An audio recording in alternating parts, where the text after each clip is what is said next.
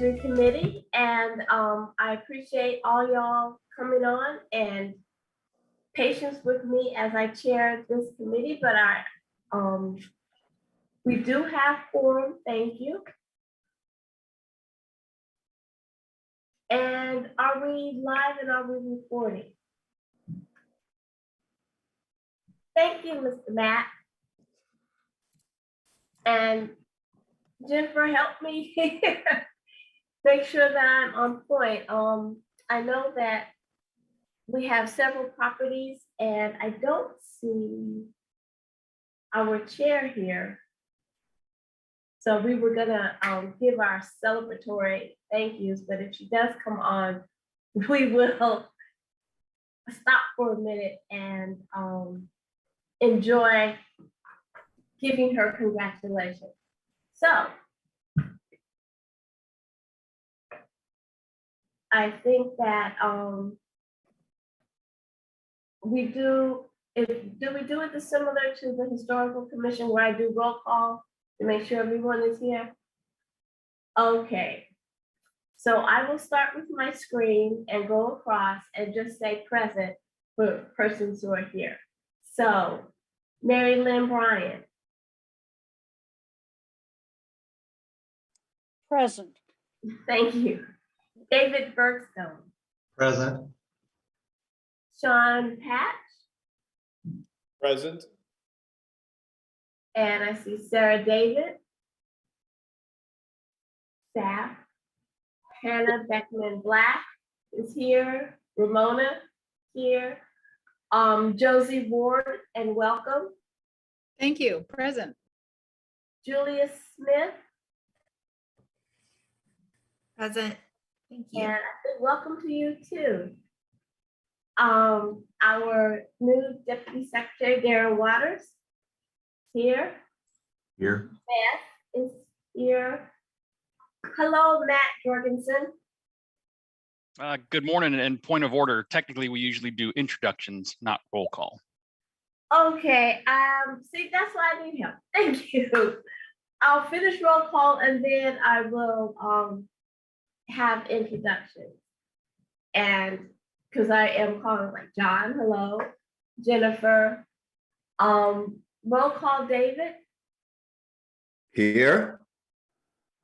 Okay, we have Matt, Heather. And I'm here. hello, Barbara Snowden. Here. And then Jamie DeStefano, if I said that right. So as you were pointing out, Matt, our staff introduces themselves. Is that, or do we have the commissioners introduce themselves? I mean, the advisory committee.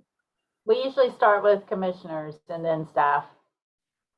Okay, so again, my commissioners, my committee members, I'll start with Mary Lynn. I'm Mary Lynn Bryan. Is that what you want? I live in Fayetteville, North Carolina. Okay. And pretty much it's something you want to say to us about your connection to the committee if you want. Or All your right. I have long been interested in historic preservation. I have recently been in charge of restoring 3 pre-Civil War houses here in Fayetteville, and they are now open. So I have a great deal of interest in what we are talking about. Thank you. David Bergstone. We have 2 Davids. David B. Yeah, I'm David Bergstone. I'm currently Director of Facilities for Salem Congregation. I manage all the historic properties here. Formerly with Old Salem, managed all their properties, but now I'm their landlord. So I've done a lot of rehabilitations and other preservation activities. Okay, thank you. I have Josie Ward. Hi, I'm Josie Ward. I'm an architectural historian in Asheville, and I'm happy to join this committee. Thank you for having me. Great. Julie Smith?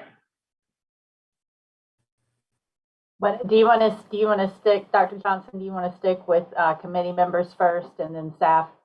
Okay. Yes. I think that brings me down to Matt Jorgensen. Good morning. My name is Matthew Jorgensen. My pronouns are he, him. I am a professional archaeologist in the consulting industry, and I live in Raleigh. Thank you. And Professor Denard? Who? You, Dr. David. Oh, okay. I'm sorry. I missed it. I still call you Professor. Yeah. Okay. That's okay. I am very interested in historic preservation. I've worked with the local committee here in Greenville during my tenure at East Carolina University. And I'm also involved in some historic preservation projects in the state of Georgia. So I hope this retirement will allow me to focus more keenly on my historic preservation interest throughout the South.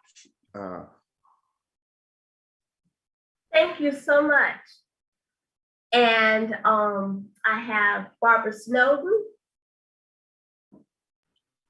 Hi, I'm Barbara Snowden, and I represent the northeastern quarter of the state. I'm a volunteer. I also own a few historic properties, and encourage us. We're in the process of restoring a jail and looking after a courthouse and some other public properties. I'm traveling today, so I'm going to get rid of my video so you don't have to see it jumping when the truck jumps. I'll try the audio going. Nice being with you today. Nice to have you. Thank you. And we have Sean Patch. Hi, my name is Sean Patch. I'm an archaeologist with New South Associates in Greensboro. This is my first day. I'm really honored to be here, and I appreciate meeting everyone and working with all of you. So thank you. Thank you and welcome. So we've got our two newest members, Josie Ward and Sean Patch, and we're glad to have you on board. And you'll find that this is a lively, we have lively discussions, let's put it that way. And it's very meaningful work. I'm Valerie Ann Johnson. As you can see, I'm at Shaw University. I am dean here at Art Sciences and Humanities, and I serve on the Historical Commission as well as this particular committee, and I'm the liaison between our Historical Commission on the Preservation North Carolina group. And I need to, before we go on, I would like to ask, are there any conflicts of interest that should be noted as we review the various presentations?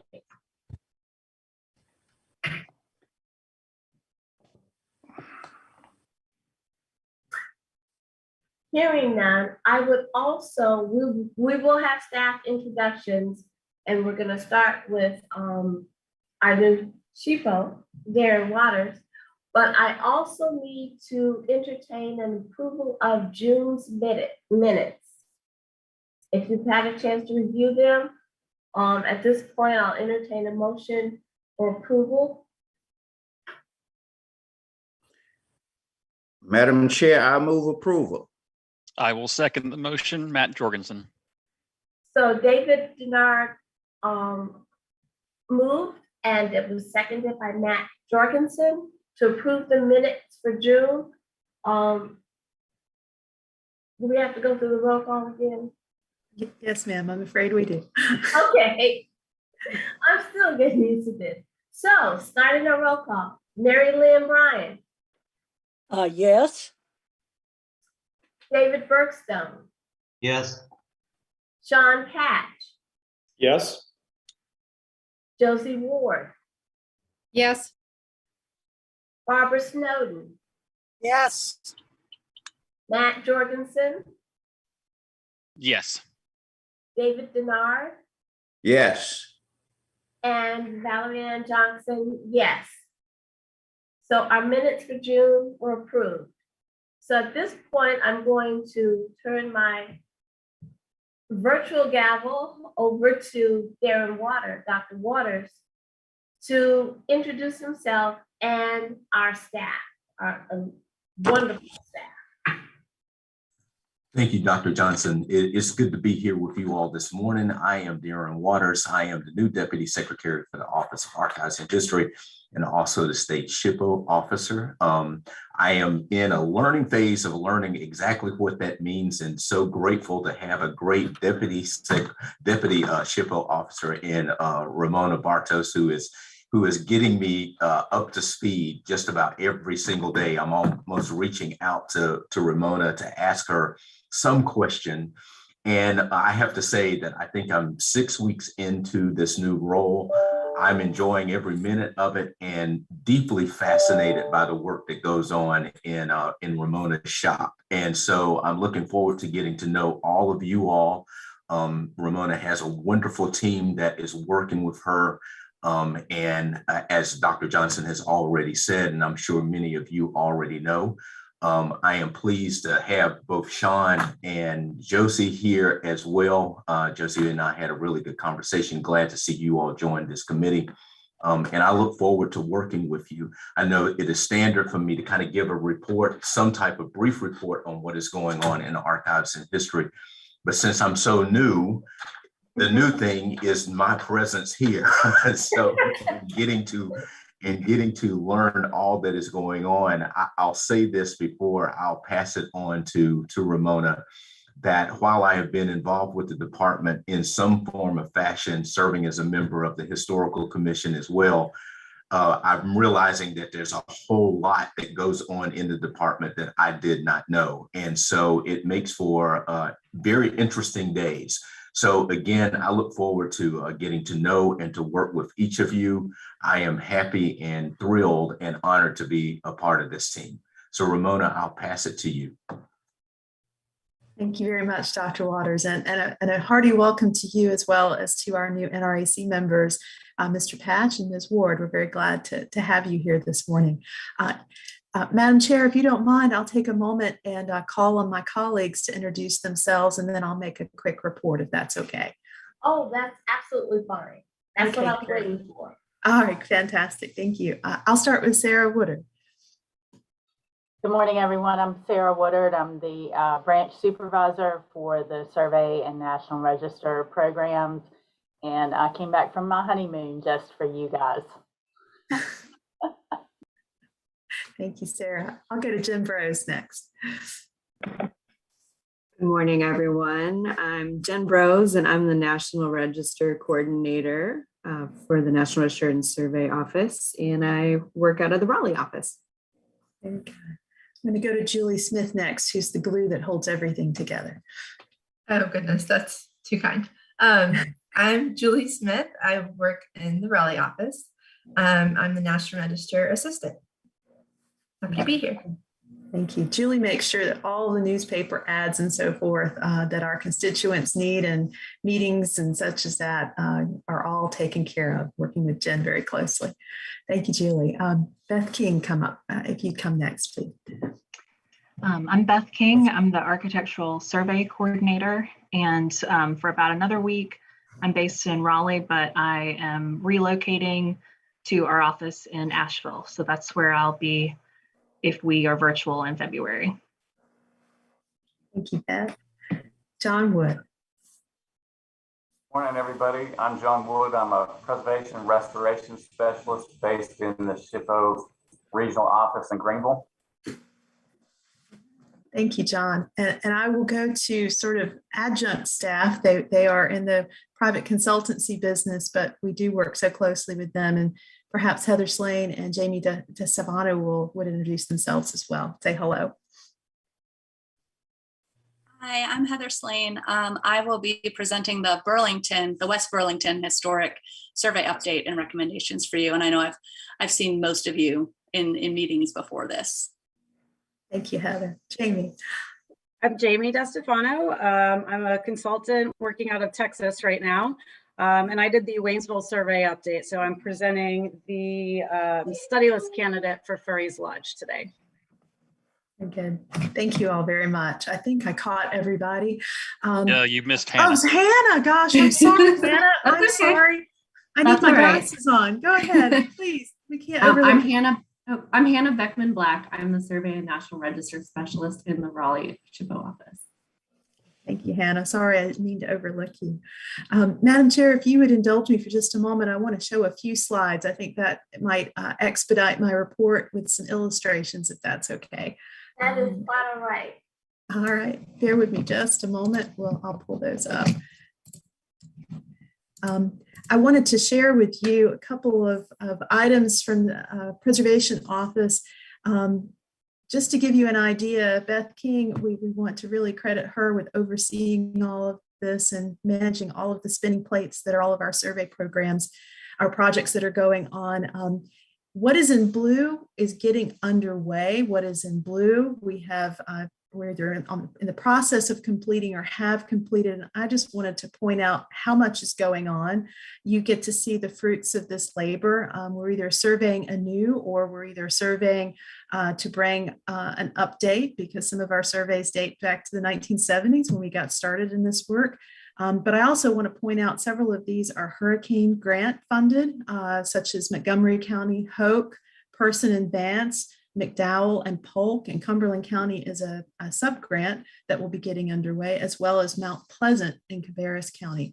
I also want to point out we have been working our way across the state, and I hope to see more of these projects with African American resource thematic studies. We've done Asheville and Transylvania County. We just completed Greensboro, and Raleigh is going to be a certified local government grant coming this year. So I just wanted to let you know that is indeed going on. And we hope to have some more survey presentations to you in the future. Just a retrospective, what we've been doing the last year. We've been working hard. You've been working hard, just to give you an idea of what has come through the process. I know you read all of these, but just I think it's good sometimes to step back and see just what we've been up to. So 13 districts or district updates we've touched in some way, 12 houses, 4 mills, 4 schools, 3 churches. I'll let you read it all for yourself, but even a carousel that was moved over in Burlington. So we really are running the gamut of all the possibilities here. I just want to show you too what the CLG, the Certified Local Government Grants, are this year. We've got some design standards for Burlington. I mentioned the Raleigh African American Thematic Architectural Survey. We also have one going on in Swansboro for the community. Forsyth County is going to be working on a survey manuscript, so a book will be coming forward at some point in the future. Kerner's Folly is getting some bricks and mortar assistance. We've got some National Register nominations, which I think you'll be seeing in the future. Greensboro Downtown to be updated, as well as a utility type facility in Mooresville. At Bethabara, which is a National Historic Landmark associated with the Moravian settlement and presence there, we've got some building structure reports that are going to be happening for some of those important buildings. We also are continuing what seems to be a sort of template project. We've done this in High Point, and now we're going to move into Elizabeth City to do some GPR work at the Old Oak Grove Cemetery. And then Wake Forest would like to do a preservation plan update. So again, we're really running the gamut of the possibilities here for these grants. Also, I will put in the chat the link.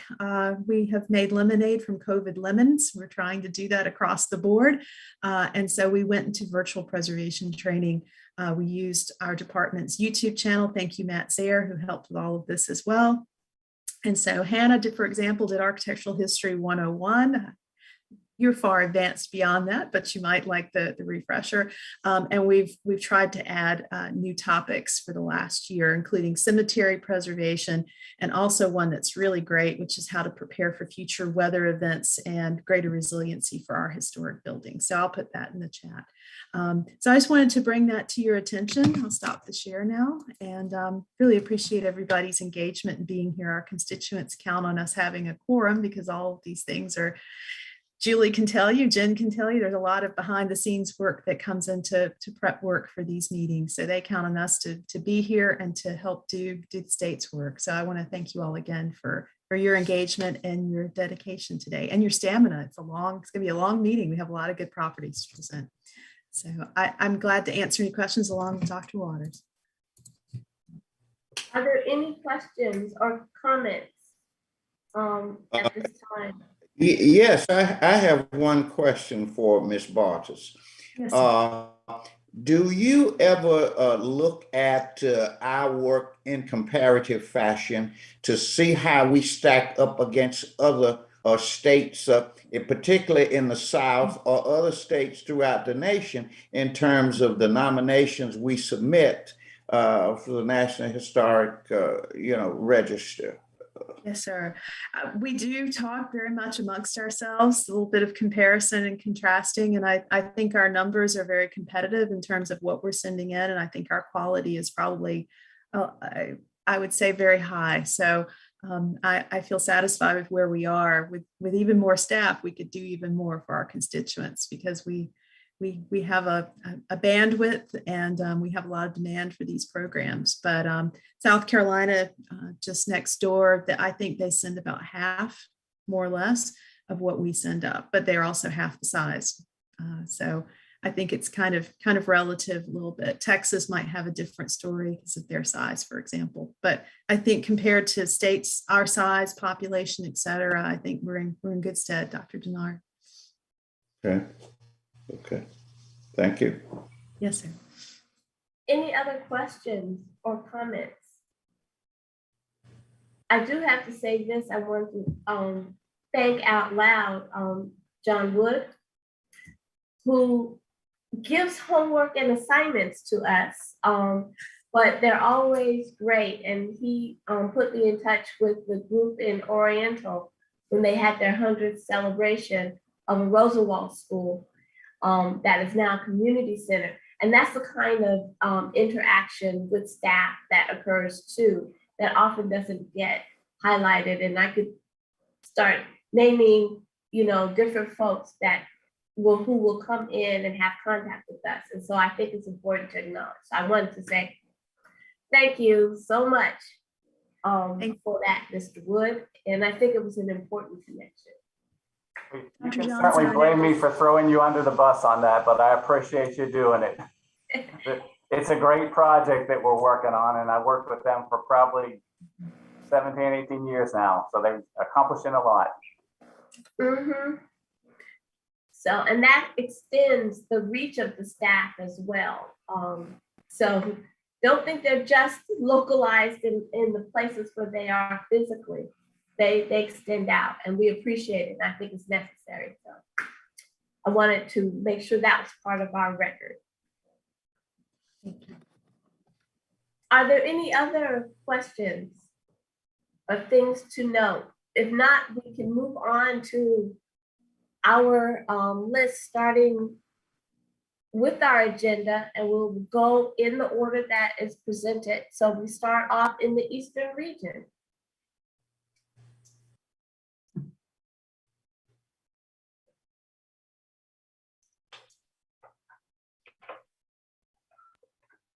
And if I might, while Jen's getting set up, just briefly note that the public can share comments on the YouTube stream, and those will be shared in the Zoom meetings chat.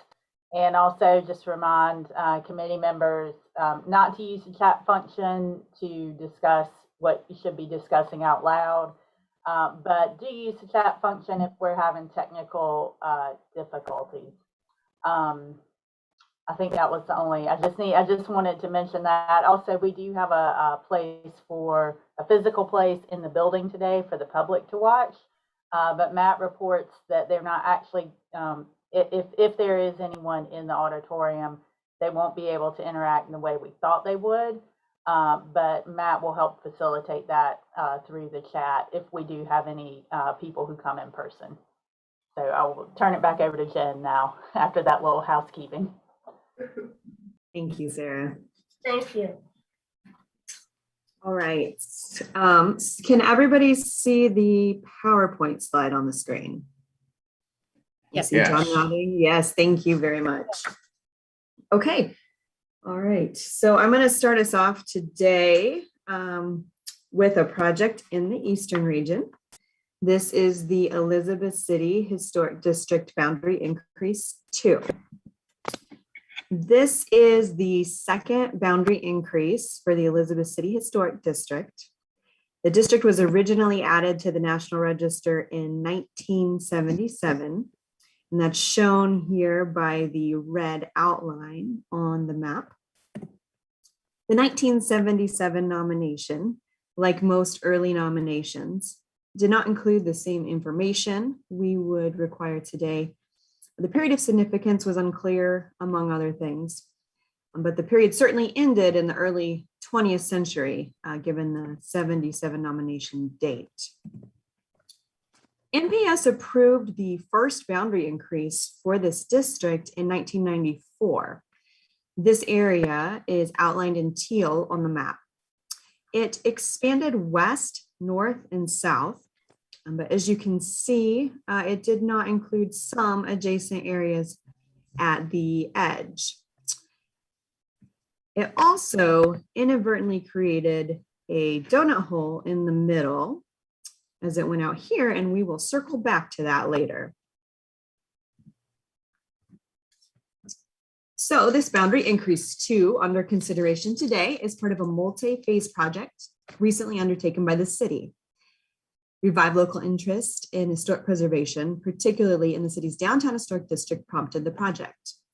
Boundary Increase 2 follows up on an additional documentation submission approved by the National Park Service in June 2021 for the previously listed area. The current boundary increase adds 45 primary resources to the district in 5 areas, totaling about 27 acres. The increase focuses on areas along Colonial and Main, Poole and Martin Luther King Jr. streets.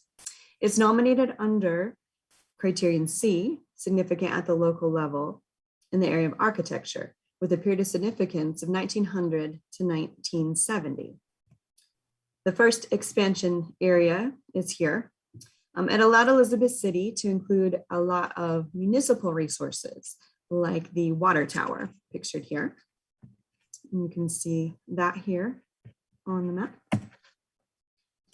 Extending the period of significance from the early 20th century through the late 1960s, ending in 70, allowed significant and intact modern architecture to contribute. Area 1 includes the circa 1964 A. Parker Midget Municipal Building, designed by a local architect, Edward St. Clair Pugh, and includes a circa 1968 former Wachovia Bank at 400 East Main, among others. Areas 2 and 3 to the south and east of Area 1 are shown here. These increased areas pick up Todd's Pharmacy, designed by Wilson Architects Benton and Benton on South Poindexter. It also picks up on 207 East Church, the former Albemarle Production Credit Association, a wonderful little circa 1960 modernist building shown at the upper left-hand corner. And this circa 1943 Quonset hut on East Grace, shown at the bottom left.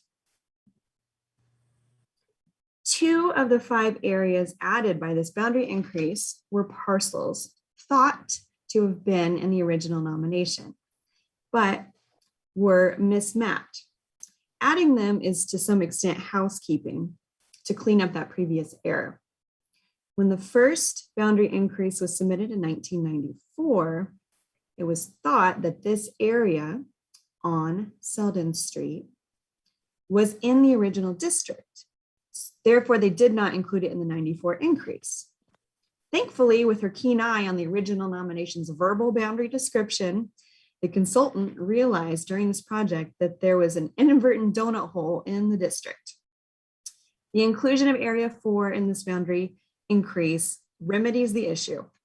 You can see the character of the resources in this area in the 3 photos to the right.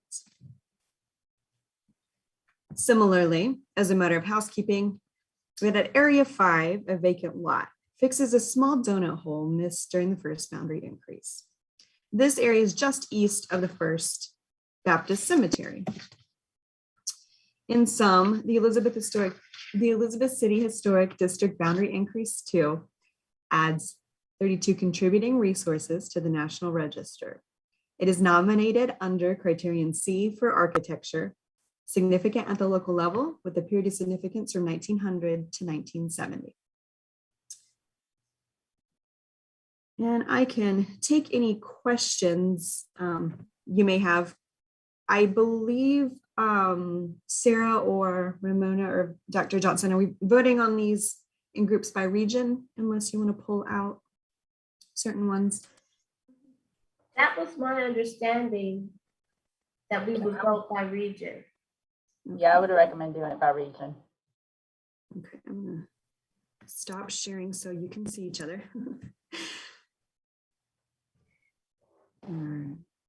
So are there any questions? And thank you, Jen, for that presentation. Jen, David Denard, one question here. When I look at the correspondence, it lists the mayor, the city council folk and all of that. Do we ever get split votes on these nominations? And if so, how would they be registered? Thank you for asking that question. Actually, I wanted to mention that last night, right after 5, I got the certified local government comment sheets from planner Kellen Long. And so Elizabeth City is a certified local government, which means when there's a nomination, they have the obligation to go ahead and get some public comment and register their opinion on whether it appears to meet the National Register criteria for listing. And both the Historic Preservation Commission will do that and sign off on one of the comment sheets. And then the city, the mayor or the city council will do the other comment sheet. And in this case, both entities did send back comment that they believed that it appeared to be eligible for the National Register, meeting the criteria, and they recommended that it be forwarded to the National Park Service for consideration. To your question, Dr. Denard, we generally don't see a conflicting opinion. I would say usually the Preservation Commission is the expert entity that's considering it first and advising the city or the county. Once in a great while, whether in this state or others, there may be a split opinion. If one entity believes it meets the criteria and the other does not, it would still proceed to the Park Service should you all recommend that the SHPO sign off on that. If both entities felt that it did not meet the criteria for listing and signed off as such, then it would pause the process, and as outlined in federal procedures, there would be any citizen who could appeal to then have it continue moving forward, potentially to the Park Service. So those are some of the various scenarios that could happen. Okay, thank you very much. Thank you for a good question. I had a question about the map. In Area 3, are we creating a new donut hole? And we're eliminating donut holes. Well, look at Area 3 though. It looks like there's now a corner that's surrounded. So I can see. I don't So know area what's in there. Area 3.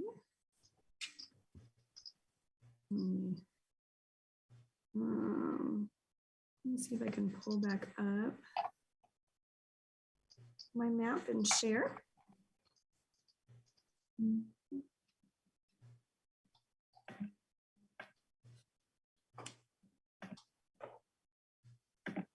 Okay.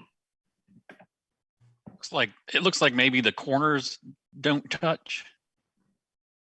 Well, it's like there's 4 lots along, can't read it, Church Street. The photograph is covering it up on that map. But that top corner, that area 3, if you look at the boundary map, shows there's 4 lots. So it looks like they're sort of named, there you go, you can see it there.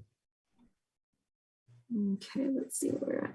It looks like because the street itself isn't included, that those 2 corners don't touch. I mean, I see your point. It sort of is a donut hole. It's a donut hole, but it's not connected on those, the sort of the northwest corner and the southeast corner of the original. No, it doesn't totally cover it, but I mean, you got streets on both sides. I just wondered why those 4 lots were excluded. So just integrity issues or nothing there. Unfortunately, I'm not sure what is on that particular parcel. I was not the primary reviewer. Scott reviewed this before he retired, and then Mary Ruffin helped me retrieve the materials to present it. I do see what you're saying, and I think if I was reviewing it fresh, would certainly ask the same question. I take it that Scott, as staff and the consultants, had a reason for not including that, and we shall see if you so approve whether the Park Service will let that fly. And then, yeah, I'm offhand, I'm not sure what is right there. Yeah, that's just something you might want to look at a little bit, make sure why that got. Yeah, and I thought clarify. there's buildings or it's vacant, or why they just decided to circle Have it that. be, yeah, clarified. I can ask the consultant if that is clarified somewhere in the nomination before we forward it to the Park Service.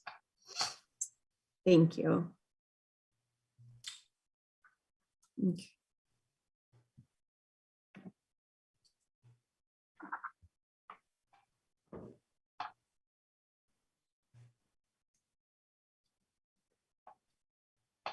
So,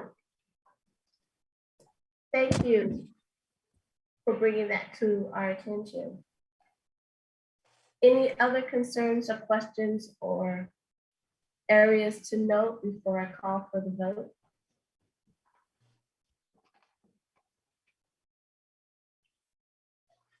So This is Matt Jorgensen. I will move to accept the nomination. And I'll move second, David Denard.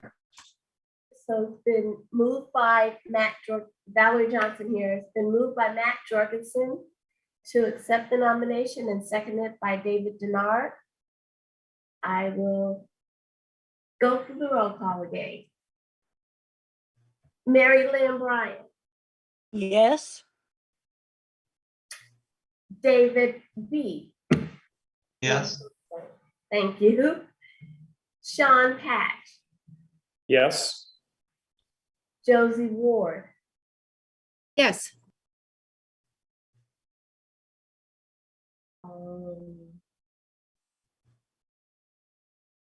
I don't see Barbara Snowden.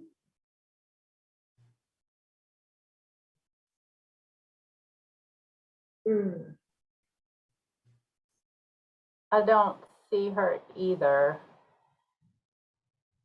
She may have had some connection problems. Where does that put us with a quorum, Jen? We're good? We have 7. Okay. All right, Jen reports that we still have a quorum, so we can carry on. Yes, thank you. That was my question too. And Valerie Ann Johnson, I vote yes.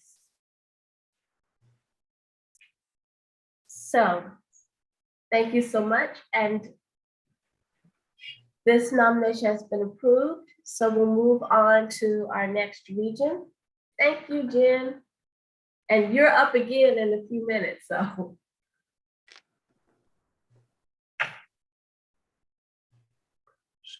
Let me see. Okay, so I going to kick us off in the central region. I'm just going to stick around here. Yes. So let me share with you the next one. All right. Embarrass. All right. Can everybody see the Norcott Mill PowerPoint?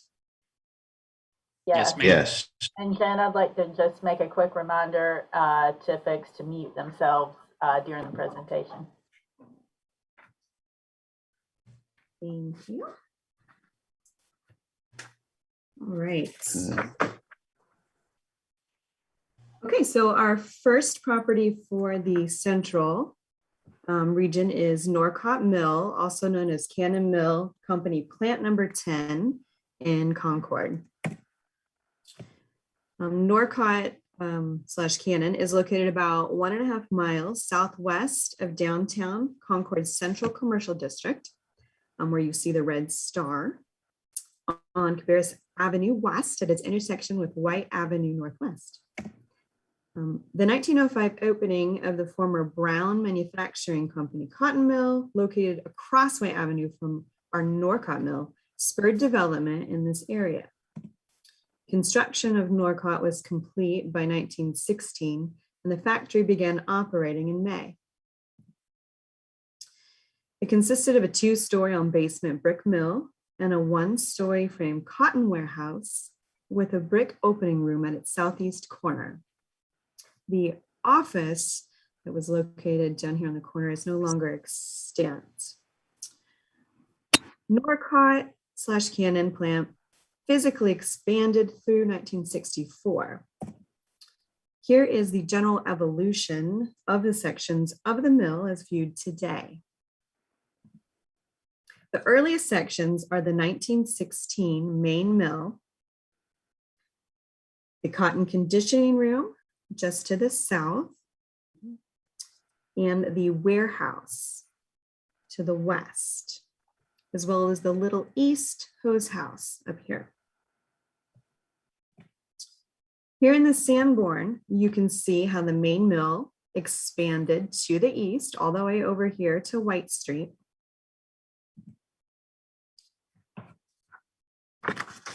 Here is the location of the 1923 addition that goes out to White Street, and the opening room built between 1927 and 1938. I will point out something in this area that I will show you later. This is marked down here as a contributing site instead of a building because of roof collapse. So we have the walls, but we have roof collapse, and the Park Service advises that be a site instead of a building. In the 47 Sanborn, you can see additional freestanding warehouses were built northwest of the mill with the water tower, up here, all these warehouses, and the water tower nearby. The highlights indicate resources added between 1938 and 1947, including the cotton warehouse, just shown on the Sanborn map, the North Hose House, the pump house, and the still water tower. Finally, this highlights the 1963 warehouse at the west end, the 1964 west addition to the main mill, and right here, a 1956 to 64 estimated date for restroom tower addition. The nominated area encompasses 8 contributing buildings, 1 contributing site, as I previously pointed out, and 1 contributing structure, which is the water tower. As a class of resources, textile mills were numerous and a critical driver to Concord's economic growth and development.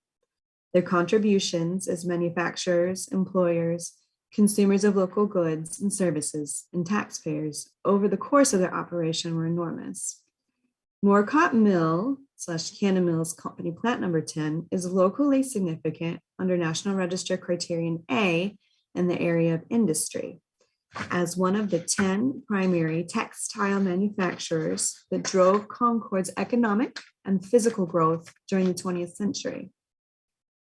Norcott Mill began manufacturing cotton yarn in 1916 and continued to do so after becoming Cannon Plant number 10 upon the 1928 consolidation of 8 Cannon-owned textile manufacturers as Cannon Mills Company. Employee numbers quickly grew from 100 in 1917 to 250 in 1925. Production rose and the workforce increased by 300 employees following the complex's 1964 expansion and modernization, making plant number 10 Cannon Mills' largest facility after plant numbers 1 and 4 over in Kannapolis. Output remained strong and employment high until the mill finally ceased production in 1991. This mill is also locally significant under Criterion C for architecture, as it embodies the distinctive characteristics of early to mid 20th century industrial design. Typical characteristics are listed here, and you will see these as we briefly tour around the mill next. The period of significance is 1916 to 1971. The plant's industrial function after 71 is not of exceptional significance. Now we'll take a brief walk around the mill, starting at the corner up here and moving around counterclockwise. At the east end, we can see the ghost of openings and the exposed rafters in the 1923 section. And at the bottom is a close-up of the towers. Working around to the other side of the tower, to the cotton conditioning room, pictured at the bottom left.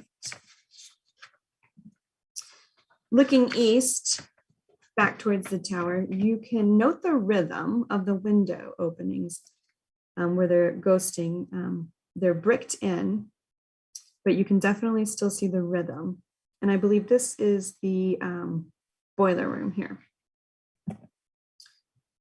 There is some isolated roof deterioration that is evident at the photo on the right, but overall, that is not an issue.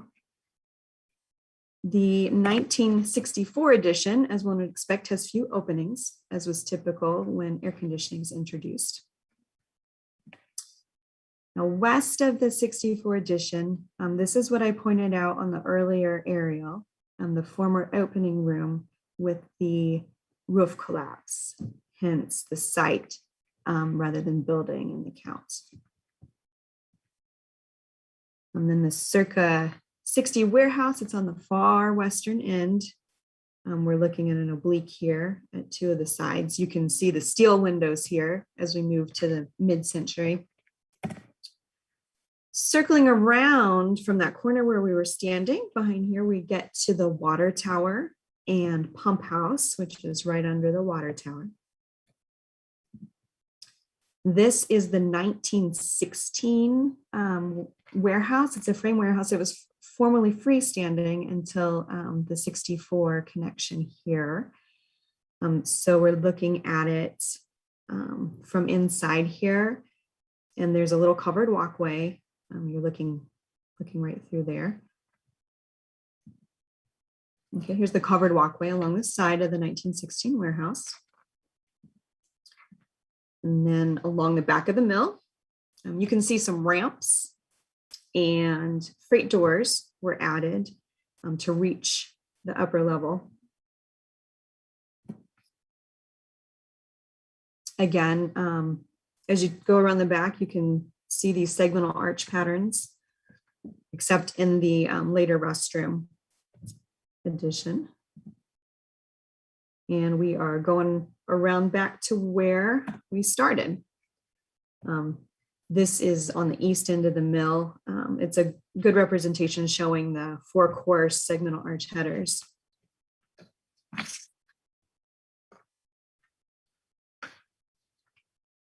All right, so behind the mill is the circa 1938 to 47 warehouse. Board and batten were the original covering, and metal that is cladding it now is thought to be a mid 20th century update.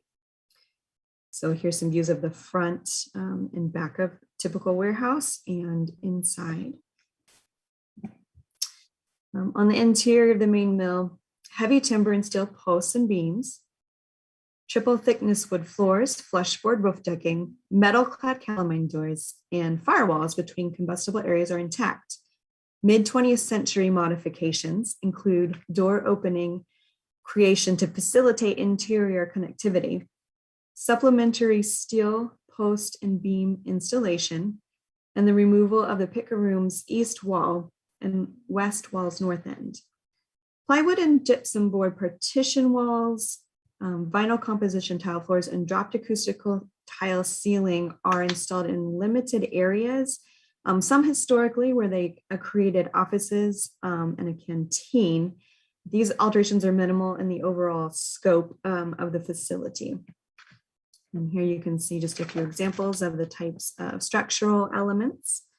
And on the inside, some of the window fenestration. This is in the lowest level in the basement. And you're looking here at the split between the original and then the 23 edition. You can see that there's different flooring heights there. The 1950s and 60s sections have brick, steel, and concrete structural systems. The 1964 warehouse / office edition is supported by steel I-beams and posts on the upper level and reinforced concrete beams and posts in the basement. The mill's in good condition with the exception of isolated roof collapse at the one-story picker room's north end and the intersection of the 1916 mill with its 1923 addition adjacent to its south wall, which I believe is what we are seeing some daylight right there. And here's an example of one of those areas with some office partitioning. They're taking down some of that, looks like back there to the right.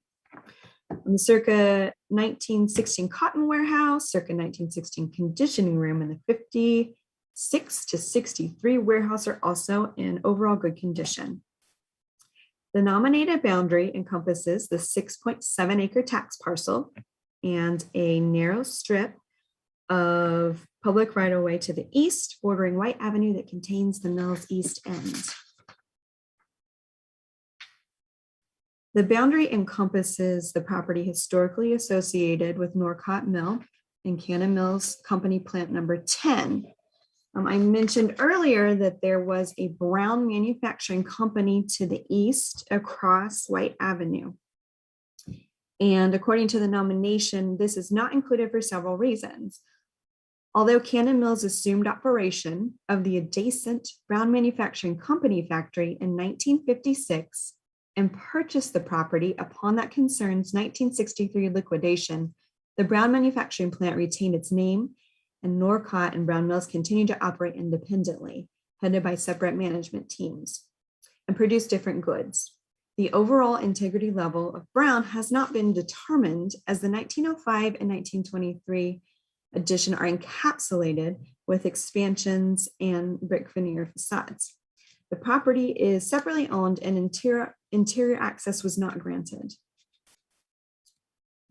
I also want to note that yesterday we received certified local government comment forms from Concord City Council and Mayor Dush, as well as the Concord Historic Preservation Commission. And they all found that the property meets the National Register criteria for listing and recommend it be submitted for listing in the National Register. With that, I can take questions or we can continue rolling through the central region. This is Matt Jorgensen. I do have one brief question. If you could go back to your, I don't know if it was the second or third slide that shows the overall relation to Concord. Sure. So I know we're looking at this as an individual thing, but it looked like maybe it was part of or inside something else. Right, let me go back. Yes, that slide. Okay. So I forget, green is study listed maybe? So what is this Yep. a part of? Right. So earlier on, so this mill individually was study listed in, I think, 2016, when Anne was here. The bigger area further back, I would have to grab the date on that, was study listed as, I think it was the Brown and Norcott Mill Village. So a while back, they sort of glommed them together and put some houses around it as one study listed area. But this nomination doesn't focus on that. It solely is individually for Norcott Mill, which is also individually study listed, if that makes sense. Yes, it does. Thank you. Good question. Thank you, Matt.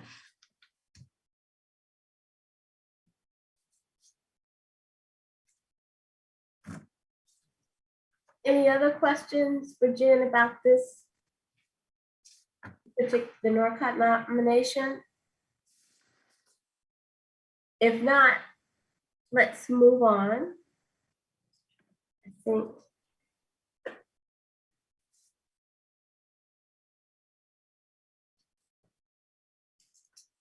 We have the Iredell County Norwood School. Let me pull up my screen here.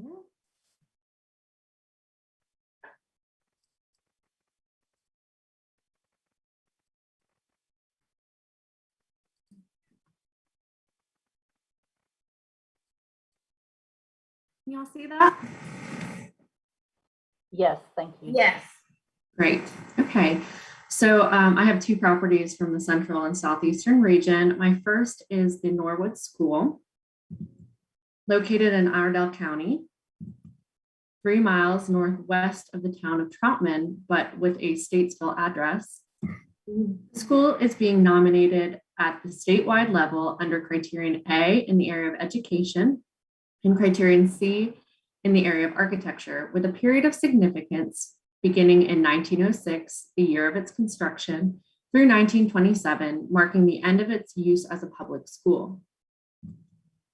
Constructed by local builder John McFadden Plott, it was the 7th of 7 district schools for white students erected in Falston Township, highlighted here in yellow. And as the first and only school building erected in this newly created district, it is associated with a statewide upbuilding of public schools and statewide improvements in public education in the early 20th century.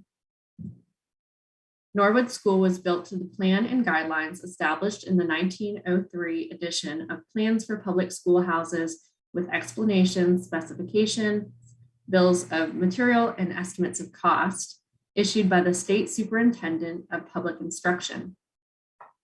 It followed the design of Room A, Plan Number 1, highlighted here in yellow. And according to the nomination, Norwood School is understood to be the earliest surviving, documented, and well-preserved school building based on this important and influential publication. The school was constructed just north of Troutman Cemetery on land donated by members of the Troutman family.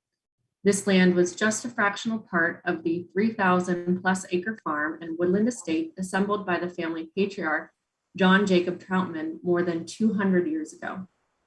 With the earliest marked grave dating to 1821, although tradition holds that the first interment was actually circa 1813, this burying ground had been in use by members of the Troutman family and local residents for almost a century by the time the school was constructed.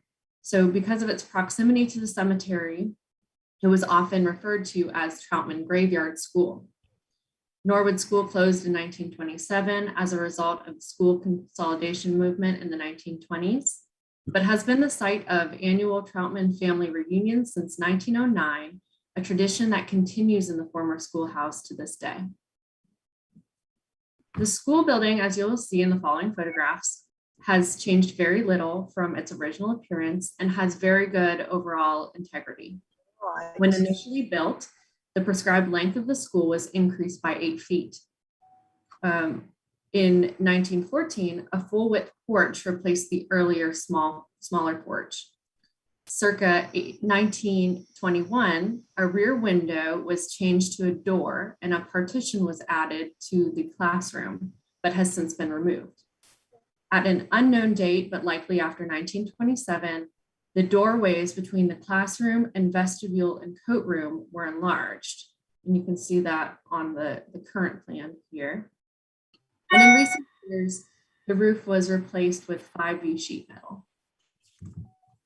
So here is the south side elevation, and 4/4 wood sash windows are intact behind those shutters.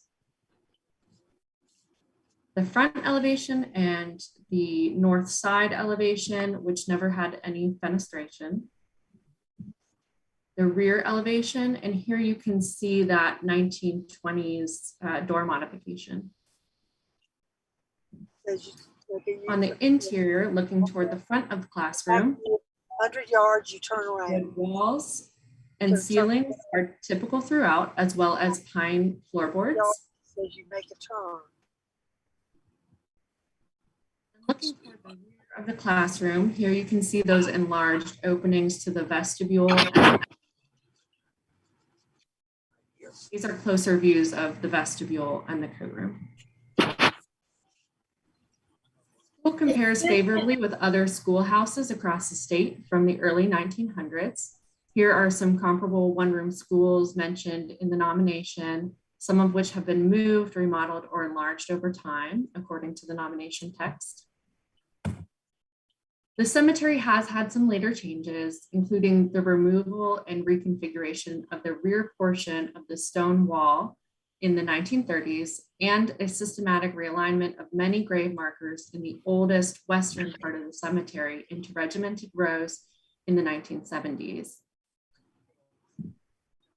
At the entrance, an iron archway was added in 1981 and a replacement iron gate circa 2008. Despite these changes, the cemetery is a contributing site and retains its critical supporting role as the defining feature of the site and setting of the Norwood School. The boundaries of Norwood School are drawn to include the school, the cemetery, and its setting, and it excludes a train depot to the south that was moved to the property in 1976. In sum, Norwood School is being nominated for statewide significance under criterion A in the area of education and criterion C in the area of architecture, with a period of significance from 1906 through 1927. Would you like me to move into the next property or stop for questions? Two things. One, stop for questions.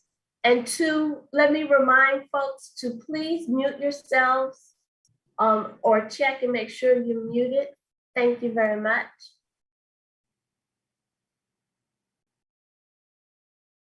Go ahead, Hannah. And if someone comes up with a question, they can ask it after you finish this next one.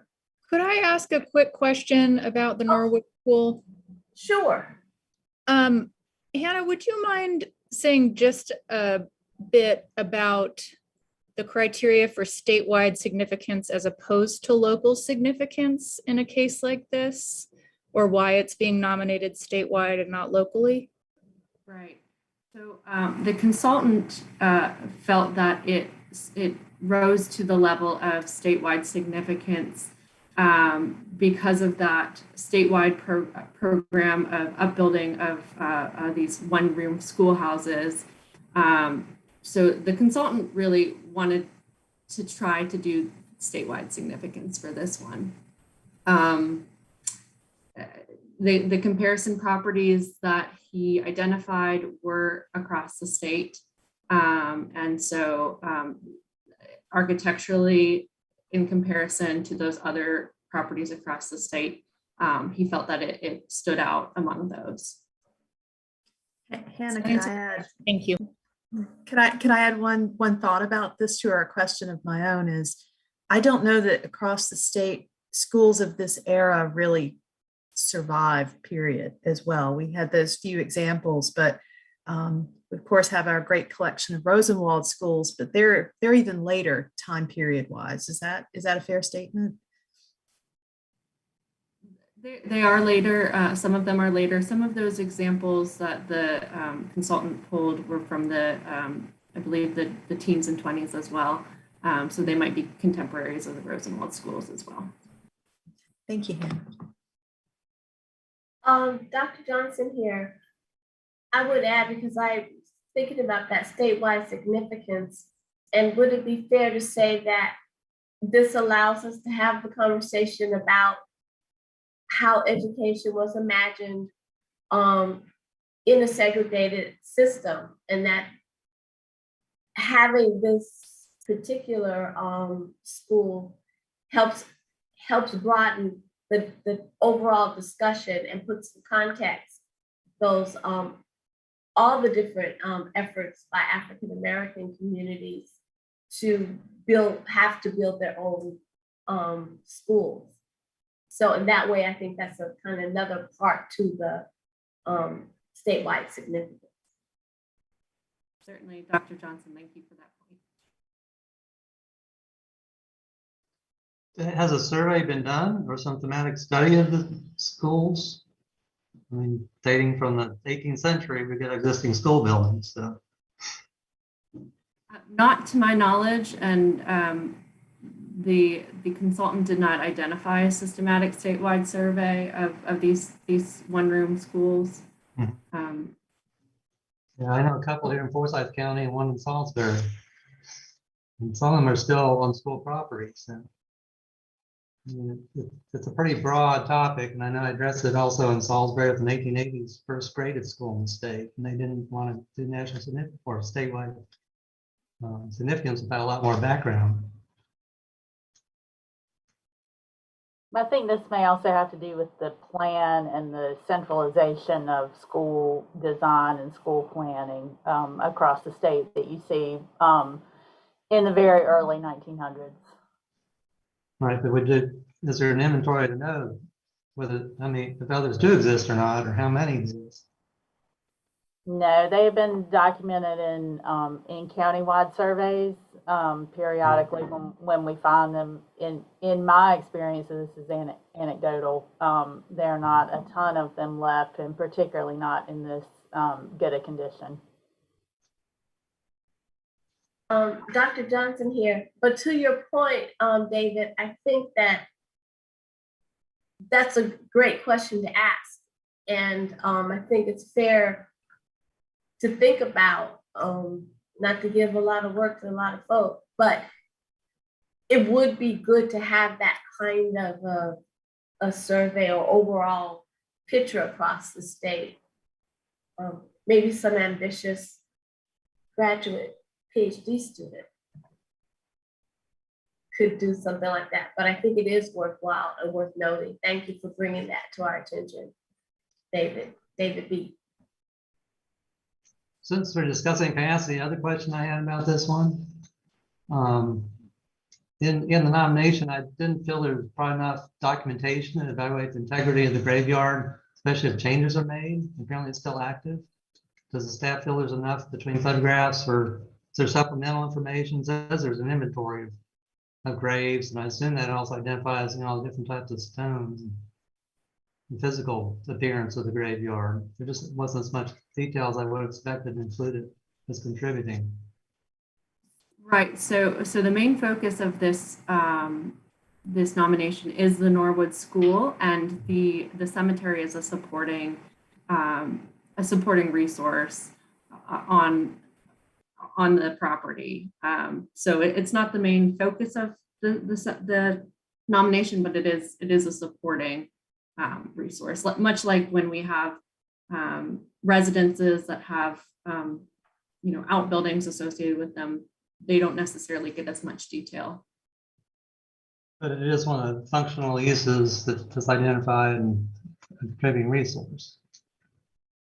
I mean, that's more, does the staff feel it's comfortable if changes are made, they'll be able to evaluate them? Does it impact the integrity of it? And then this isn't applied to nomination directly, but it does seem like they need some technical assistance for proper conservation of gravestones, not to put them in concrete collars. Right, that's certainly, you know, a good point that they could certainly use some assistance with technical conservation of this graveyard or the cemetery, and we could certainly put the property owners in touch with our staff who deal with that.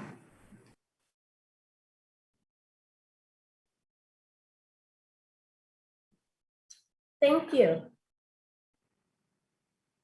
I think we're ready for the Ramsey Farm now, Hannah. Okay, great. And we'll move on to the Ramsey Farm. So the Ramsey Farm is also located in Iredell County, 2 miles east of downtown Statesville on the south side of Davie Avenue, which was originally called Statesville to Moxville Road. Ramsey Farm is locally significant under Criterion C in the area of architecture as a representative and intact example of a late 19th century Iredell County farmhouse and outbuildings that evolved as needed to facilitate ongoing use. The farm stands as a particularly good example of a property type that was once dominant in the county and is disappearing from the landscape. The property contains 3 buildings, a T-plan house and corn crib granary, both circa 1883, and circa 1930, and a circa 1930 meat house, situated within an agrarian landscape. The period of significance is the circa 1883 construction date of the Ramsey house and corn crib and granary, and circa 1930 when the meat house was erected. The property is well known locally, referred to in some area histories and newspaper articles as Ramsey Hill or Green Acres. The Ramseys once owned 400 acres on the north and south sides of Statesville to Moxville Road. And you can see the Ramsey name here circled on this 1917 map. In the mid-1960s, the I-77 corridor bisected the farm, separating the nominated 6.85 acres to the west, outlined in yellow, from the 18.8 acres of the farm to the east. Because of this separation, a log barn, frame shed, and concrete block tenant house located on that eastern portion could not be included as part of the nominated acreage. Here's a close-up of the site plan. You can see the corn crib and granary east of the dwelling. Post and rail and wire fences surround the pasture adjacent to this outbuilding. Tree stands serve as windbreaks bordering pastures, and there are uncultivated fields and woodlands. In the rear yard, the frame meat house is the only extant farm outbuilding, and a farm road extends north of the buildings as well. The weatherboard-sided Ramsey house is an excellent example of a modest, rural, late 19th century T-plan residence that maintained a high level of integrity as it evolved. The main block, with a south-facing facade, encompassed a front gable west wing, which contains a parlor, and a perpendicular gabled east wing containing a living room. Most windows are mid-20th century 6/6 wood sash, although 3 German-sided dormers contain original 2/2 wood sash. Triangular pediments surmount these windows, reflecting a Gothic revival stylistic influence. The paneled and glazed wood front door features 2 pane sidelights.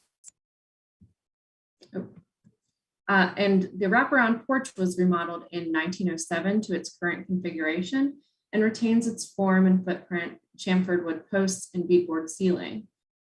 Mid-20th century porch modifications included installation of a concrete block foundation, new flooring, square balusters, and wood steps with tubular steel railings. A 1-story L projects from the east wing's north elevation. This is the bedroom wing behind the living room. And there are several wings in the back of the house that likely date to the early 20th century, including a kitchen, vestibule, bathroom, and dining room. Beyond the dining room is a 1972 utility room addition. Also in 1972, the Ramseys fit a small bathroom in the northwest corner of the wraparound porch. Intact interior finishes include wide heart pine floors, tall baseboards, plaster walls and ceilings, raised panel and board and batten doors with original hardware, flatboard windows and door trim, and post and lintel mantles with tapered pilasters and a variety of scalloped friezes. These are some interior photos from the parlor and the living room, and those are looking north as well as the stair hall. And these photos show the first floor bedrooms looking south towards their fireplaces. The nomination includes 2 local examples of rural T-plan houses for comparison, indicating that many rural farmhouses identified in the 1977 Iredell County survey have since been modified, abandoned, or demolished. The first residence is the Atkins Meyer farmhouse. It was moved to this location in 1964 from its original location and has had many recent changes to the interior and exterior. The house at 1135 Elmwood Road in nearby Elmwood is the most similar, with bracketed and chamfered porch posts on plinths. However, according to the nomination, recent changes include a replacement asphalt shingle roof, vinyl siding, and replacement windows. Therefore, the Ramsey house stands out locally as an excellent example of a rural T-plan farmhouse. The nomination also supports the architectural significance of the corn crib and granary and the meat house. Both are built in the vernacular tradition of Piedmont farm buildings, utilizing readily available materials and basic framing techniques. Both have wood siding, board and batten doors, and metal roofs. Each exhibit features related to their respective uses. With the corn crib and granary, the corn crib portion of the facade and its south elevation features slatted boards that provide ventilation for stored corn. The granary portion retains wooden storage bins and fully sided walls that protected stored grain from rodents and insects. Its character defining features are still visible despite later shed roof storage additions in 1935 and 1963, as well as a circa 1963 open shed at the rear, which you can see here in this bottom photo. The meat house features solid walls, wood floor, and wood pegs for hanging curing meat. Here are some corn cribs, granaries, and meat houses from other local farms identified in the nomination text. In comparison, the outbuildings on the Ramsey farm remain good examples of their respective building types. The boundary for this nomination includes 2 residual parcels west of I-77, including 3 buildings and the farm lane stretching to the north. In sum, the Ramsey farm house and outbuildings are being nominated under criterion C, locally significant for architecture with a period of significance of circa 1883 and circa 1930. And if you have any questions, I'll be happy to ask or to answer.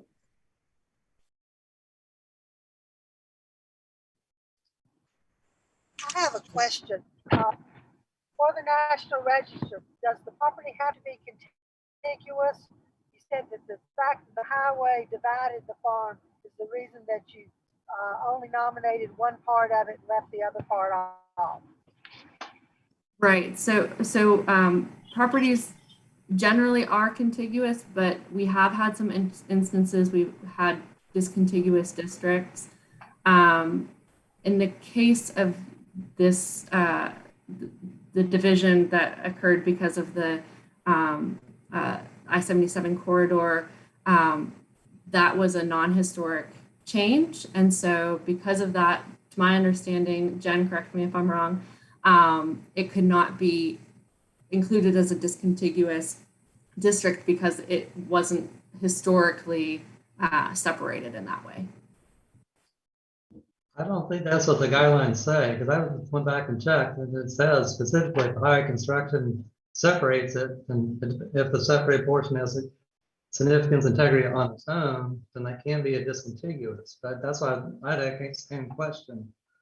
I didn't think there's enough detail to know what survived on the other side was enough to be significant and or had enough integrity. Sounds like there may be some later buildings that may cause that issue, but that might be worth looking at just the detail exactly why the other side doesn't match beyond just the highway.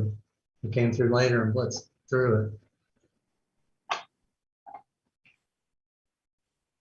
They'll make note of that. Thank you. Yeah, in conversations with the Park Service, the emphasis on attempting to do something discontiguous is that historically it always must have been discontiguous. From what they're telling. So for example, if you had historic congregation in a rural area and they've always used a certain grove for burial that's been far away from the location of the church, they may not be contiguous, but they still may be nominated. If there's recent development that separates something that's going to impact, the integrity, and so the highway split it in half. So it was vetted through initially the environmental review process many years ago, and identified that this portion over on the west side was potentially eligible, but not able to include stuff that was split off. And if I'm remembering correctly from the study list phase, I think we might have lost a building over there as well, or a barn. But it's been considered in this formula for many years without the portion to the east. And I'm quite sure, given my daily contact with the Park Service, they would agree.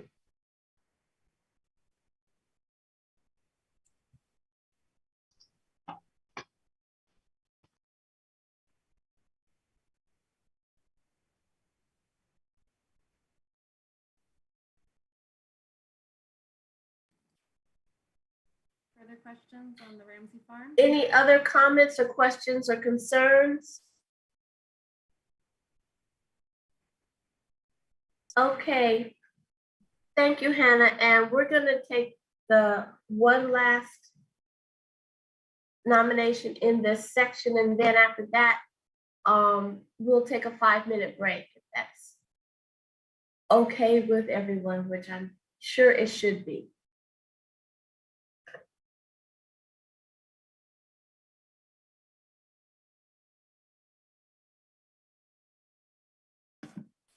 All right, so that's me. Sorry.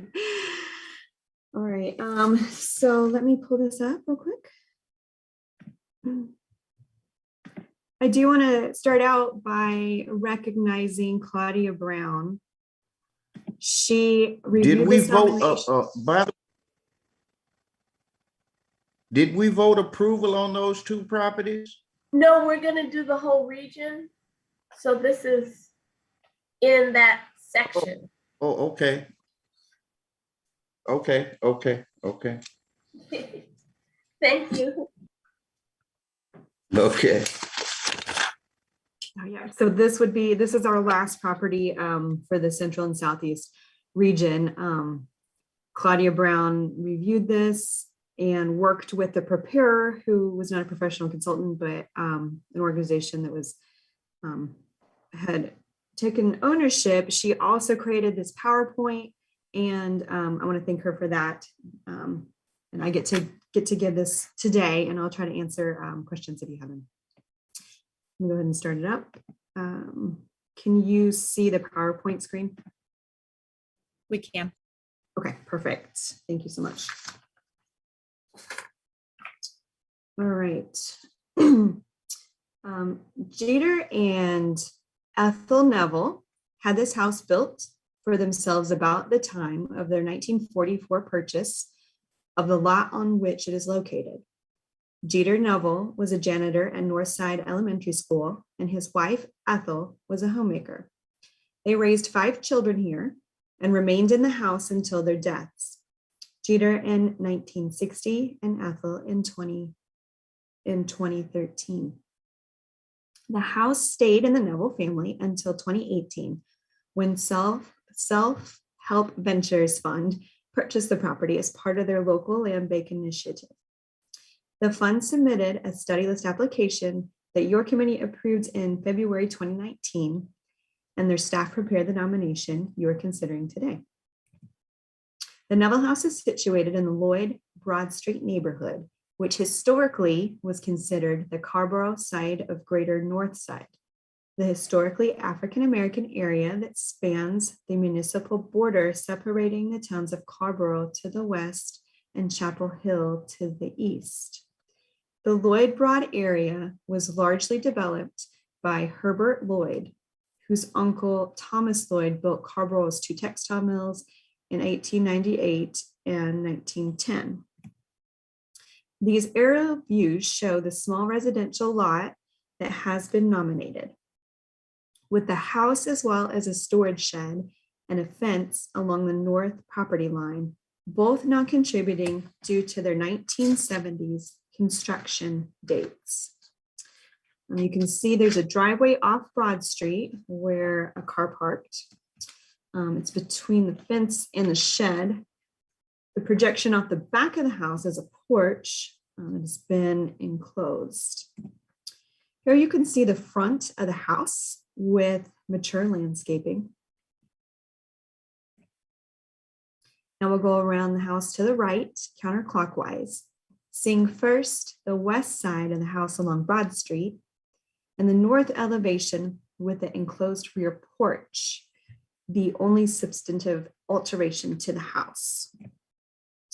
Here is the west side of the house, which is very close to the side property line marked by vegetation, thus it's a bit difficult to photograph.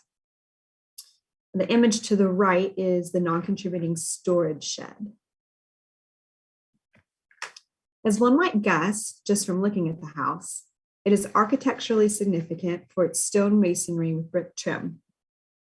A very strong oral tradition attributes construction of the house to prolific African-American mason John Wesley Campbell, who erected many buildings and structures throughout the greater Chapel Hill, Carrboro area. Much of his work was in brick, but this and 3 other houses, as well as a Chapel Hill Community Center, are his 5 documented buildings in stone, which is a granite fieldstone.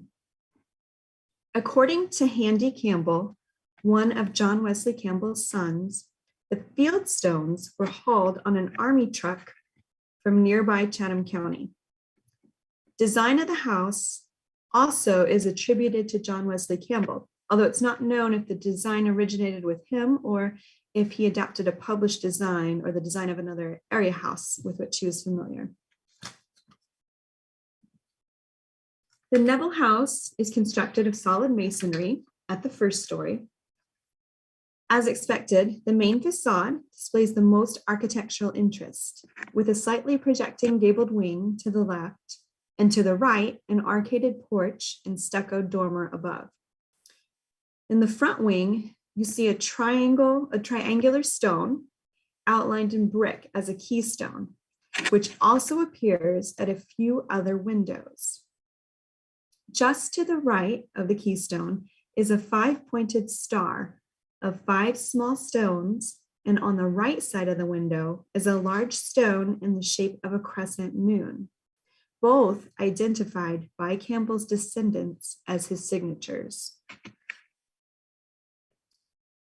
To the right of the porch, with the large piers and arches outlined in brick, is the porch with the piers and arches outlined in brick.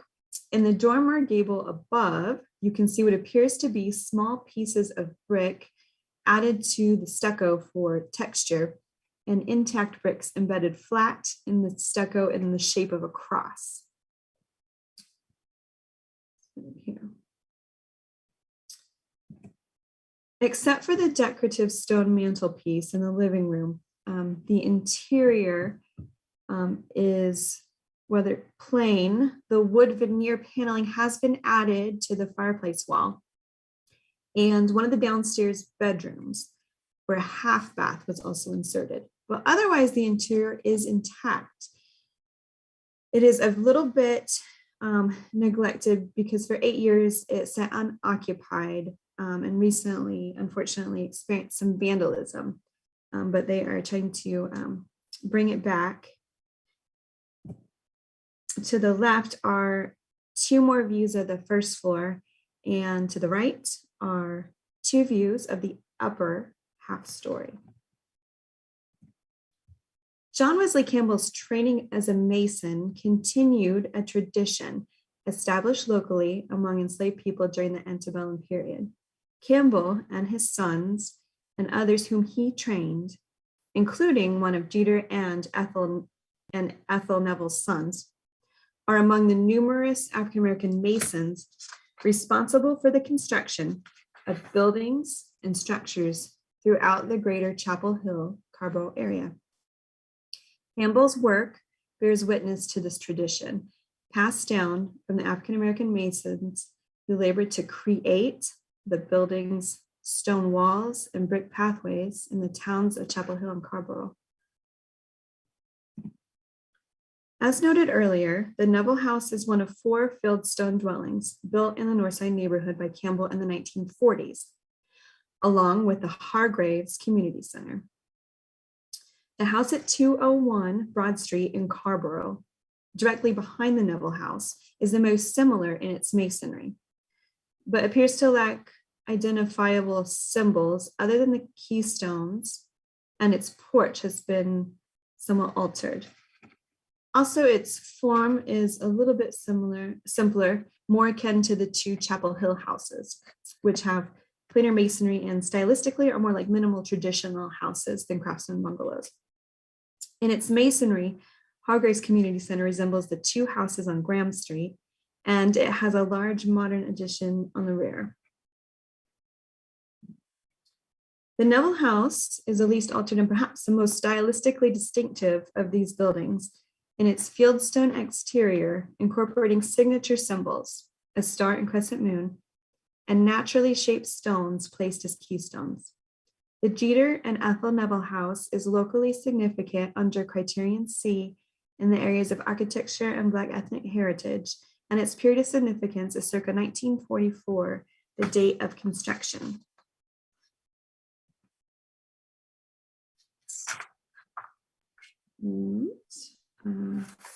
I can take any questions you may.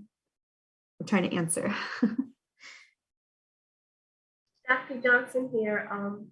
Thank you for the presentation, Jen. Are there any comments or questions or any concerns? I have one question about do not all nominations not include archaeological statement now? For several, this one and a couple others didn't seem to include that. I don't know if it's different forms, don't have an OMAC to put in there or something else. I didn't see a statement on this one for some reason. Okay, it should. I know that we gave OSA several nominations sort of near the same time period, and they were trying to quickly fold that into their schedule to get that comment back. And it's possible in the rush that we may have forgotten to copy this one over, or they may have said it did not warrant a statement. And so I will have to look that up in our database to see. I just didn't see it. I might have missed it myself. No, it's good. We'll double check. Pop up because I realized some did, and a couple others later too didn't have it either. So I didn't know it was just different forms. Sometimes Dr. Mary Beth Fitz will look at it and then say that they do not recommend a statement of archaeological potential. They give that feedback to us and we'll log that in. And then when they do come back with a recommended statement and send that to us, we usually will take what she said and copy and paste it into the nomination. Given that this is archaeological, I mean, that's an architectural, just because of the building that I would thought there'd been some archaeological potential in the building trenches around the building even, that should be considered if anything's going to be done to it. Yeah, we'll double check on that. Certainly. And I just looked in our database and it looks like Dr. Mary Beth Fitz did not recommend an archaeological statement for this particular property. Thanks for checking the database, Hannah. Dr. Denard, you had a question or concern? No?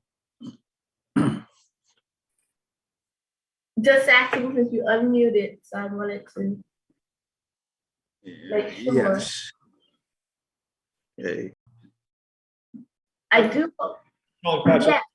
one quick comment. I don't have a comment on the substance of it. I just want to thank you for pointing out, Jen, those architectural details with the 5-pointed star and the crescent moon. I would not have caught that, and I'm particularly grateful that you did. And that's really impressive that builder did that. So I just want to make that comment.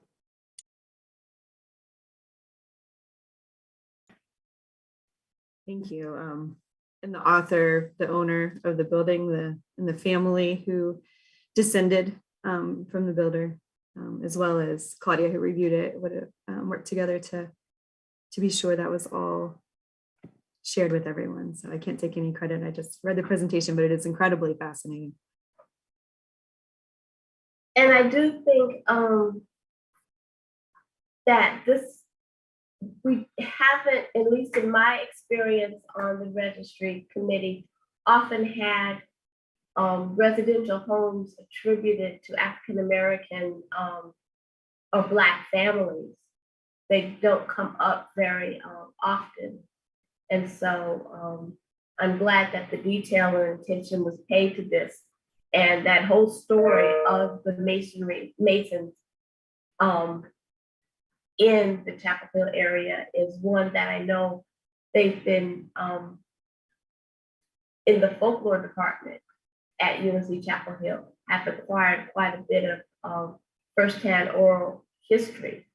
And so to see some of this appear outside of the boundaries of UNC Chapel Hill is very, I'm very pleased to see this nomination come forward with that.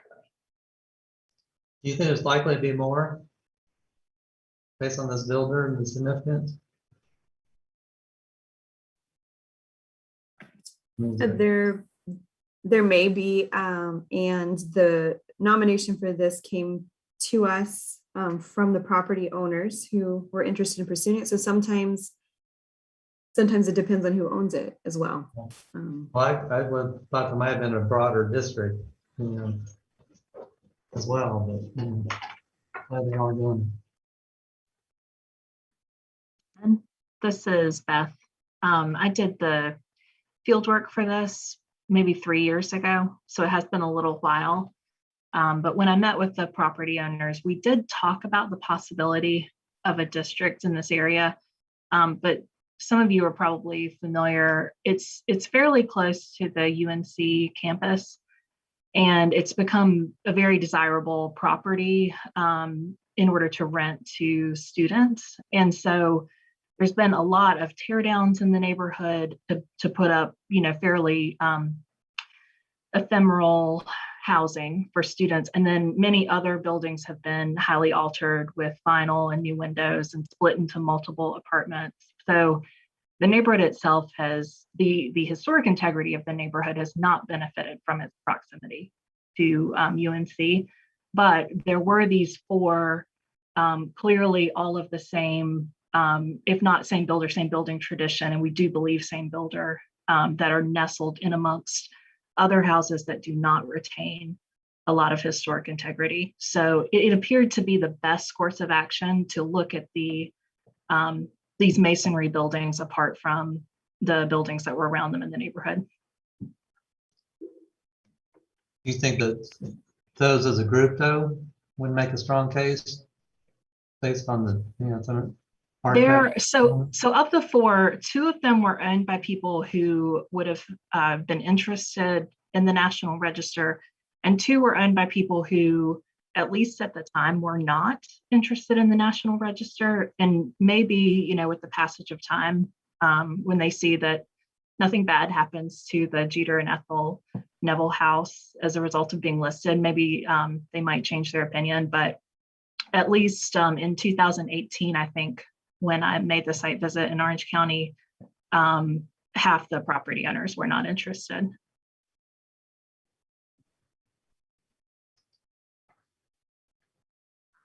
Thank you. If there are no other questions or comments, I would like to Beth, you had something else to say? No, Dr. Johnson, thank you. Yeah. Okay, I see the green box. Come on. This is Matt Jorgensen. I was going to ask a question and actually take it back to the Ramsey Farm. There was a little discussion in the chat about David Bergstone's comment about the interstate separating the eastern part and why wasn't it included? And it seems to me, and this is more of a question for me maybe than anything else, but it seems like what was brought up, the sort of the National Register Bulletin on Boundary discussed boundaries for districts. And so I'm curious, does that also apply to individual properties like we have here, or is it a confusion that you can have discontiguous districts but not individual properties?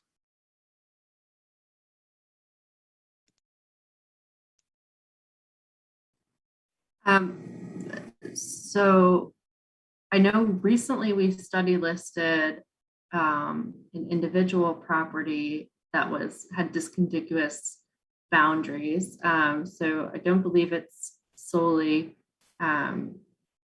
this reserved for districts. And I'm just catching up on what was discussed in the chat. I did not see that earlier.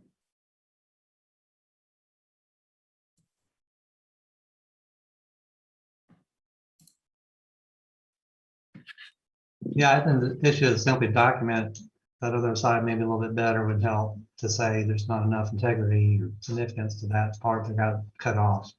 It seems like it just simply said because it's a highway, we can't do much with it. I'm not sure if it has enough integrity or significance, it couldn't be to have that historic, property more fully covered. This is in the Ramona. nomination.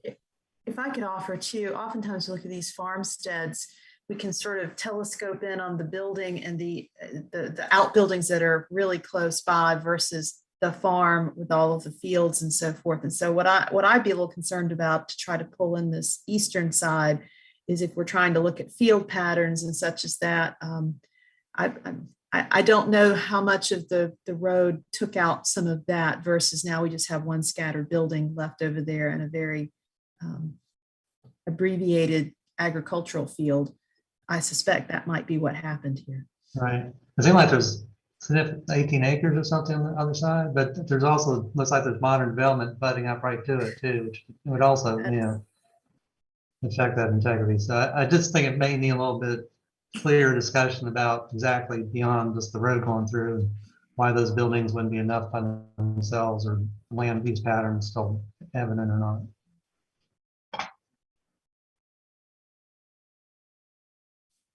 Thank you. That addressed my question. Dr. Johnson here. I appreciate this conversation too, because more and more we're going to encounter this kind of split or what development is doing, as growth occurs, and that we need to be prepared to address what is integrity need in the context of this constantly changing environment. And so I appreciate y'all's raising this issue, and I would say that probably staff keep an eye out on these particular concerns and be prepared for the questions that we will be asking. So this goes back to the previous nomination too about the house. If there's other similar houses, if we can't connect them in a overall district, pushing that sort of edge about these are significant buildings, even though they're not within unified district anymore, but they're still all significant, probably should be treated as a group to get them designated and recognized and give them mandated tax credits. think it'll take a little persuasion for our other couple of property owners, but I think that your point is well taken. And I would agree too. We could. Yeah. So I would like for us to be able to come to, I'm calling for the vote. And so I need some motion or a motion. I move to approve of all the region's nominations, for the three of them. Central and Southeast region. Four. Four, yeah. I will second the motion, Matt Jorgensen. So the motion has been made by David Bergstone and seconded by Nash Jorgensen to approve the Central and Southeastern region, region nominations. And we'll start with the roll call vote. Mary Lynn Bryan, Approve. David Bergstone, I made the motion to approve. yes, Matt Jorgensen, My second counts as a yay vote. yes, Sean Patch, I vote yes. Dr. Denard,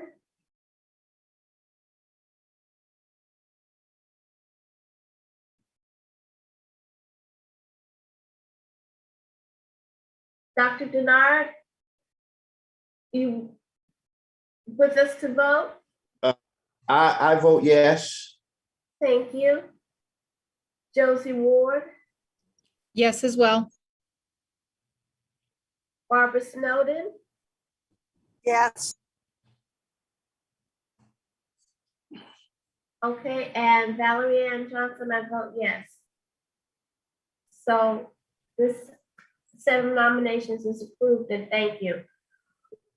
And now I'd like to take a 5-minute break.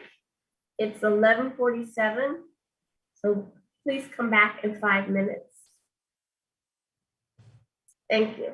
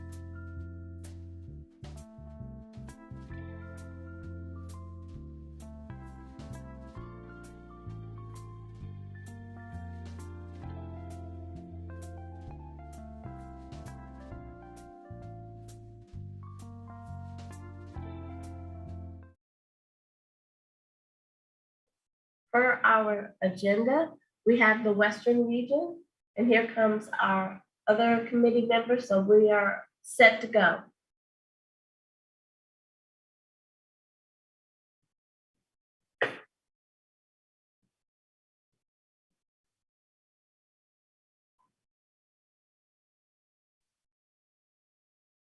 Matt, are we back live?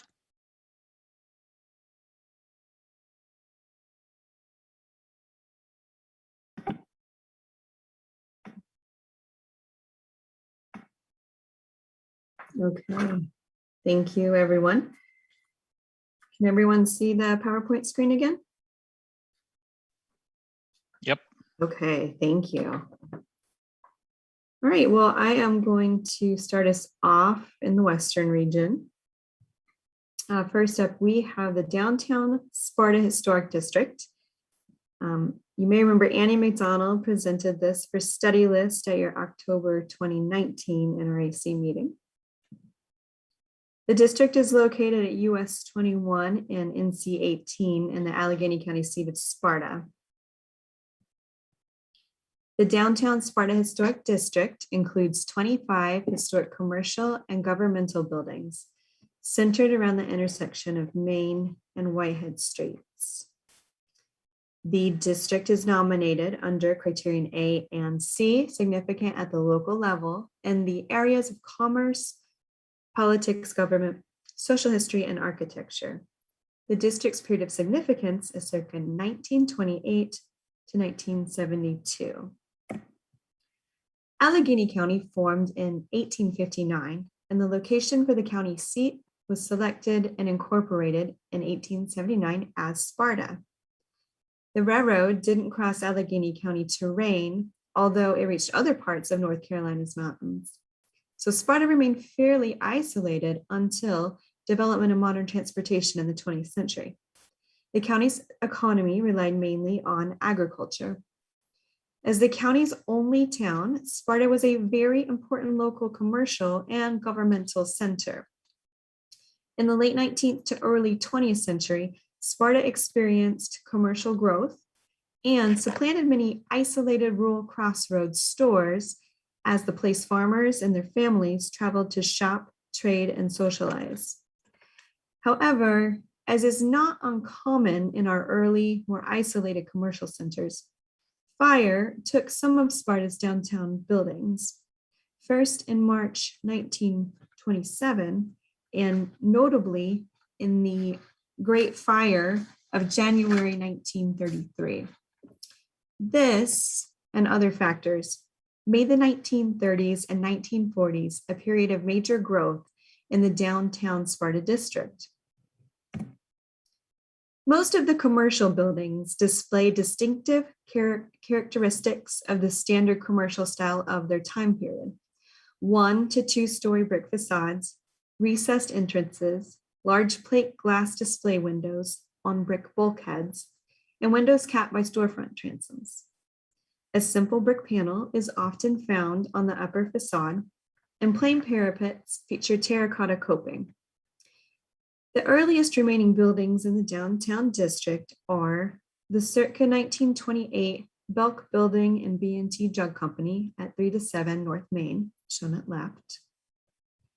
The circa 1929 Bank of Sparta at 4 to 6 South Main, bottom right. And the circa 1928 Farmers Hardware at 11 South Main. Farmers Hardware was updated around 1940 and 1950 during the period of significance. This building housed a Ford dealer in the late 20s. Here is the Whitehead Street elevation of the Farmers Building, down at the bottom. You can see how the terrain in Sparta creates a grade that drops down on the side street. Several factors promoted a strong period of growth in Sparta in the 30s and 40s, including rebuilding after the 1933 Sparta fire, electrification, which became dependable here in 1931, an increased use of automobiles, and job creation and tourism generated by federal Depression-era recovery programs particularly construction of the Blue Ridge Parkway. The focal point of the district is the monumental classical revival style 1933 Allegheny County Courthouse, designed by one of Greensboro's leading architects, Harry Barton. Barton is known for designing classically inspired courthouses and municipal buildings in North Carolina from the 1910s to 1930s.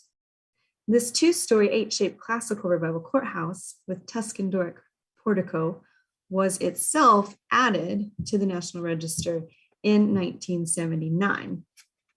This is the fourth courthouse in Sparta. The use of locally available stone for bridges, retaining walls, and other features for the Blue Ridge Parkway likely influenced use of stone for local building at the time. At the south end of the historic district, stone elevations distinguish three buildings from the brick facades of the other buildings. Smithy's store at 39 South Main Street, the Bledsoe Commercial Building at 58 South Main Street, and the Bledsoe Ford Company at 60 South Main Street were all built in the mid to late 1930s. Local stonemasons Walter and Paul Andres laid the river rocks for the Bledsoe buildings. The WPA, in cooperation with county government, built the two-story stone colonial revival style Allegheny County Community Building at 85 East Whitehead in 1940. We see a variety of brick commercial buildings during Sparta's 30s and 40s boom. One of the more stylized examples is the Spartan Theater, constructed from 1934 to 35 at 27 North Main. It achieves distinction through its high center parapet, tall round arch, and other details executed in yellow brick that contrasts with the overall red brick. Here are some more typical 1930s commercial buildings at 1517 and 21 North Main Street. You can see a detail of the two-story building's transom above the storefront windows underneath the awning here at the lower right. One of the smallest brick buildings is the 1933 Rufus A. Dalton Law Office at 30 North Main. It has unusual placement attached to 36 North Main, but set back from the sidewalk and facing the north side of the courthouse with a two-bay front porch.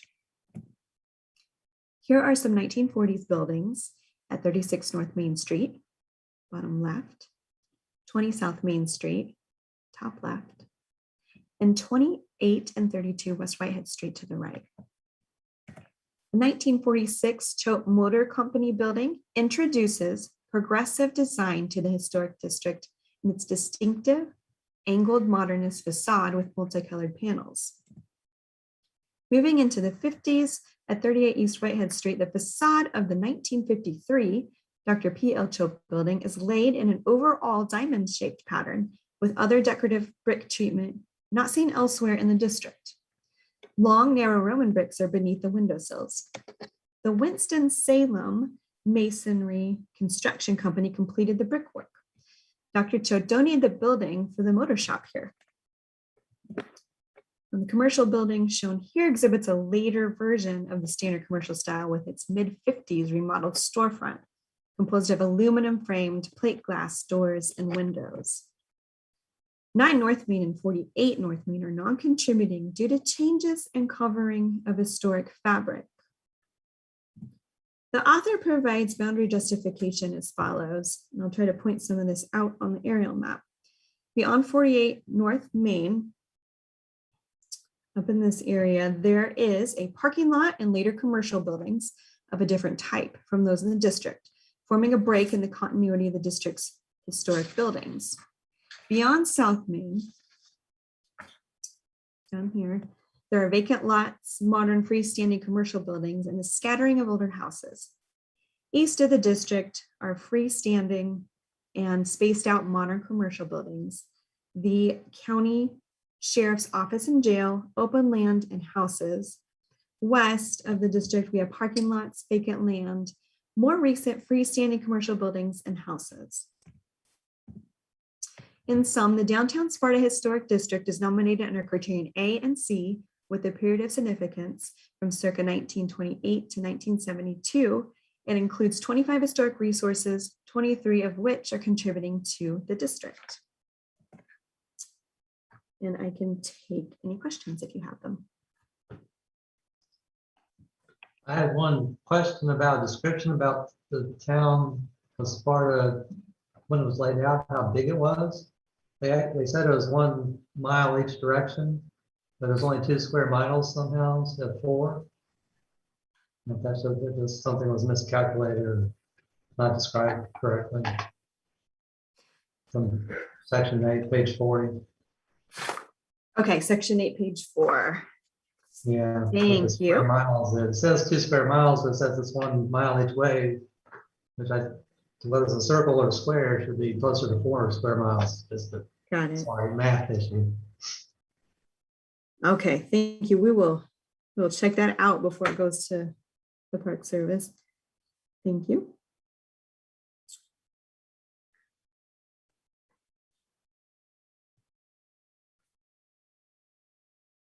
Other questions or concerns?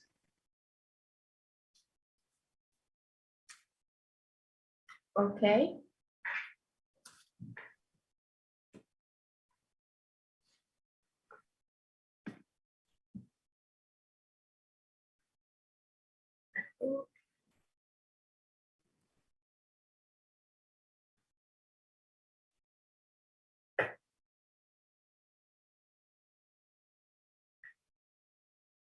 Hannah?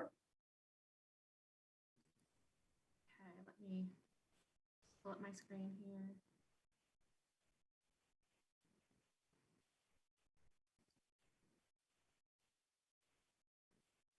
All right, can y'all see that? Yes. Great. So I have the two final nominations from the Western region. The first is the Edwin Cochran Guy House, located in the Avery County seat of Newland. The Edwin Cochran Guy House is being nominated at the local level under criterion B in the areas of commerce and community planning and development for its association with Edwin Cochran Guy, a Newland banker who was engaged in mining, timber, and railway ventures throughout Avery County. He was also instrumental in infrastructure planning, bringing water and power to Newland and surrounding communities. It's also locally significant under criterion C in the area of architecture as an outstanding example of the craftsman style in Newland and Avery County. The period of significance corresponds to the year when the house was likely completed in 1916 through the year of Guy's death in 1955.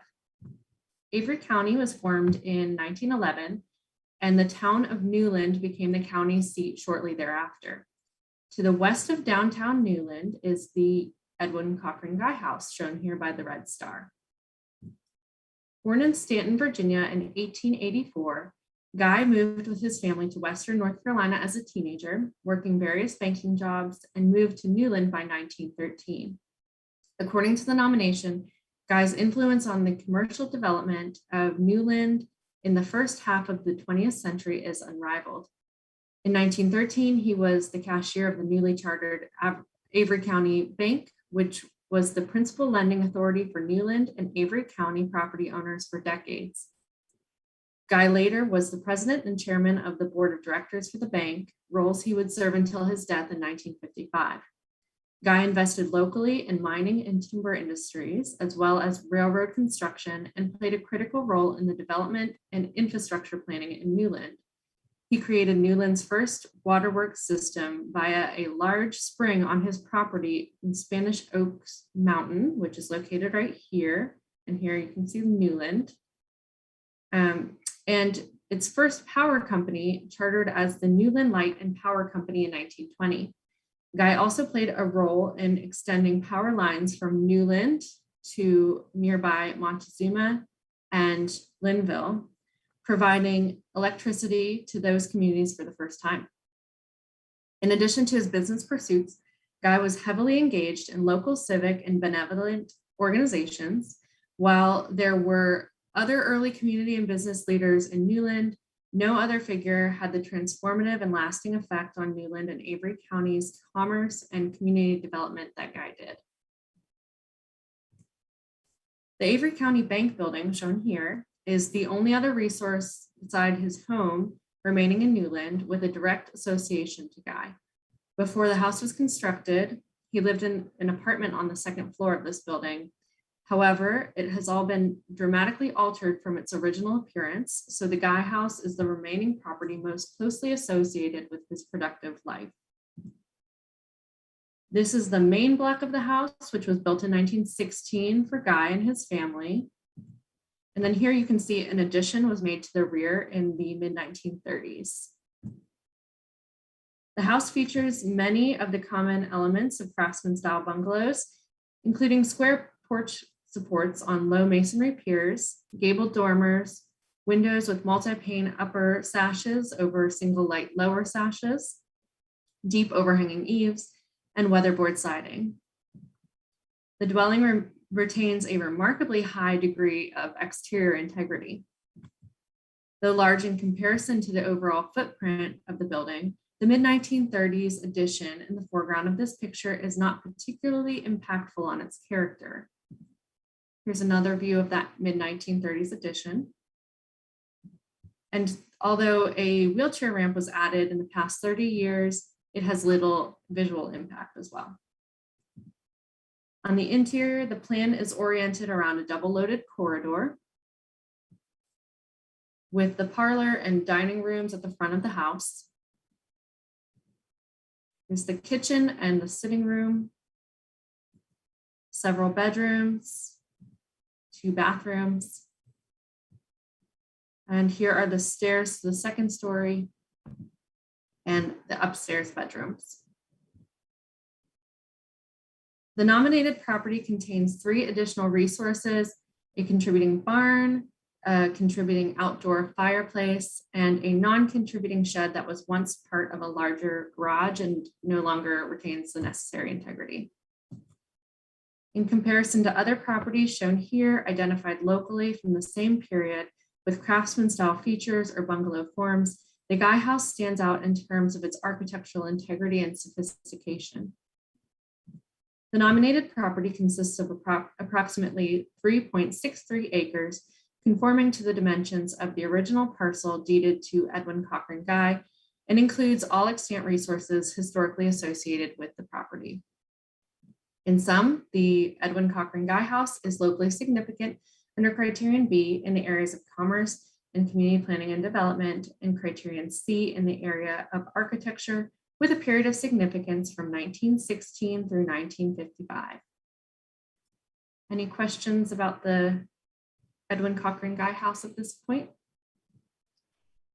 I do think there's a typo on section 7, page 6, because it says that the fireplace is non-contributing at that point, even though it's contributing all the other notations in the document. Thank you for that note. We'll be sure to check that.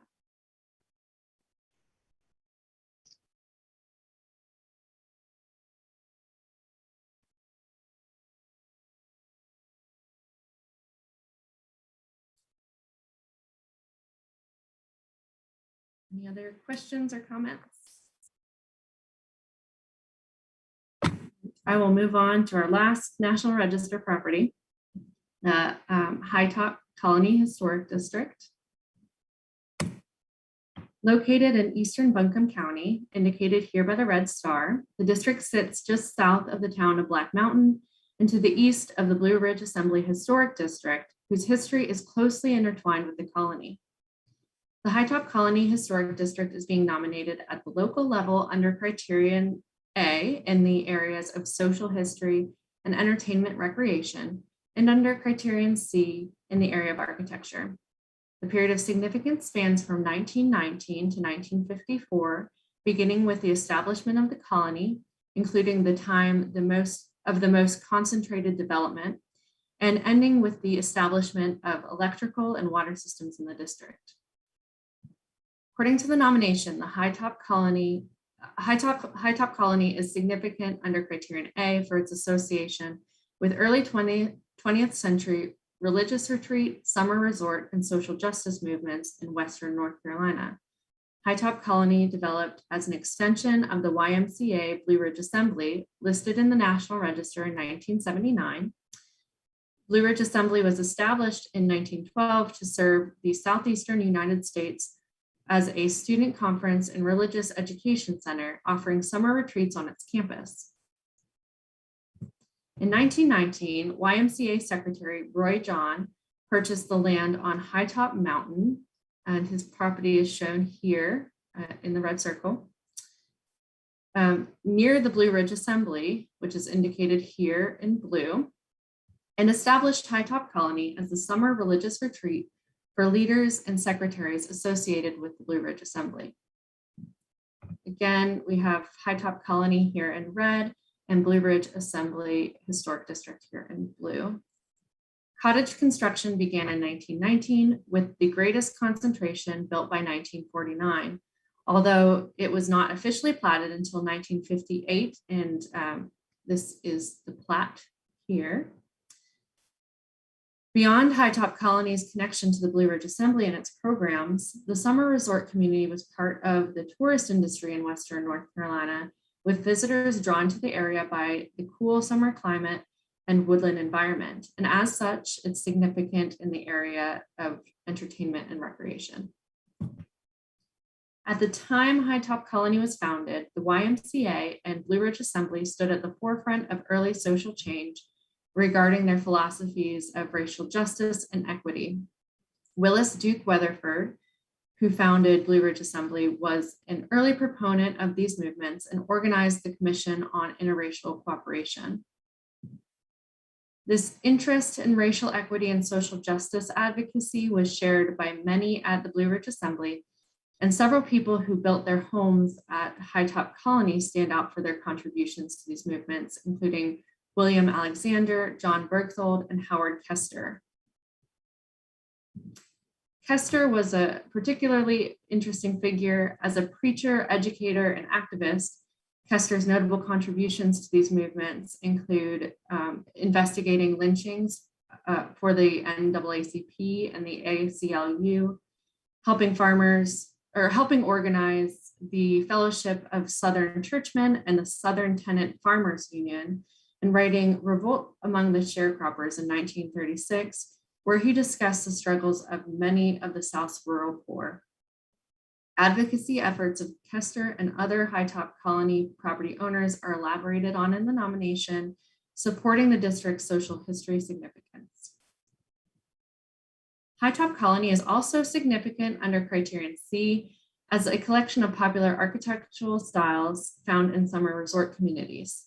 Cottages are of frame construction with building materials such as stone, weatherboard, bark, or shingle siding, and many have porches with rustic detailing, including the use of tree trunk posts and rhododendron branch railings. Within the boundaries of the historic district is a collection of primarily rustic revival style cottages, craftsman style cottages in the bungalow form, as well as one example of a ranch house.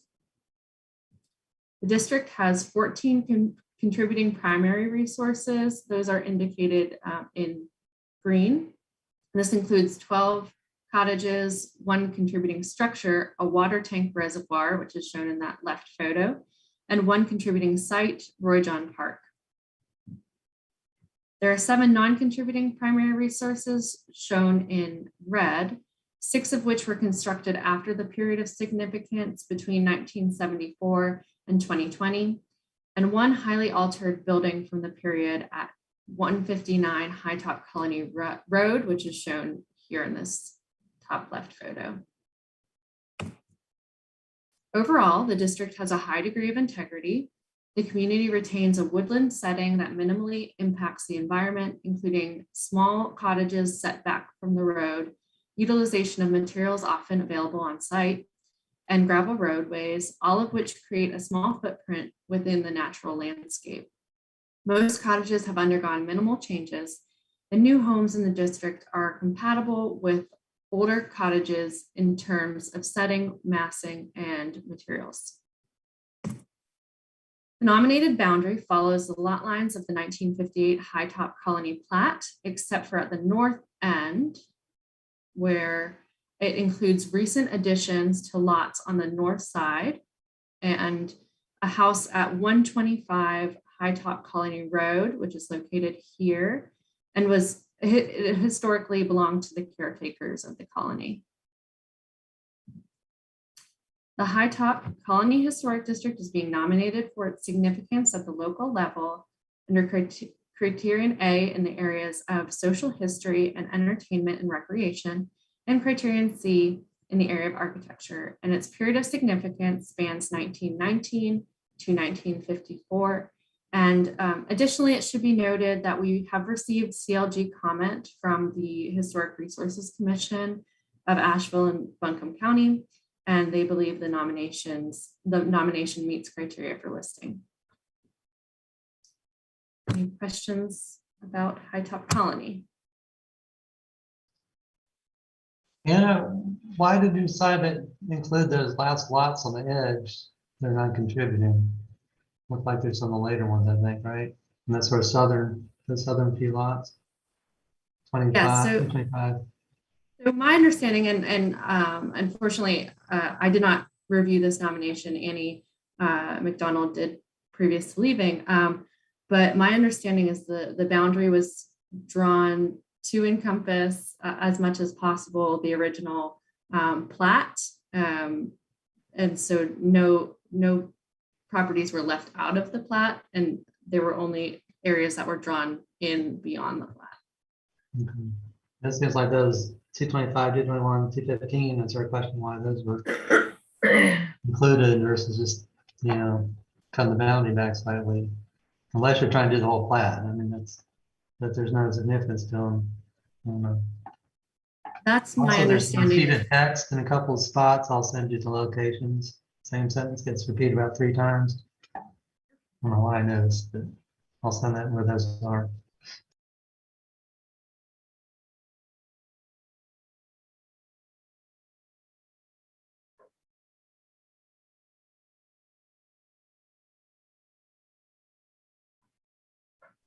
Thank you. Any other concerns or comments?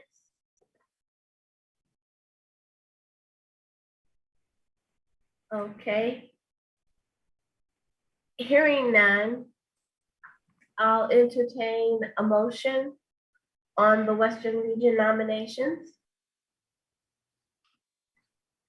I move approval of the 3 properties. Denard.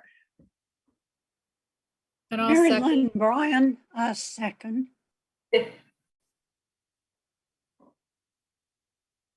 Kind of heard you both, so I will, Dr. Denard moved and it was seconded by, I heard Mary Lynn Bryan.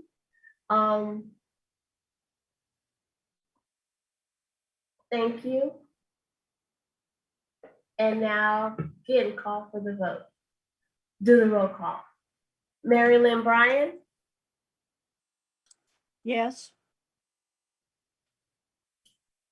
Dr. Denard, Yes.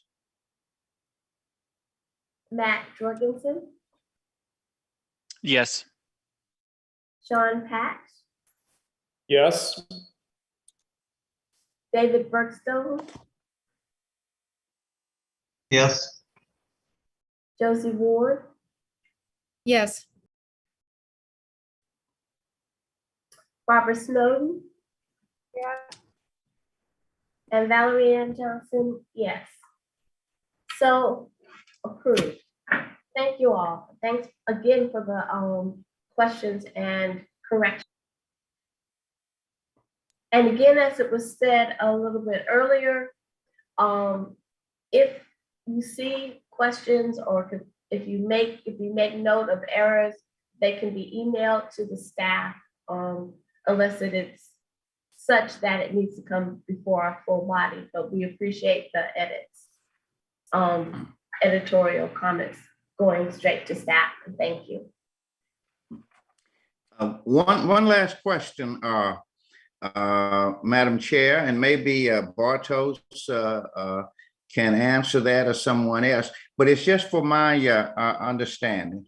What is our record of approval, given all the submissions that we make? Are they all accepted? 98% of them, 75%, or what? Dr. Denard, I'll take a shot at that, and Sarah Woodard might also have something to contribute. When you mean accepted, do you mean ultimately listed by the keeper of the National Register? Right, correct. I think we're well in the 90%. Sarah, am I correct about that? I want to say we're like 95% as far as, and again, that's kind of the universal time period that we're thinking about. Sarah? I would guess that's probably about right. Most things we send forward get approved. Jen probably has better. Jen, do you have any firmer numbers on that?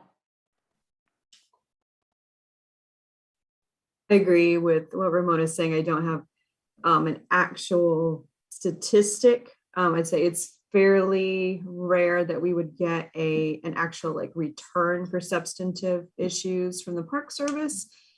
Maybe one a year or two. And if that happens, a lot of times they outline a path forward, how it could be tweaked, and someone will do that, and then it'll come back and be listed fairly soon after.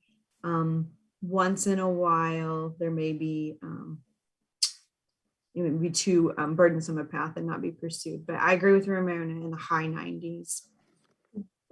If anything, I'm sorry, go ahead, Sarah. I was just going to ask or add briefly, Dr. Denard in our last meeting had asked for an estimate of kind of how many things that we study list move forward to the National Register. And Beth King gave me an estimate of somewhere between 33 and 40% of our study listed resources go on to the National Register. So that's separate, but this question made me think of that. I hope that answers your question, Dr. Denard. We'll be glad to do some more digging in our statistical and do a little statistical analysis like that. Yes, I wanted to know how we're doing, and all of this work that goes into them. How many do we get back for rejection? Said we need to do some more work on this, or if some are just totally rejected.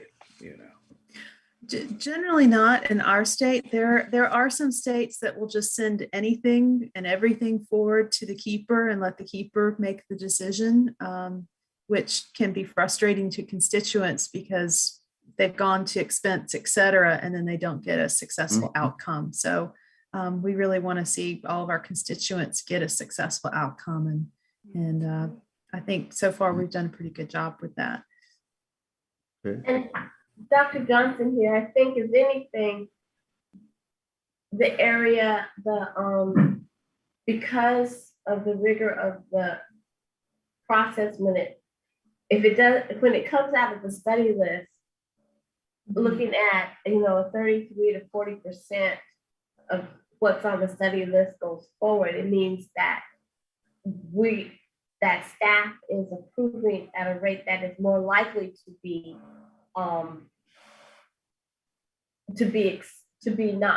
get through the National Park Service.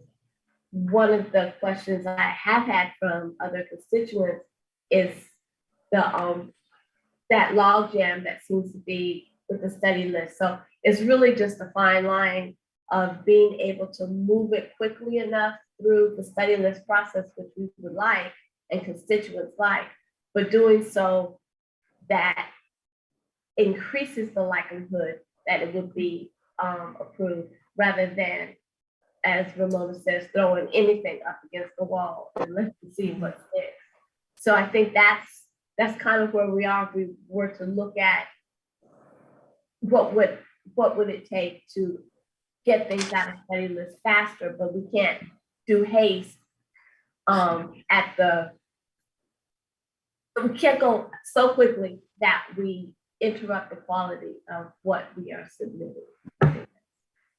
And one just final observation on the study list, as we're going to hear this afternoon, some of our study list properties are coming out of surveys, which means that there's not necessarily an owner advocate or a community advocate who are on standby to move something forward, but it helps us put a flag on that property as being something we need to be considering for all kinds of reasons, environmental review and so forth, but also that they're worthy for of further investigation and hopefully to do that. But I would say a lot of the ones we see come forward from study lists, somebody's already interested. So I don't know if that helps a little bit too, Sarah, if you want to speak to that maybe.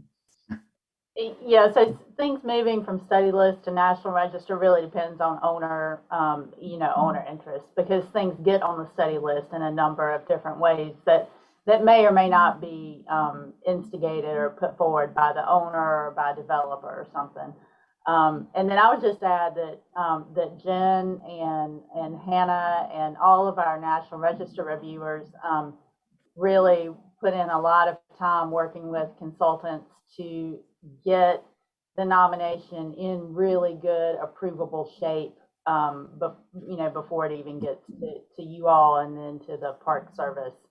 And then all of our staff interacts a lot with the public, and we do a lot of talking with the public about, is the National Register the right recognition program for your resource? So a lot of things, I don't want to say weeded out, but a lot of resources get redirected into some other recognition program that might be a better fit. Okay.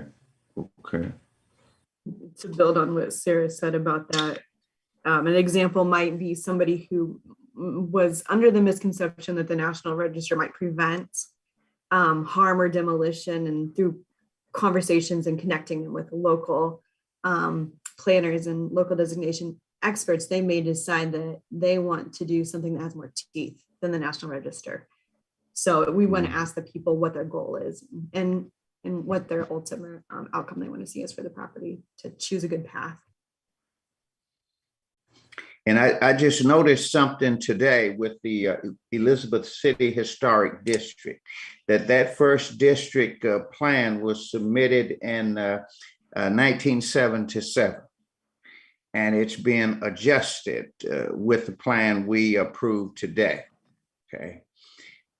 So does that happen regularly?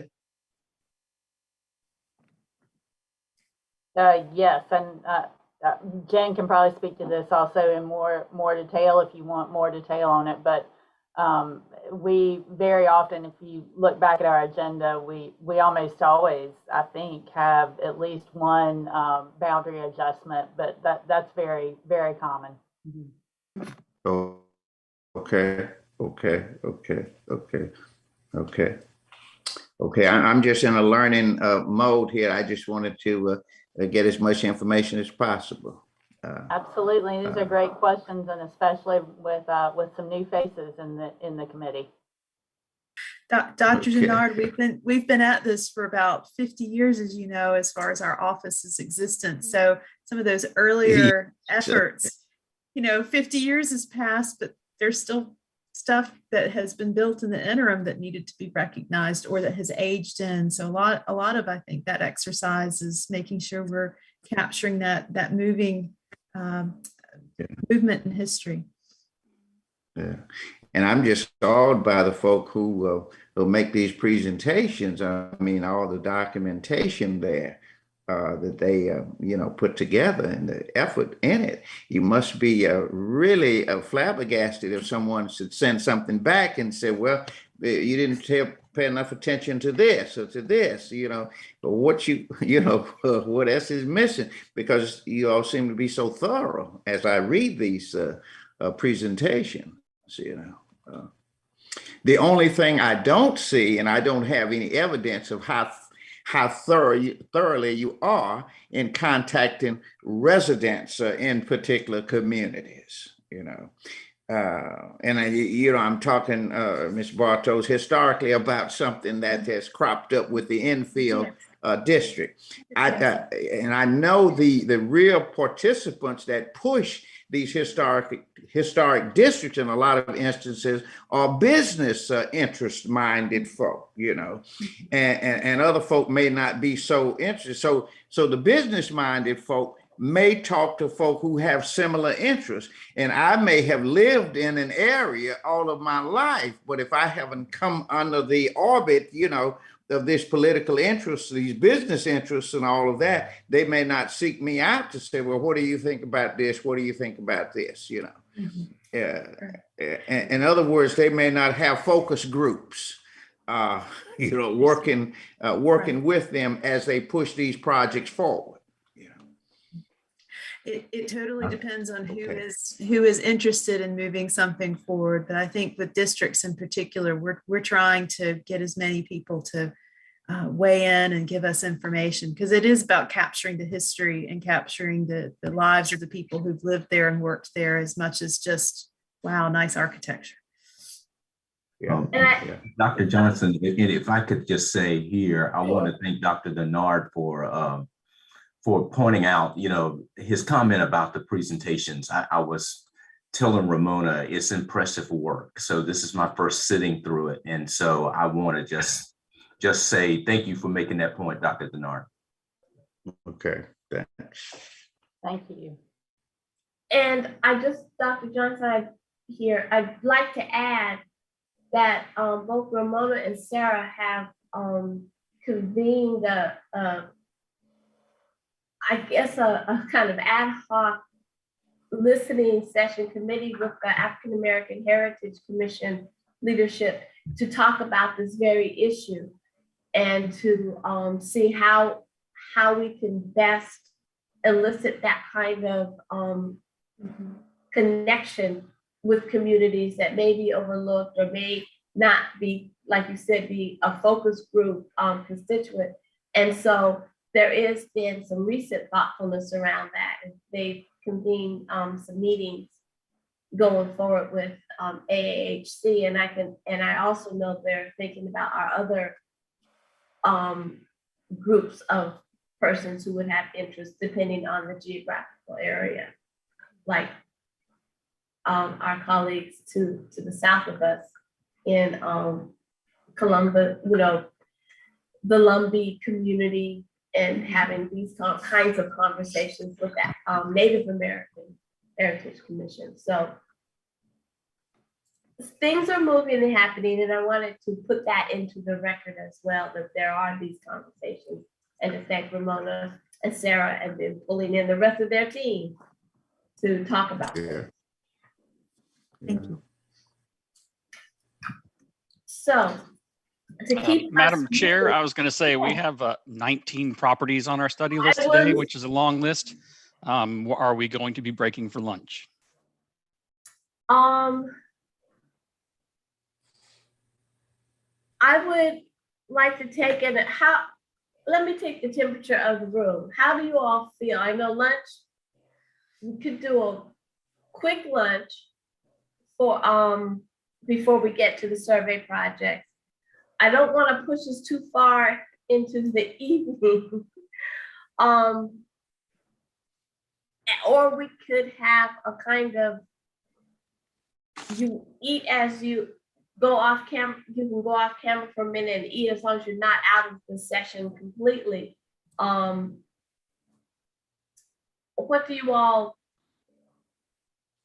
would you like to do? I'm tending toward having a short break, eat, and come back, but y'all have to really come back quickly if we were to do that. I'm looking at, we're almost at 1 o'clock.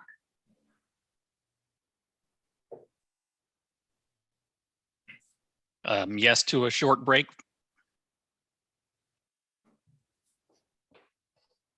Short break, please. Short break. I see nodding heads, and so going from the nodding heads, I think that we should take a short break, and I would say no more than, see, right now it is 12:42. Is 1 o'clock or 1:05 better?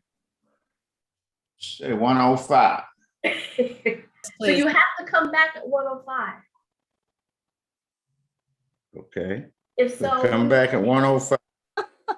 We will take a short break to return at 1:05 in order to eat lunch. Ramona, you had a comment?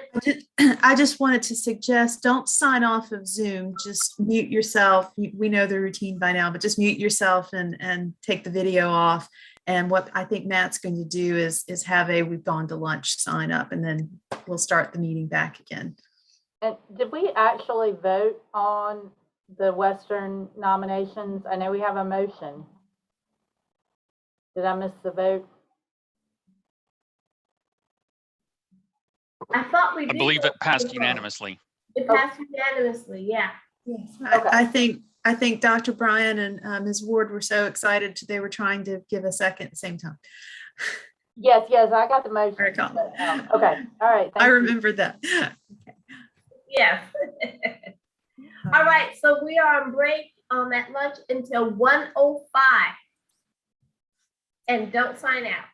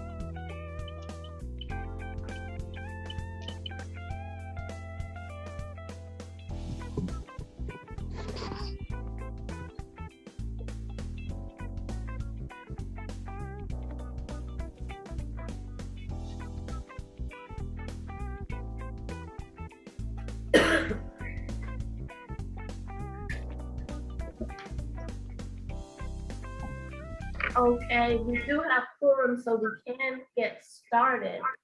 Can I ask Barbara Snowden to mute herself? I think I'm getting a little feedback loop from that. Okay, Oh, yes. it is me. You're in two I'm sorry, places. you're on Barbara. twice. I'm on twice. Yes. All right, let me find the other one.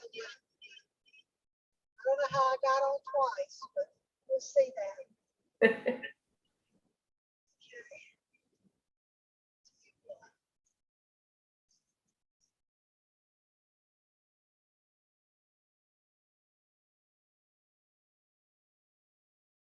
Thank you, Matt.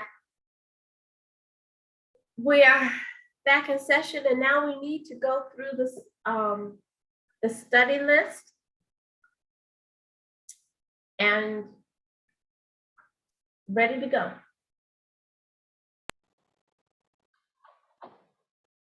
All right, we're going to start with survey projects, and I think Beth is going to give us a little quick introduction to that. Thanks, Sarah. Excuse me. Just wanted to remind everyone that it's pretty typical at our October meetings for us to have presentations from the certified local government projects that have been done for the federal fiscal year. And this year we had 3 survey projects that were requested and carried out with matching funds from our certified local governments. The first one we're going to hear about is a project that was done in Burlington. Jen Brose is really kindly going to sub in for our consultant, Heather Fernbach, to give us an update from the Forsyth County survey that's been going on in 3 phases. This is phase 3. And then we're going to hear from Jamie DeStefano, who worked in Waynesville this year. And this applies to all 3 of our survey projects this year. We're finding that as time goes on, we have less and less time once all the grant paperwork has been done and finalized to execute these survey projects. And so it's becoming increasingly rare for us to be able to go into even a small city or a mid-sized town and do a comprehensive survey of everything that's inside of those jurisdictional boundaries. But almost all of our survey projects now involve going in and identifying a project scope that's smaller than the territory that certified local government has in total under their jurisdiction. So I did just want to let you know at the top of all of these presentations that we were only able to survey a portion of Burlington, a portion of Forsyth County, and a portion of Waynesville through these projects. So what you're seeing is not a comprehensive inventory, but rather it's a focused area. In the case of Forsyth County, it's just the area that we've worked around to after several years of work. And in Burlington and Waynesville, it's an area where local staff saw planning and development needs that they wanted to support with our matching grant program. And Ramona, did you have something? Yes, Beth, I just wanted to add for everybody's knowledge, there has been discussion with the National Park Service about allowing an additional year for the certified local government grant programs or projects, partly because of exactly what Beth had just described, so that we have adequate time and also to do the kind of community outreach that we really want to do. It takes time. So just wanted to throw that out there. Thank you.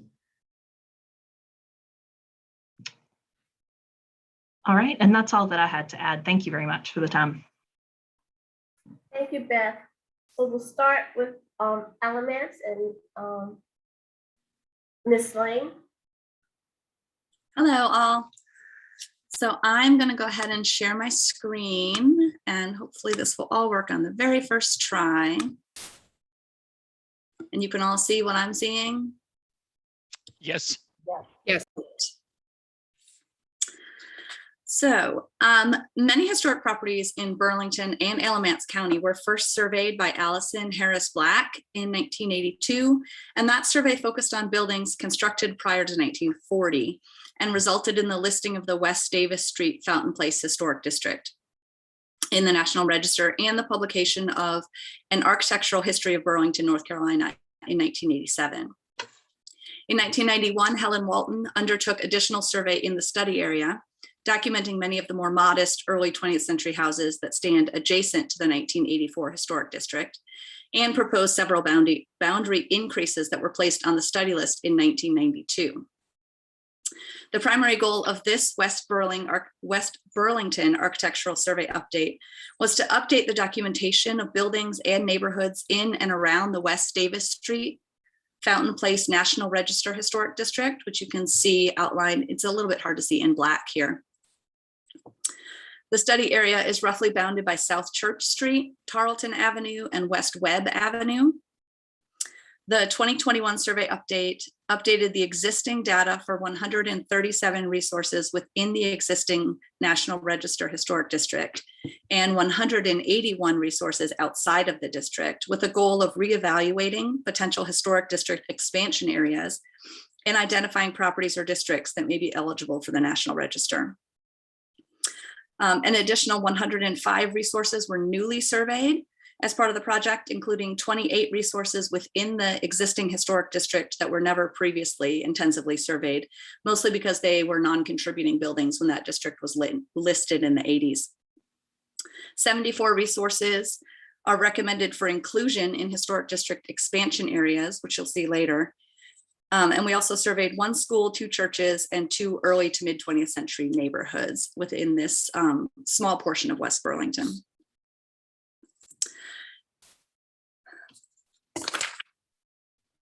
As the textile industry brought newcomers to the growing city, the area west of the commercial core and south of the industrial complexes, specifically along West Davis Street and West Front Street, began to be developed for upper and middle class housing. As a result, the residential resources at the core of the study area are notable as a concentration of Burlington's earliest middle-class housing in the city, with the neighborhoods established by bankers, merchants, and professionals in the late 19th and early 20th century.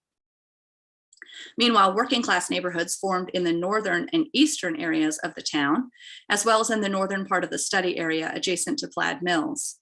Concentrations of extant mill housing remain west of the mill along Plaid and Ava Streets and along West Webb Avenue. And the entire mill area is centered on a small commercial center. The success of the textile industry in Burlington brought more people to Burlington to live and work. The development of Fountain Place was initiated by developer Walter Sharp, who purchased several acres of former pasture and hired an engineer to lay out lots along a new road that he named Fountain Place, for a fountain installed near the middle. The streetscape was planted with sycamore trees and lighted with lampposts, and stone pillars and walls, marked the entrance to the new neighborhood from West Davis Street.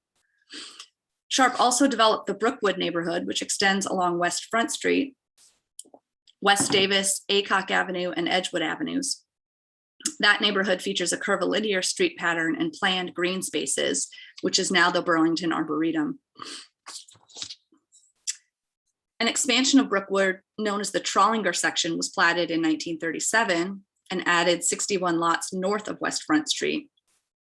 This section of the development followed the curvilinear street plan of the earlier section, though much of the neighborhood was not built until the 1950s or later.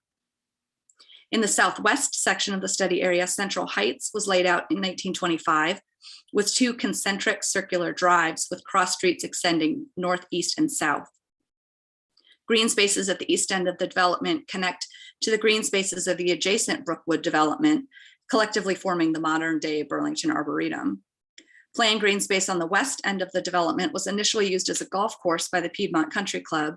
However, when the club relocated in the 40s, the land was developed. The 1984 West Davis Street Fountain Place Historic District makes up approximately 1/3 of the study area, and the nomination provides architectural context for residential and religious buildings constructed through about 1940. Styles covered in the nomination include the Queen Anne style and vernacular forms and details of the late 1800s, Colonial Revival, Georgian Revival, Neoclassical Revival, and Tudor Revival styles of the early 1900s, and the Craftsman and Period Revival styles of the 20s and 30s. Additionally, the nomination addresses the early 20th century Romanesque Revival, Neo-Gothic, Georgian Colonial, and other churches within the district boundary. So this architectural context picks up where that nomination left off. While many communities throughout the country experienced slow or stagnant building construction in the 1930s, Burlington's textile-based economy stabilized the local economy, and building construction continued throughout the decade, albeit with smaller scale houses that were generally constructed in the preceding decades. Approximately 140 buildings were documented in the study area from this period, most constructed in the Craftsman and Colonial Revival styles. In other instances, modest size houses were constructed utilizing a combination of Craftsman, Colonial, and even Tudor Revival details. With the advent of World War II, the demand for woven goods and fabrics fueled Burlington's economy. However, new housing construction slowed considerably until the close of the war, after which smaller houses with restrained ornament were constructed on vacant lots, both within Burlington's historic neighborhoods as well as on the fringes of the historic core. As was typical throughout the country, the traditional details of the period revival and minimal traditional style houses of the early 20th century generally gave way to ranch homes in the 1950s and 60s. The wide, low one-story houses were best suited to new developments where they could spread out across multiple lots. However, the 1950 house at 1204 Edgewood takes a full advantage of the 1 1/4 acre lot on which it stands with a sprawling facade under a low pitched roof. Ranch houses continued to be constructed in the study area through the early 1970s, though with colonial details rather than modernist ones. Despite the nationwide popularity of the ranch house, the Colonial Revival style remained popular in Burlington, especially for middle-class housing, through the late 20th century. However, the late 20th century examples were generally less ornate in their detailing, like the example on the bottom right. The formality of the Colonial Revival style was also well suited to religious buildings, several of which were constructed in the study area in the 1950s. While modern styles of architecture emerged as early as the 1920s, the Art Moderne and Modernist styles did not gain traction nationwide until the 1930s and 50s, respectively, with their use in small and mid-sized cities delayed even further.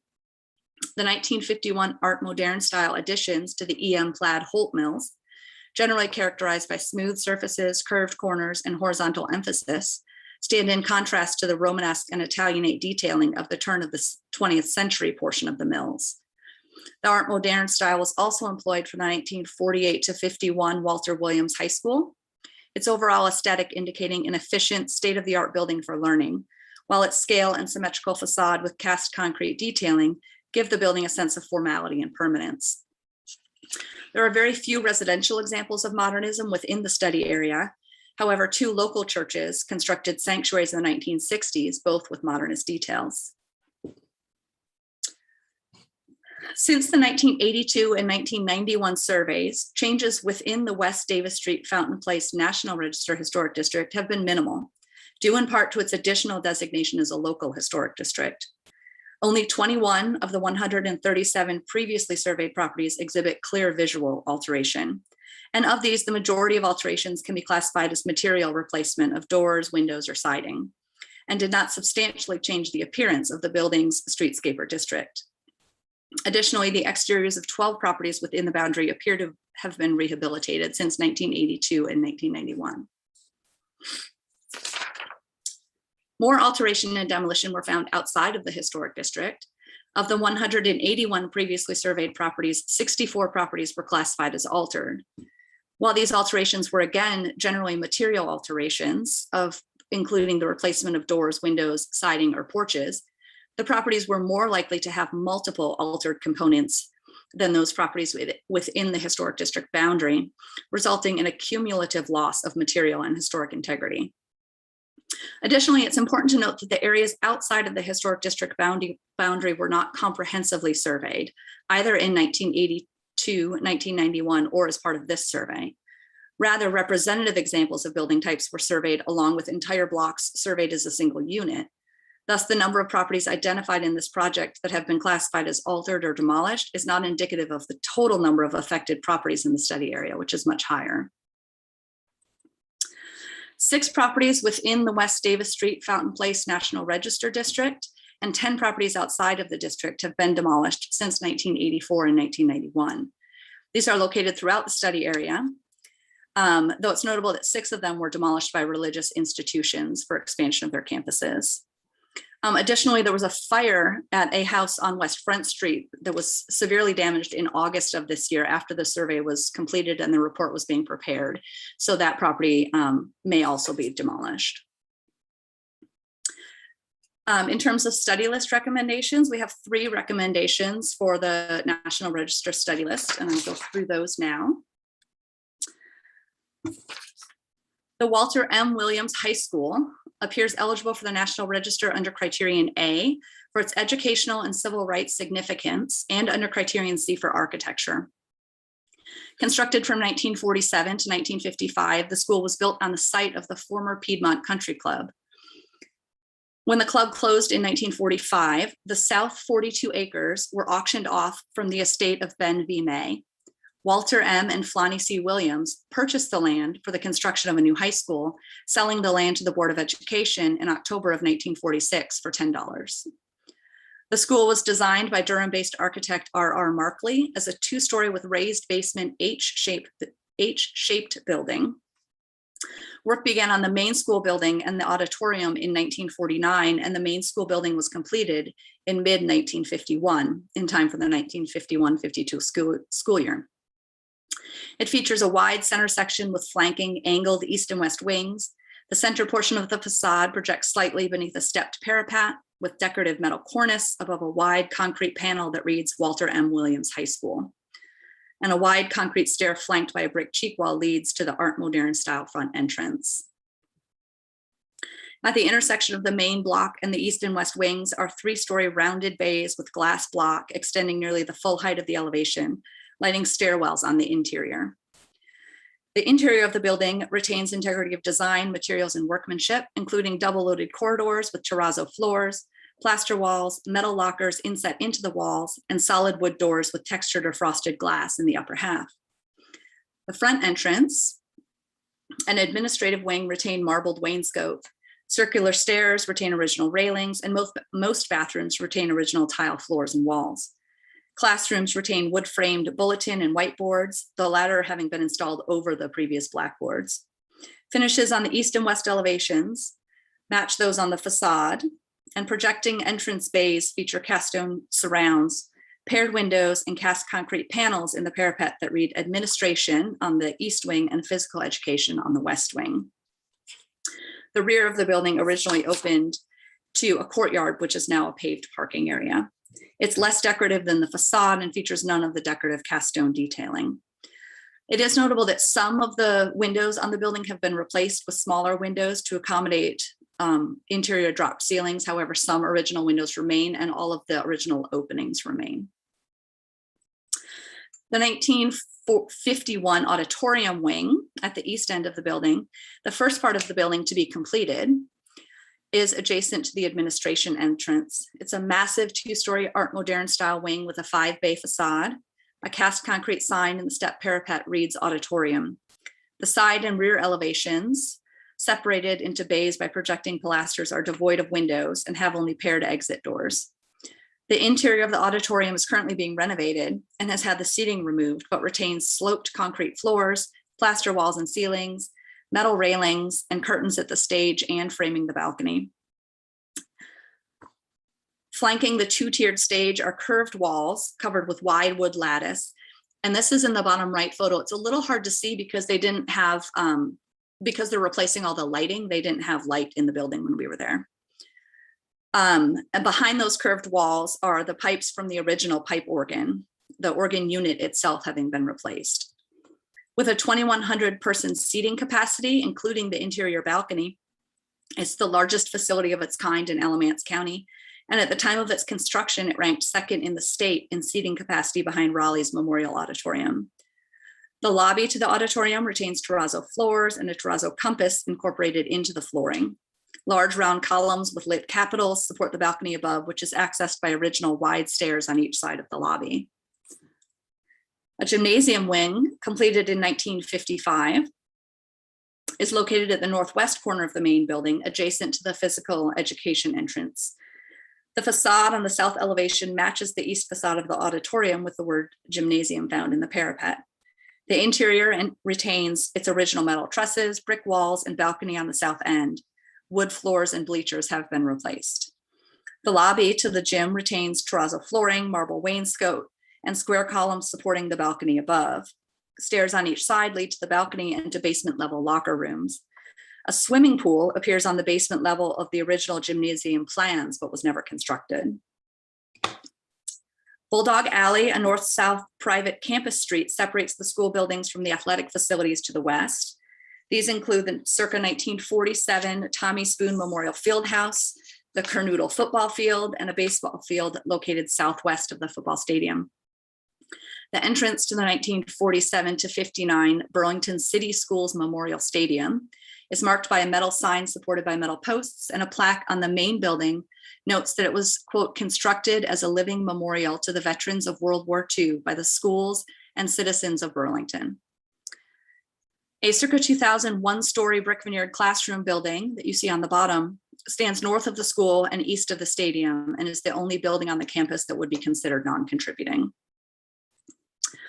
The school was named in honor of philanthropist, industrialist, and former Burlington City Schools chair, Walter M. Williams. Williams was instrumental in the purchase of the land for the current campus, and large portraits of Williams and his wife face each other across the school's lobby. The school served an important role in school integration and the broader civil rights movement in Burlington. It was constructed to educate white students, while Jordan Sellers High School in Northeast Burlington served Black students. Following the Brown versus Board of Education ruling in 1954, Title VI of the 1964 Civil Rights Act addressed school segregation by granting authority to withhold federal funding from segregated school systems. Yet, as late as 1968, the district had failed to make any significant changes in the ratios of white and Black students at any of its schools. While the school board began construction of Hugh M. Cummings High School, an integrated school which would replace Sellers High School by 1970, racial tensions within Walter Williams High School came to a head in May of 1969. When no African-American students were selected for the cheerleading squad, a student body staged a sit-in at the school on May 16th, which was followed by a march to the school administrative offices on Fisher Street, where vandalism resulted in at least 15 students being arrested. Ultimately, a violent riot erupted in downtown Burlington, during which 2 local stores were burned. It required the combined efforts of local, county, and state police and police auxiliary, including officers from the North Carolina ABC system, the State Bureau of Investigation, and the National Guard, to end the violence. At least 25 people were arrested.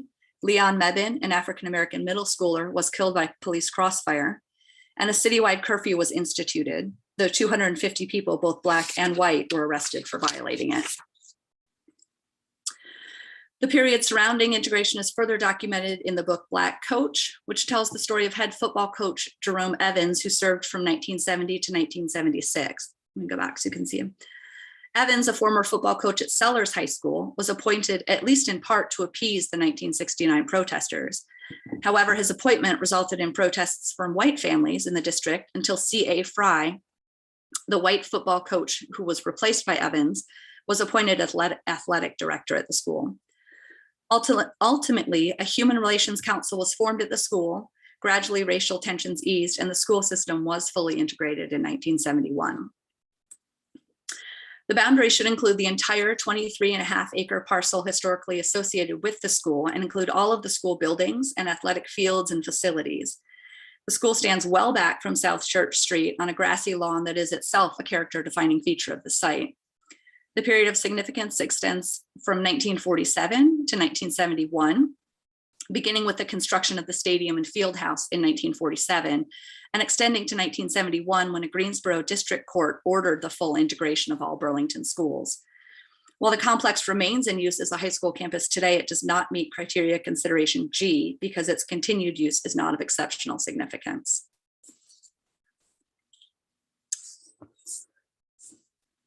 The 1984 West Davis Street Fountain Place National Register Historic District included 165 primary resources encompassing, quote, the highest concentration of surviving late 19th and early 20th century houses built for the city's growing middle class. The boundary did not include numerous modest early and mid 20th century buildings that stand directly adjacent to the historic district and retain high material integrity. Further, it did not include residential development from the 1930s through the 1960s that stands adjacent to the district.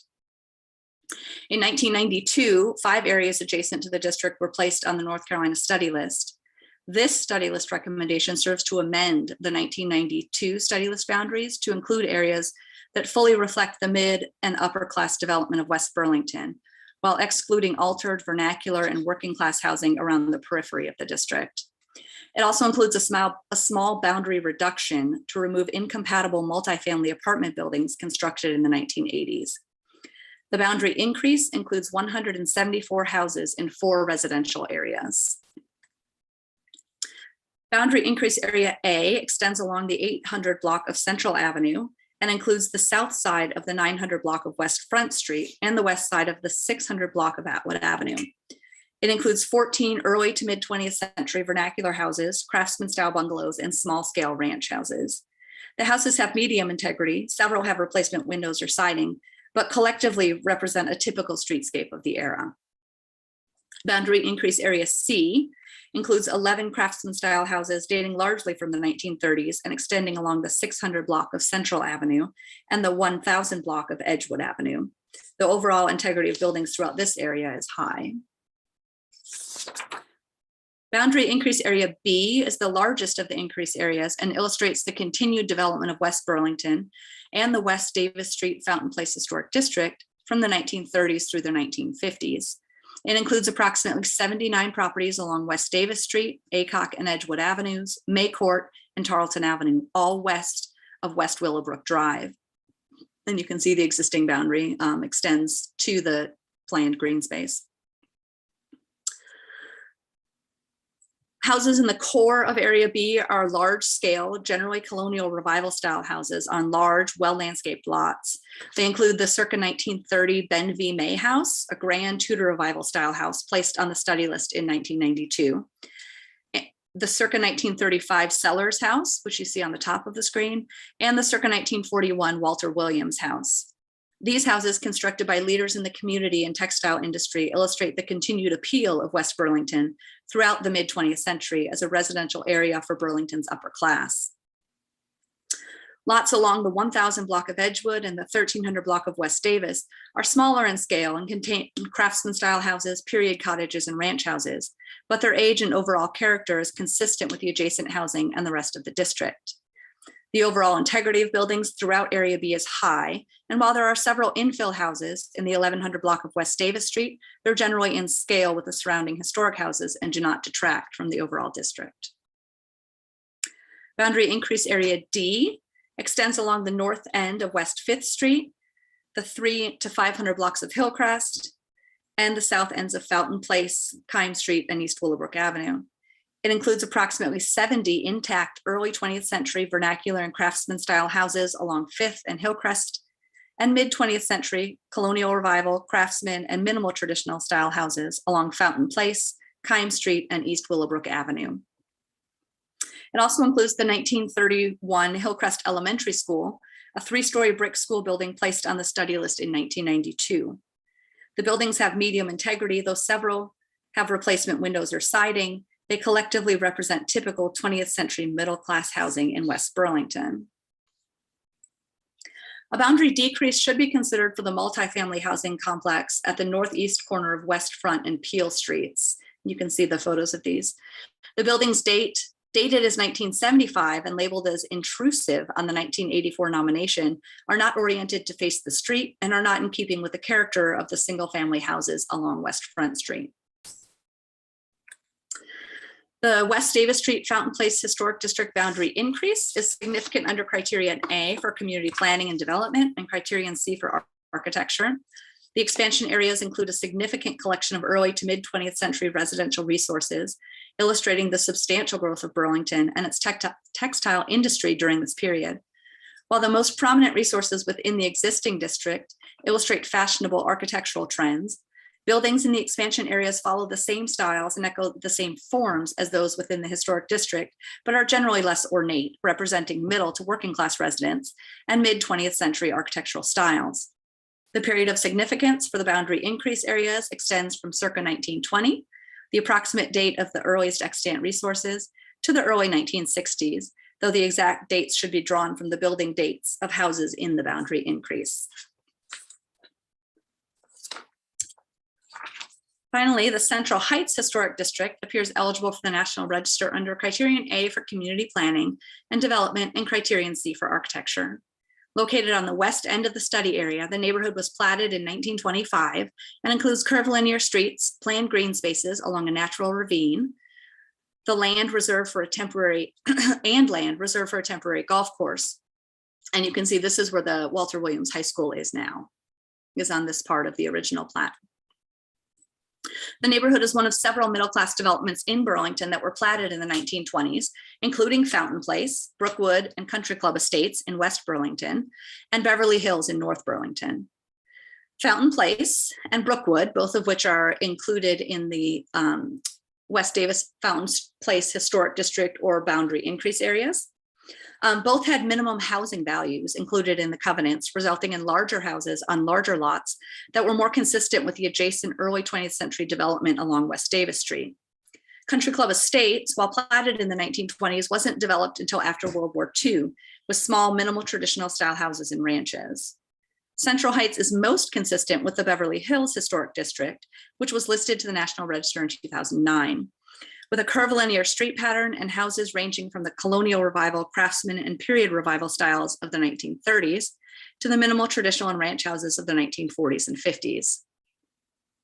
The streets at the center along Circle Drive are at the highest elevation and were developed first in the 1930s and 40s with colonial, craftsman, and Tudor revival style houses. Low stone walls along Circle Drive and deep lawns along Parkview Drive that slope down toward the Arboretum are a response to the natural topography of the area.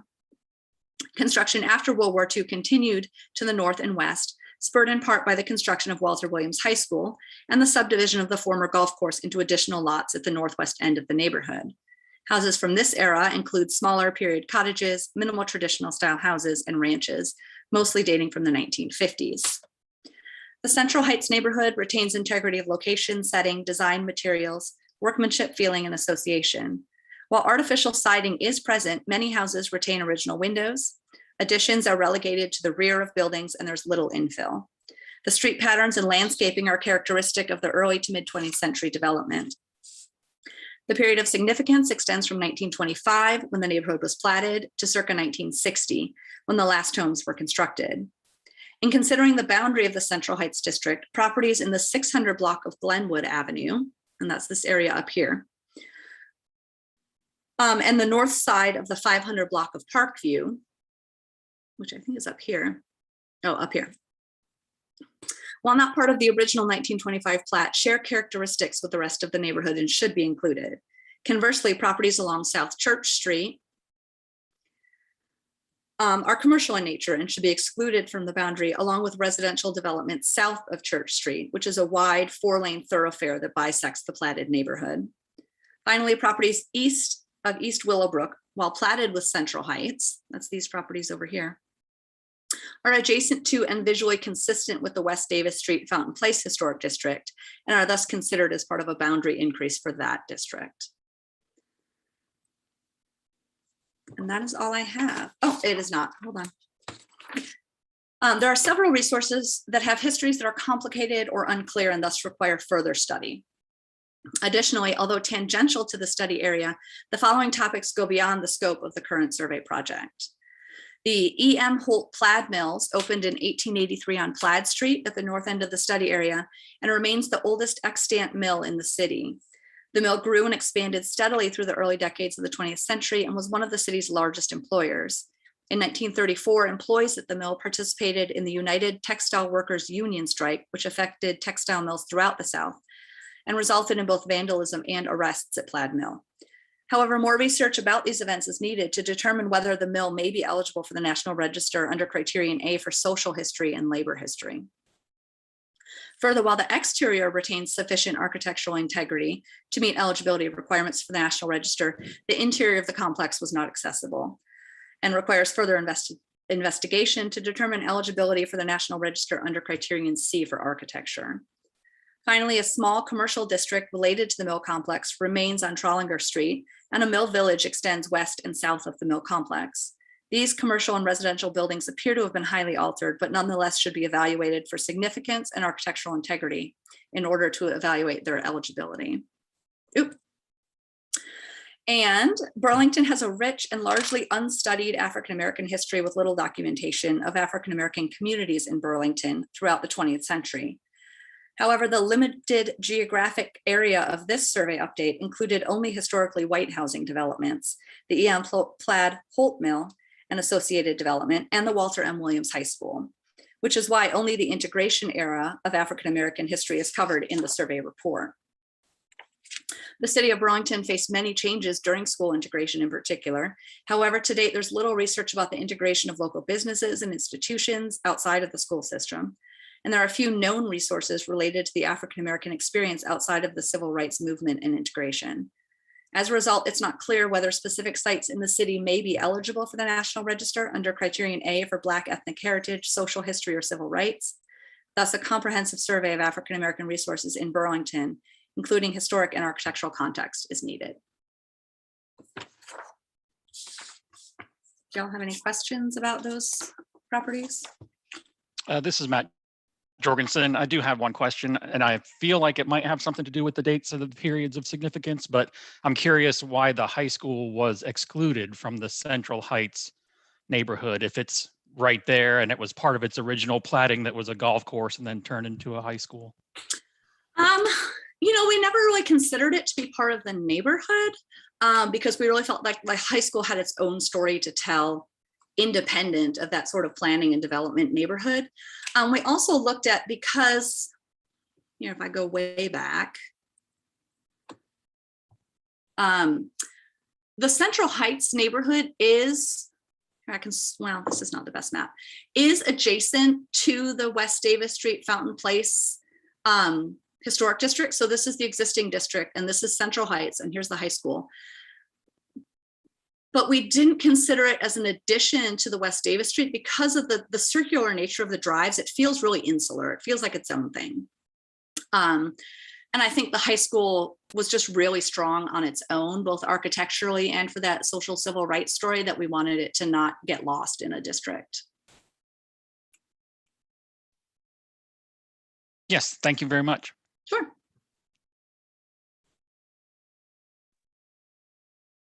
Other questions?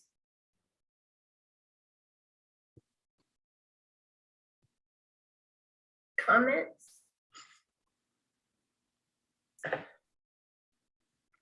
Okay, so we should move to the next. Thank you so much. Sure. This was quite a bit. It was. Yes, and I appreciate the prefacing remarks. So let's go to the next component. Jim?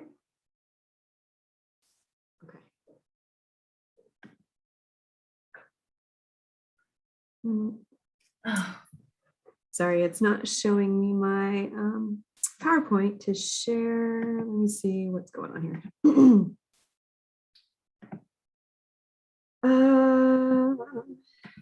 Maybe it'll do it if I do all the screens.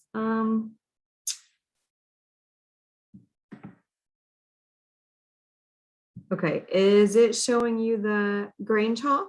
Yes. Now, full screen? Okay. Yes.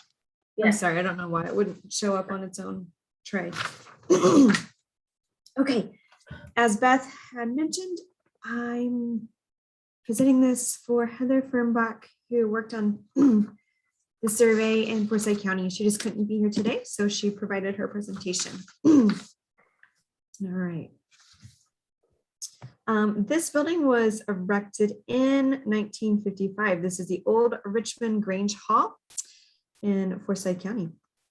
And it was built to serve as a meeting place for Old Richmond Grange 675, chartered on May 26, 1930. The Grange, officially the National Grange of the Order of Patrons of Husbandry, a fraternal organization created in 1867, provided a mechanism for farmers to improve their economic and social position through community-based initiatives and to advocate for agricultural regulation.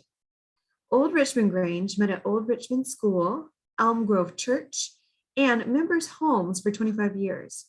In 1954, the group, which then had 42 members, entered the National Grange and Sears Roebuck Foundation's National Community Service Competition. Due to the group's success in facilitating the installation of 225 miles of telephone lines that serve more than 800 families, the North Carolina Grange awarded Old Richmond Grange second place at the state level judging of the competition. The following year, Old Richmond Grange, which had grown to 66 members, won the North Carolina competition, received a $200 prize, and advanced to win top honors and a $10,000 prize at the National Grange's November 1955 meeting in Cleveland, Ohio. Approximately 4,212 Granges had submitted applications. Old Richmond Grange members successfully executed 33 initiatives to win the competition. In addition to its ongoing telephone service provision campaign, the group had sponsored roadside beautification and farm improvement programs, organized Tobaccoville's volunteer fire department, and donated a fully equipped fire truck, remodeled the Tobaccoville U.S. Post Office, renovated Dobbs Chapel, and landscaped the grounds, installed rural mailboxes, facilitated road naming and signage, and began constructing a Grange Hall that would also serve as a community center. Winston-Salem general contractor Harvey B. Stimpson's company, H.B. Stimpson & Son, erected the building. Old Richmond Grange Hall hosted myriad educational and recreational events that demonstrated the organization's mission to improve quality of life for area residents. The Forsyth County Health Department held clinics, and the Agricultural Extension Service lectured on topics ranging from soil conservation and improvement to poultry farming. Local organizations such as the Old Richmond Women's Club, 4-H, Future Farmers of America, and the Old Richmond Boy Scout Troop, which the Grange sponsored, met in the building. By 1971, Old Richmond Grange had 117 members. Old Richmond Grange continues to undertake service projects, host informative lectures at monthly meetings, and promote issues important to the community. Grace for Today Bible Fellowship also meets in the Grange Hall. Korean War veteran and educator Billy John Hammond, who died in 2020, was Old Richmond Grange's president for many years. His daughter, Kara Hammond Larrabee, heads the group in 2021.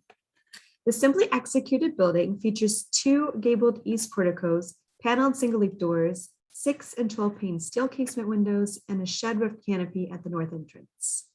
The main level encompasses a large meeting room with a stage at the south end, a kitchen in the northwest corner, and a short northeast entrance corridor with 2 restrooms on its north side. Original finishes include painted concrete block walls, knotty pine paneling on partition walls, simple wood baseboards, crown molding, and door surrounds. 6-panel wood doors, narrow oak floors in the meeting room and entrance corridor, and 8-inch square vinyl composition tile floors in the kitchen. Built-in wood cabinets and double-leaf glazed doors remain in the meeting hall. The pass-through opening between the kitchen and meeting room features a knotty pine roll-up wood door. The kitchen retains knotty pine cabinets with wrought iron strap hinges and pulls. The locally significant Old Richmond Grange Hall meets National Register of Historic Places Criterion A for social history as the Forsyth County Agricultural Community of Tobaccoville's primary meeting place and recreational center.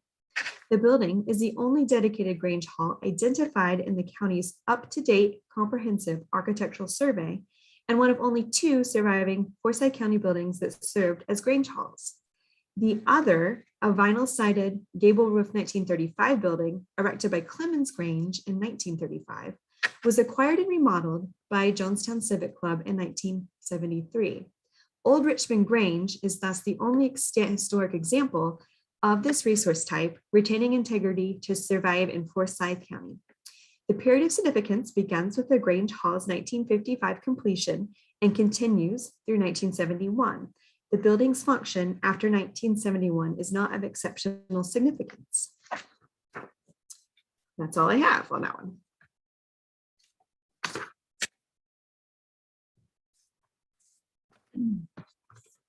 Questions?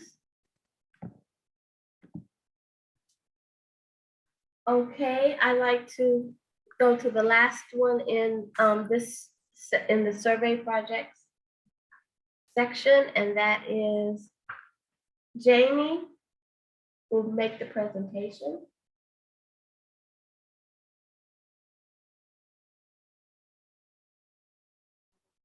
Hi. Hey, everybody. Sorry about that. I had to let my dogs out. They tend to just start barking uncontrollably whenever I start to speak. It's bizarre. So let me find my presentation here. All right. Does everybody see the screen? Not yet.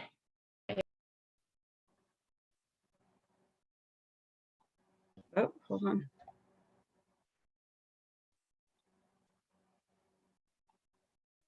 There we go.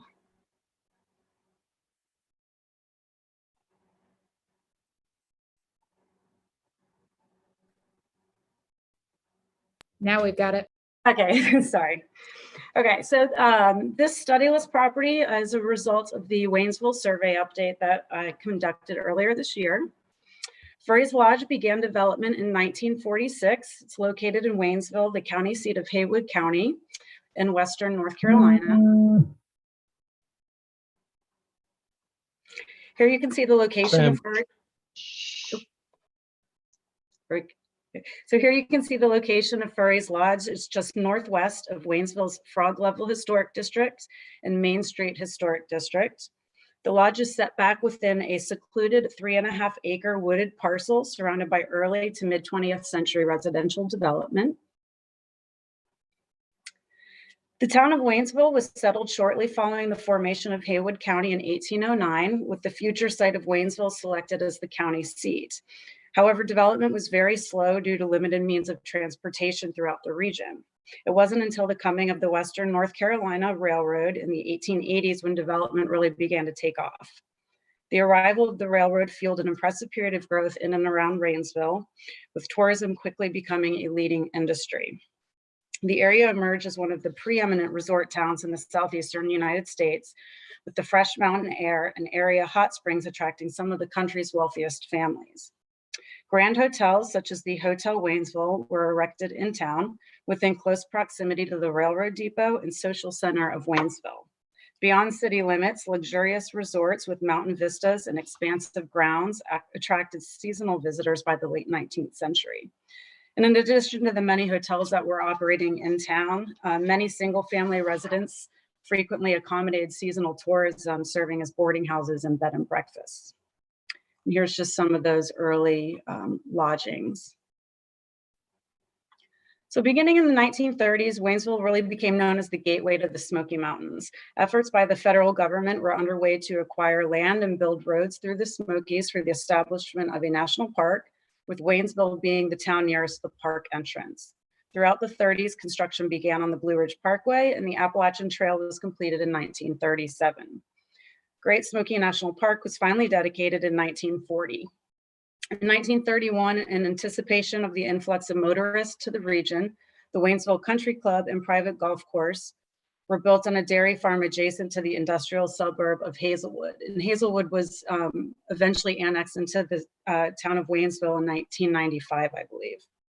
The Country Club's large two-story inn that's shown here on the bottom left is the last of those grand lodges built in Waynesville.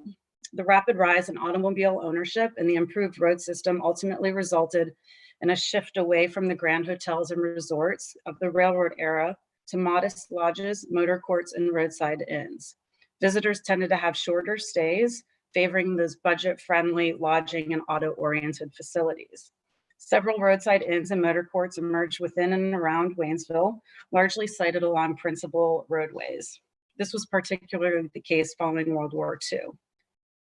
Ultimately, this shift resulted in a sharp decline in the downtown boarding houses, grand hotels, and luxurious resorts that characterized the railroad era. The Hotel Waynesville was torn down in the 30s, and the White Sulphur Springs Resort closed in 1927 and was eventually demolished in 1941. So begun in 1946, Furry's Lodge is a unique post-World War II resort-type lodging erected within a residential setting adjacent to downtown Waynesville. The lodge was begun by Wendell and Daisy Furry. And here you can see a site plan of 7 buildings currently comprising Furry's Lodge, along with their dates of construction. The first building constructed is the main lodge near the center of the property, built in 1946, and later that year, Oak Terrace Lodge was erected, followed in 1956 by Mountain Laurel Lodge, the Summer House in 1962, the Hemlock Guest House in 1964, and the Rhododendron Guest House in 1974. All of the buildings adopted modified rustic design that blends nicely with the natural wooded setting within which the lodge is sited. And during the survey project, access to the interior of the buildings was not permitted, as the majority of the rooms were occupied by guests, and the main lodge was reportedly undergoing some minor renovations, which were largely maintenance related. Fortunately, recent photographs that were uploaded to their website literally in the past 2 weeks offer views of the inside and shows a really intact, well-maintained interior of some of the buildings. And also in 2016, HPO's Western office conducted a site visit where several photographs were taken of the interior, again showing well-preserved interior spaces. And I'll include some of those pictures from both the 2016 site visit and what was recently uploaded to their website.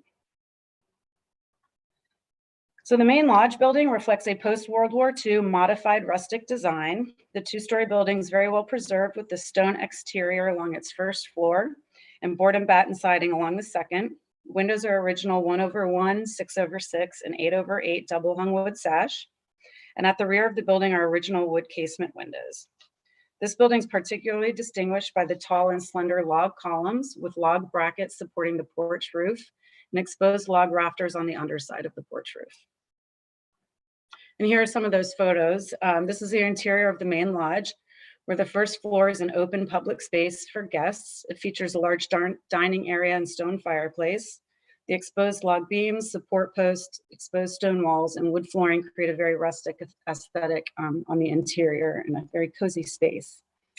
The 2 photos at the bottom of the slide are those taken during the HPO's 2016 site visit, and the 2 at the top were those recent ones posted on their website.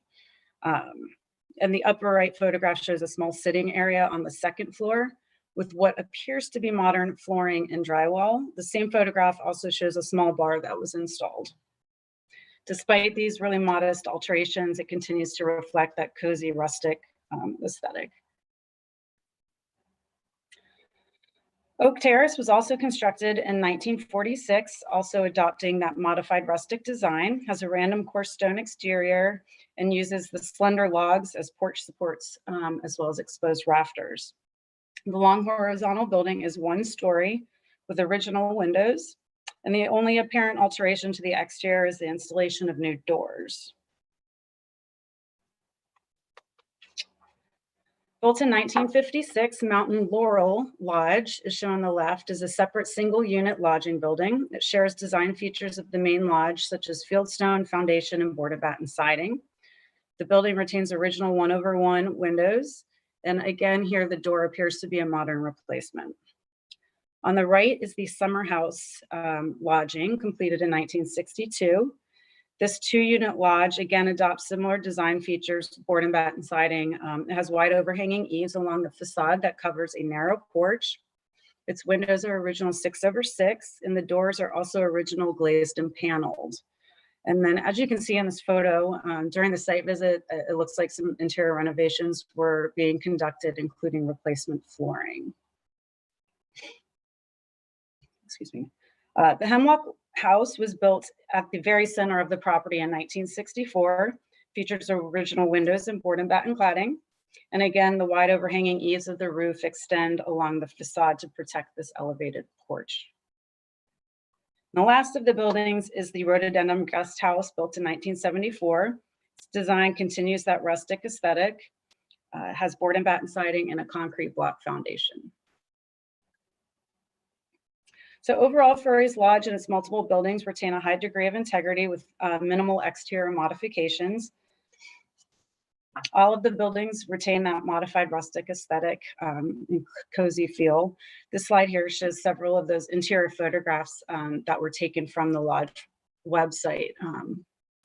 And as you can see, changes to the interior of the rooms appear to be minimal. Small modified bathroom fixtures have been added. The upper right photograph shows a small sitting area and bar that appear to be on the second floor of the main lodge building. And then the upper left photograph also shows the second floor of the main lodge, but you can see that really unique staircase. And again, some more photos. That rustic design of the lodge is intended by the original owners is well maintained and intact. And the lodge continues to be promoted as a rustic, cozy mountain lodge near the heart of downtown Waynesville. Furry's Lodge is eligible under Criterion A in the area of entertainment and recreation. Since its construction in 1946, the properties provided seasonal lodging and recreational amenities to both local residents and out-of-state tourists. Furry's Lodge was a popular summer resort for visitors coming to Waynesville to enjoy the region's natural beauty and outdoor activities. During its early years, many guests would stay the entire season, enjoying the southern meals prepared by the Furries. Early newspaper clippings refer to Furry's Lodge as a summer colony where families formed lifelong friendships and returned annually. The lodge hosted wedding receptions and family gatherings for visitors and residents alike. Guests also enjoyed mule and buggy tours to nearby towns, riding 6 saddle horses and 5 ponies provided by the Furries. Although under new ownership, Furry's Lodge continues to provide lodging and meals to the many tourists traveling through Western North Carolina. What makes it so unique in Waynesville is that it was established during the post-World War years when the majority of the new tourist lodgings that were built were roadside motor courts and inns geared towards offering affordable rates and accommodating to the automobile tourist. Furry's Lodge might then be considered a transition from Waynesville's luxurious resort era that attracted wealthy guests enjoying long stays to the more short-term affordable roadside lodgings characterizing the post-war years. Furry's Lodge is also eligible under Criterion C for architecture. It's an excellent illustration of tourist lodges in Western North Carolina adopting a modified rustic style design. The design of the lodge buildings, which range in date from 1946 to 1974, blend very nicely with the natural setting of the wooded hilltop on which the property is sited. It's recommended that the period of significance extend beyond that 50-year marker to 1974 in order to account for all the construction or to account for the construction of the Rhododendron Guest House that year.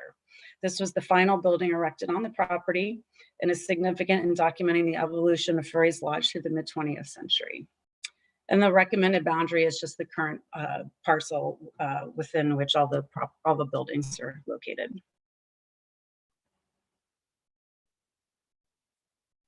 Wide. All right, there we go. Any questions?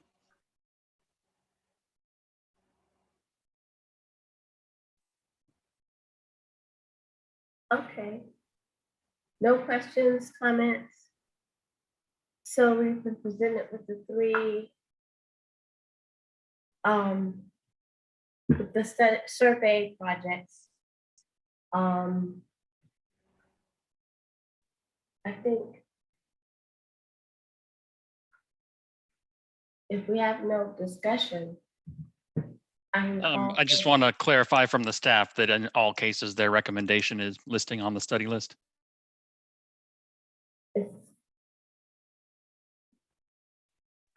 Matt, Yes, that is correct.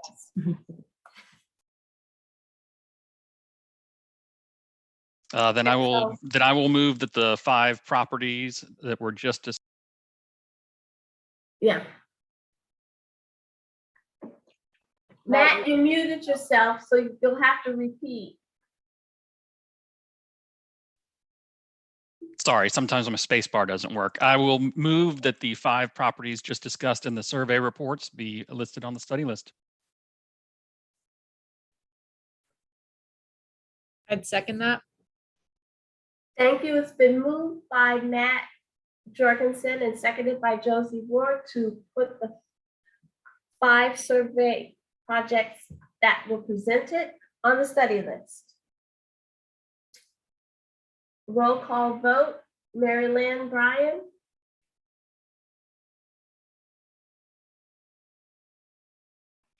You gotta unmute. Yes. I know, after lunch. David Bergstone, Yes. Sean Patch, Yes. Barbara Snowden,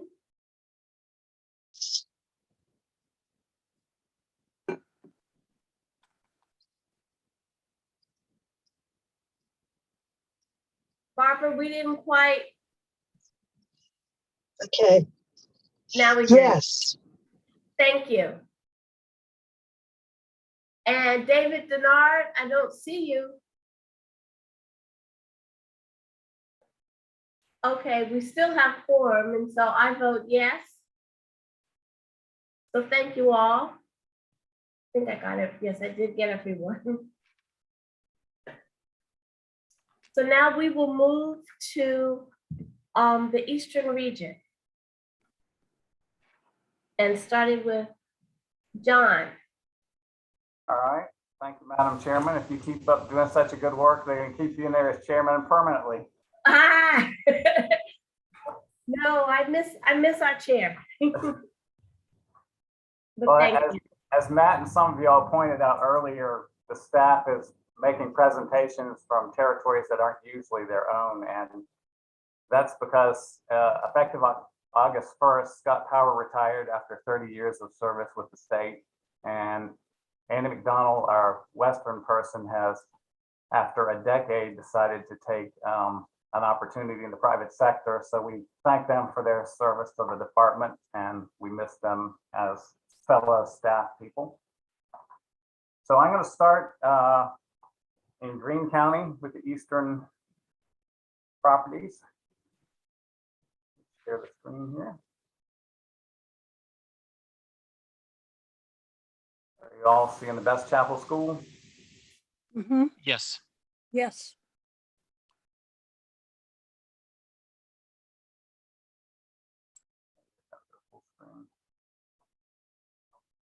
All right, the Best Chapel School is located in rural central Greene County, northwest of the county seat of Snow Hill.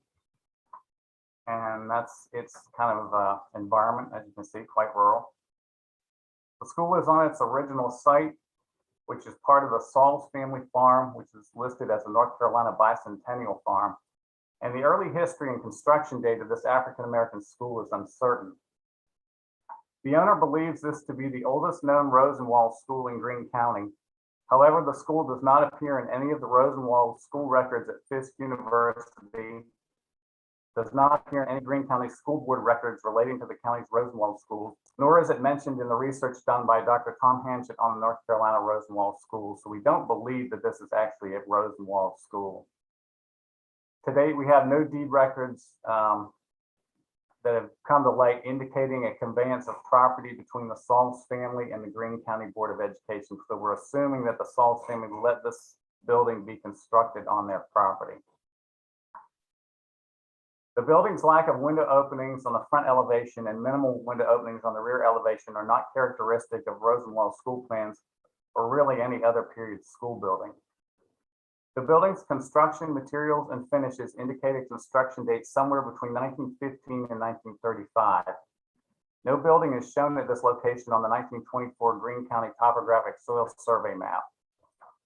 The October 3rd, 1927 minutes of the Greene County Board of Education indicate that Tony Davidson, Brett Combs, and Richard Sauls were committee men for the Best Chapel School, And it's not clear from those minutes if they're referencing a school that's already been built or one that's being proposed. While schools and churches are shown on this 1936 North Carolina Road survey map, neither the school nor the Best Chapel Church are shown on this map. So the dark circles are school buildings and the dark circles with crosses on top represent churches. So there's not neither the Best Chapel School or church are shown on this 36 map. The 1930 Highway and Public Works Commission map adds more confusion as there are two schools shown in this location and a third school is shown immediately to the east of the school site. And we believe that that eastern school symbol may actually be the location of the Best Chapel Church. While the original Best Chapel Church remains extant, could not be examined to ascertain its date of construction due to the dense vegetation. We were hoping that might shed some light on the date of the school building. So we may have to make a visit in the fall. The 1953 State Highway and Public Works Commission map does show a school at the location of the Best Chapel School, but the previously mentioned school symbol thought to be the Best Chapel Church continues to be marked as a school on this map. We do have definitive records from the school from 1941 to 1959 from the Educational Directory of North Carolina. The 1958-1959 school year was the last year that this building functioned as a school. And these records confirm that the building was a two-teacher school. When the school closed, Isaac Saul Jr. and his sons converted the school into a house that was occupied by his son William and daughter-in-law May. This building was first surveyed by our office in 1995 as part of the Greene County Architectural Survey, and the photographs I'm going to show you now are just from that 1995 survey and shows you what it looked like at the time. So window openings had been added to the front elevation as part of its conversion to a house. And it's just kind of an abandoned state back in '95. When the application was submitted back in May, work had begun to convert this building into a community center and museum. And as part of that work, the windows were replaced with modern windows. When the school was converted into a house, the ceilings were lowered approximately 3 feet. The original classroom partition wall was removed and the interior was divided into multiple rooms through the construction of partition walls. And I'll just show you.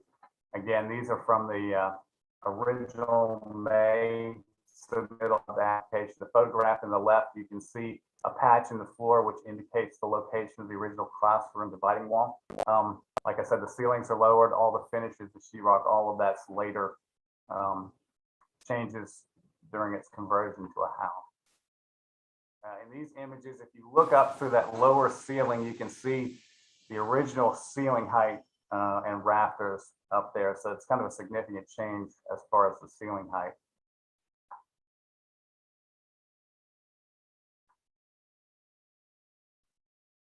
Last month, I made a site visit to the property and to evaluate its integrity and attempt to date the building more precisely, which was not as successful as I would hope.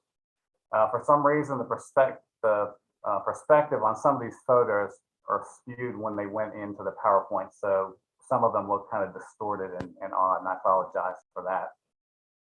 The rehabilitation work continues and the owner is planning to retain the later fenestration and many of the other later interior changes as part of the work. This is just some of the photos from that site visit last month. Here's, you can see what's now an attic space. So the underside of what looks like truss work or rafters, that was the original ceiling height. Originally, that ceiling had beaded board sheathing and the walls had beaded board sheathing. And it's kind of mystifying as to why they would have removed that sheathing when the ceiling itself was lowered. And that's just some of the interior finishes. All those partition walls you're seeing there are later relating to the house conversion. Due to the number of interior and exterior changes made to the building as part of its conversion to a residence, the staff feels that it no longer represents the original design and layout of an early 20th century two-teacher school. As a result of the loss of integrity of design, feeling, and workmanship, the staff does not recommend placement on the study list. Our next property from the east is Zach's Grocery, which is in Weldon and Halifax County. Zach's Grocery is located in the 400 block of West First Street, approximately 4 blocks to the northeast of the National Register listed Weldon Historic District. And this building is situated in a residential neighborhood bounded on the north by the Roanoke River, on the south by a set of railroad tracks, and the district would be to the right of this screen. Historically, the neighborhood was much more densely developed, but numerous demolitions since 1994 have resulted in many vacant lots in the immediate vicinity of the building, which would mean that it couldn't be brought into a district expansion. And has also changed the setting of it. And here you see the building now just kind of sits by itself. Constructed in 1946, Zach's Grocery is a combination store and residence that's located on a small residential lot. The building was owned by O.K. Coward Finch, who occupied the house and operated the store. In 1940, Finch and her husband, Alfonso, had been public school teachers living in Littleton. At some point after they purchased the building in 1946, they divorced, and O.K. continued to operate the store building. Upon her death in 1978, the store passed to her son, Alfred. The store continued to operate until sometime in the 1990s. According to the application, many mill workers from the nearby Riverside Mill patronized the store, and the store also served as a hub and meeting place for the community. Other than those two statements, no additional background history was provided on the building. Only 3 exterior and 3 interior photographs were submitted with the application, and that photograph you see there is not psychedelic brickwork, it's just a flaw in the original image. The exterior of the building looks little changed since the 2008 Google Street View images. The 1.5-story brick building contains slightly more than 3,700 square feet. The facade of the central residential portion and the west wall of the store are covered with a synthetic stone veneer, and it's not certain whether that stone veneer is an original feature. We also do not know if any window sash remain behind the plywood coverings. The owner did indicate that the interior has been gutted and some of the partition walls are removed. And again, these are the only interior photographs that were submitted. Plans showing the historic layout of interior rooms was not provided. The plans that were submitted with the application show numerous proposed changes and additions that will dramatically alter the historic footprint of the building. So they're going to gussy it up a little bit. This building was also surveyed in 1994 by our office, and these photographs provide a better sense of the original fenestration as well as the density of the streetscape. So you can see that there are buildings that were right up on this building, and as you look down the street either way, there was a series of buildings, and you compare that to the aerial, there's been quite a lot of loss. It looks like across the street there was some kind of warehouse building that was probably related to those railroad tracks that are south of the building. Given the loss of integrity, the loss of historic setting, and the lack of significant history, the staff does not recommend placement of Zach's Grocery on the study list. Our final property from my presentation before we turn it over to Julie is the Tobacco Growers Association Warehouse and Natural Building Supply. And on your agenda, you have 2 properties from Nash County, those that I just mentioned. And I'll present these in one presentation, as the Tobacco Growers Cooperative Association Warehouse is a component in the larger Nashville Building Supply Company complex. Now, we received a study list application for the Tobacco Growers Cooperative Association warehouse building from the owner who wishes to have the building listed in order to take advantage of the rehabilitation tax credits. This building and the Nashville Supply Company complex were surveyed by our office in the 1970s and 1980s. And at the end of my presentation, you'll be asked to cast 2 votes, one for the National Register eligibility of the Tobacco Growers Cooperative Association building as a potential individually listed resource. And the second vote would be on the eligibility of the Nashville Building Supply Company complex that includes the warehouse and that could be potentially listed as a historic complex of functionally related buildings. The Tobacco Growers Cooperative Association was organized in 1920 by tobacco growers from North Carolina, Virginia, Kentucky, Tennessee, and South Carolina who were dissatisfied with selling their tobacco through the auction system. One of the main projects of the co-ops was to build numerous warehouses in small towns to give the tobacco growers as an alternative to auction centers in larger towns like Wilson. The warehouse in Nashville was constructed sometime between 1921 and June of 1923. The association met with strong organized opposition from warehousemen, leaf dealers, and chambers of commerce from larger towns, as well as hesitancy and distrust from potential members. Large tobacco firms such as American Tobacco and Imperial Tobacco refused to purchase tobacco from the association. In July of 1926, the organization went into receivership and all assets and property were sold at public auction in February of 1927. The Southern Tobacco Journal advertised public auctions of 27 other North Carolina Tobacco Growers Cooperative Association warehouses during the same week in 1927. The warehouse building, which is the one shown in black and with a black roof in this 1970s era photograph, was purchased at the auction for $6,500 by G.M. Strickland, who had been operating a building supply company nearby since 1908. Strickland moved that business into this warehouse, and the National Building Supply Company continued to operate out of the warehouse until it closed in April of 2021. Through its occupancy of the property, the National Building Supply Company constructed numerous buildings around the warehouse that included a planing mill, lumber drying kiln, lumber shed, boiler houses, a sawdust incinerator, and sawdust collection building. And you can see some of these buildings in the photograph.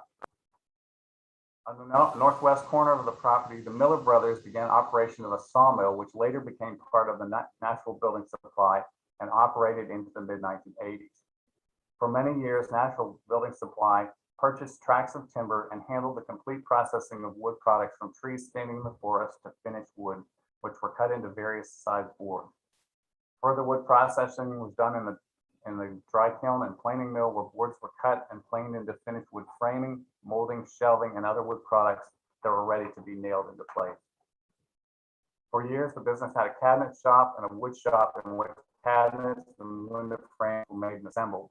Skilled craftsmen made door frames, doors of all sizes and designs, and many other functional and decorative wooden parts of a home, all of which were delivered and sometimes installed by employees of the National Building Supply. There was also a metal shop where flues were made for use in tobacco barns and home heaters until the demand for these products slowed in the mid-1970s. This is an aerial view of the complex as it exists today. And the property actually consists of 4 separate tax parcels, or actually 3 separate tax parcels. One's divided by a road right away, all of which are owned by the same owner. So again, in 1923, you have the warehouse building. And by 1945, many of the buildings of the National Building Supply Company have been constructed, and you see the Miller sawmill there at the top of the screen.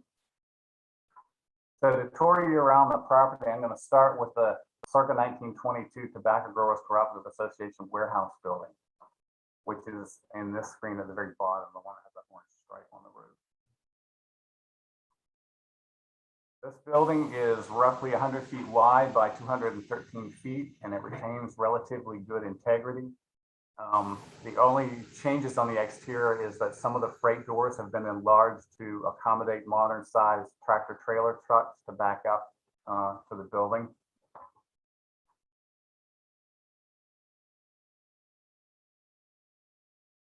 I think the paint job on the building is about 40 years old, so originally would have just been red brick. And on this one, you can see the different size in the freight doors. The one on the left has obviously been expanded.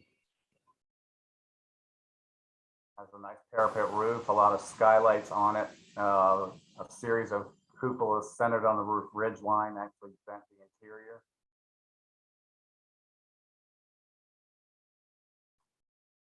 An overall shot looking south towards the railroad tracks.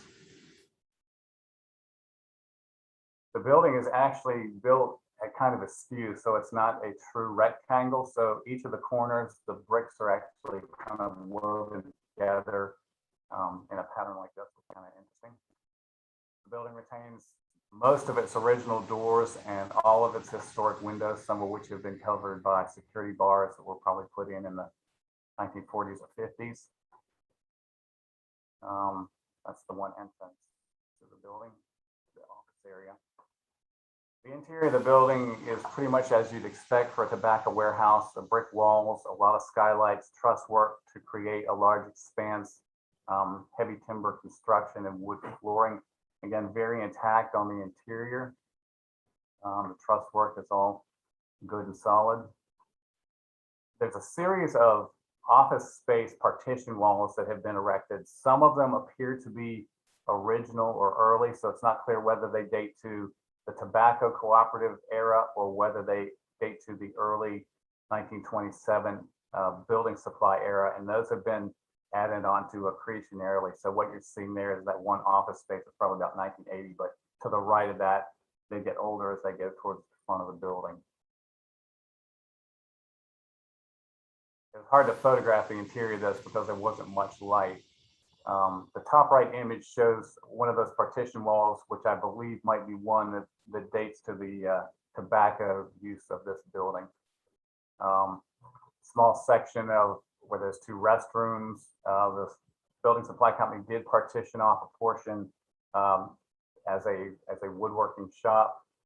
And you see at the top right one of those earlier office partitions and just some of the interior doors.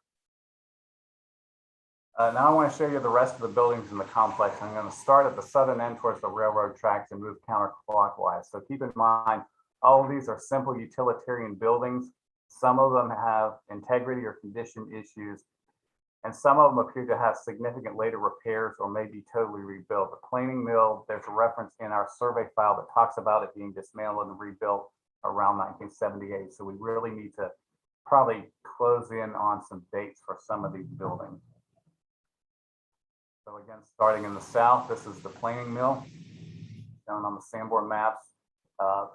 From our survey, the original portion of that is the center of that building where that chimney stack comes through, and then the parts south and north were slightly later additions to that building. This is the interior, and like I said, some of the truss work in this has later gusset plates on it that make you feel that at least the roof structure may have been reconfigured or rebuilt sometime in the 60s, 70s, maybe early 80s. As part of the building on the southern end, there are a series of small doorways that create these little bays. They're almost like wood lockers or wood storage lockers. So I'm assuming that as products would be sold, they'd be stuck in a locker and everybody would be assigned a number. So they'd be loaded from the interior, and every door on the exterior has a padlock on it that you could access these little wood lockers. Directly behind the planing mill is lumber shed number 1, and that building is pre-1945. And again, the same setup with these small doors that have little bays or lockers where wood could be stored. Moving northward up Barn Street towards downtown is lumber shed number 2, and this appears as an early 1930s building, but looking closely at its construction, again, it seems that this building has probably been rebuilt, so it may not be historic. You can see some of those gusset plates on the truss work on the photograph on the right. It's all on concrete block foundation, so either it's been worked over recently or it's a total rebuild. Directly behind that is the planing mill sawdust collection building, and we're not sure what the date of that structure is. It's on the interior is totally sheathed with slab wood, and on the exterior sheathed with metal. And there's a fan system that runs from the planing mill to the top of this building, where sawdust was sucked up in a dust collection system and fed by vacuum pressure up that pipe you see to the top of the sawdust collection building, where it would drop down onto the floor, and I guess they would eventually empty this out. There used to be a large incinerator where they would actually incinerate the sawdust, which was this large conical structure that's been removed.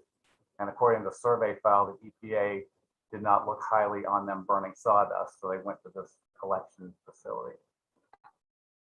Continuing northward is the lumber drying kiln and attached lumber sheds. This lumber drying kiln actually replaced a building that burned, the original kiln. So this structure dates to the early 1940s. And the kiln section is the center section with all those kind of smoke or vent stacks on it, and then lumber sheds on either side of it. So the sheds, the street side, are again like those small locker setups. On the back side, it's a large open shed. So the kiln portion has brick walls that are supported by large buttresses. And this is the interior view. It has a reinforced concrete ceiling with that series of smokestacks. There are joist pockets along the perimeter wall, so it's not clear whether this actually had a floor in it or whether there was movable racks that they would put in to allow the lumber to sit on as it was drying so it could get air movement underneath. This is the back side of that same building. You can see the buttresses for the kiln portion there on the photograph on the right. Moving northward, this is the 1931 sawmill that was constructed by the Miller brothers. Again, this one has some condition issues, and it seems that a large part of it was probably always open. On the bottom image, the larger shelter to the left, we believe to be a later addition that could date to the 1960s or 70s. That's what the interior of that looks like. In the bottom left, you see a fan and pipe system similar to what you had at the planing mill, where the sawdust would be collected and blown through a tube to a sawdust collection building, which sits immediately to the north of that sawmill, and that's shown there. And there it is. The pipe has since fallen down, but see what it looks like. And then the last three buildings on the site are all lumber sheds. The northernmost one is actually shown in the 1970s photograph, and that one may be 1940s or 50s. The two with the orange roof and red cladding in the foreground are probably something that date to the 1980s or 1990s. And that's what they look like on the interior. The owner intends to demolish all the buildings on the west side of Barn Street in order to construct three-story apartment buildings that will house 72 apartment units. The staff feels that the Tobacco Growers Cooperative Association warehouse may be potentially eligible for listing under Criterion A in the areas of commerce and industry as part of the Tobacco Growers Cooperative Association story. And if a nomination was to be prepared, additional historic background and context for the association and its buildings would need to be developed. But we're recommending that this building be placed on the study list. Staff feels that the National Building Supply Company may be potentially eligible under Criterion A in the areas of commerce and industry, and under Criterion C is a good representative example of a small-scale industrial complex relating to the manufacture and sale of building supply materials. As the National Building Supply Company occupied the site from 1927 to 2021, the site may have a long period of significance, which would probably end in the early 1970s if a nomination was prepared. However, one concern that the staff has is that the construction dates for some of these buildings may post-date the period of significance and impact the eligibility of the site. That being said, we do not have an official application for the complex itself, so a vote on the potential eligibility of this complex could be deferred to the June meeting to allow more precise dates to be determined for those buildings, and that can be one of the options as far as a motion that you all can make. So with that, I have no further information, but I'm happy to entertain questions.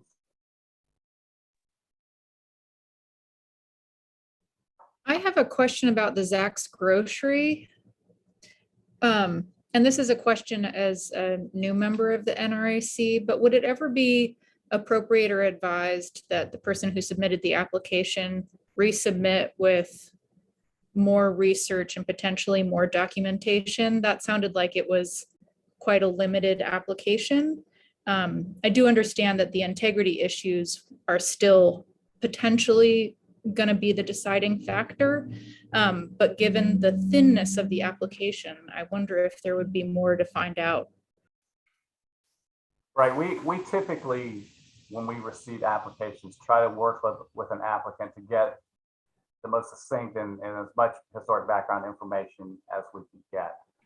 And so I talked to the owner and the owner's representative who prepared this nomination or this application, and asked them if they had any more information both on the history of the business, the history of the owner, which they did not, and they were not even willing to provide additional photographs. So what I recommended to them is that they pull the application to allow time to do some more investigation for them to come up with more people. There may be some family members that might still be alive, because it would be nice to have information on this business.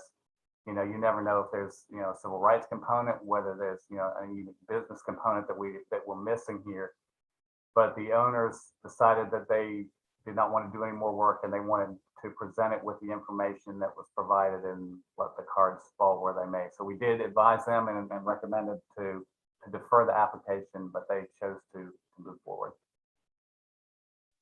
And also on that question, I would say that, at least in my experience, there have been a few random occasions where we would, the staff would say not on the study list, but it could possibly be brought back if more work was done. So we will often vote something down at one point and then give it back to them and say, well, it was voted down, but if you do more work or if you add more information, it would be up for consideration again.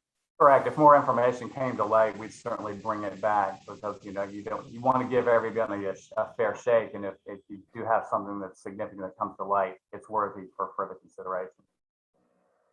And this would be an example of what Sarah was talking about earlier, where you don't really, you know, sometimes people bring things forward who are not the best advocates or champions or have the best understanding of what they need to do for a process. And so that's part of the work, is educating folks on what it really takes to be successful.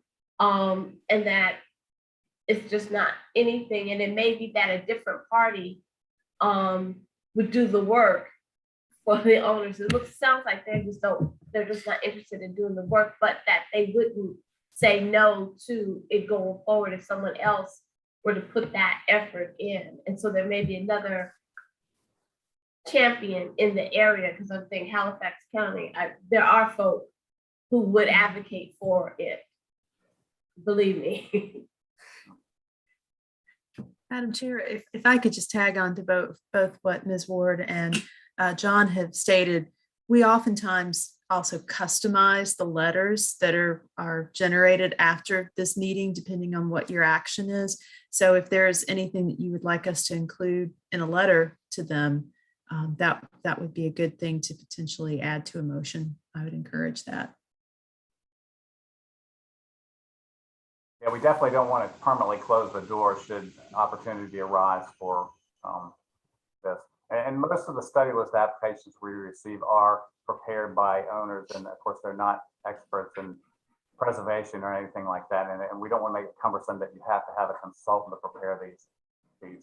But in some instances like this is a good example. It would be nice to have a little bit more in-depth information that, you know, could be ferreted out. And that's also true of the Best Chapel School.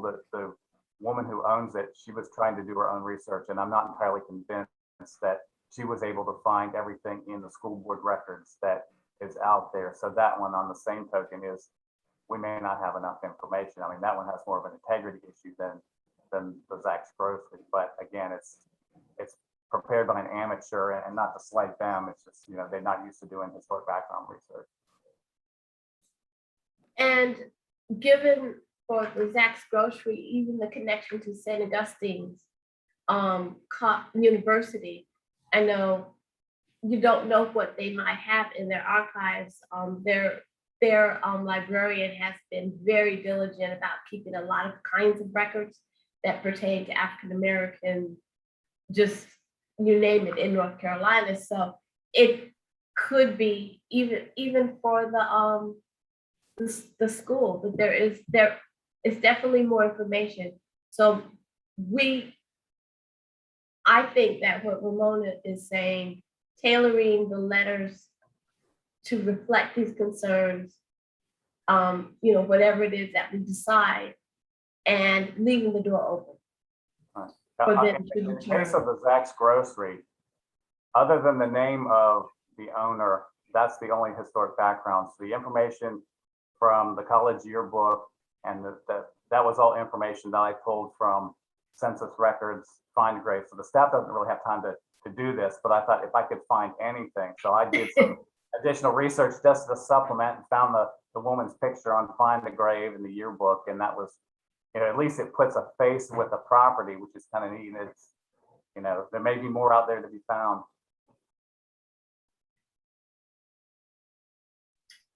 So what my recommendation, because we've got one more in the region, but I think we should vote on these because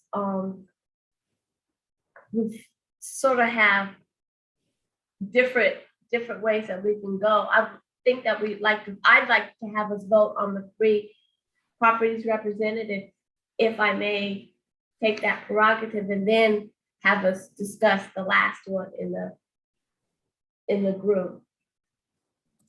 Dr. Johnson, may I make the suggestion that John gives us before we take any action, a summary of what staff's recommendations are for each of these properties?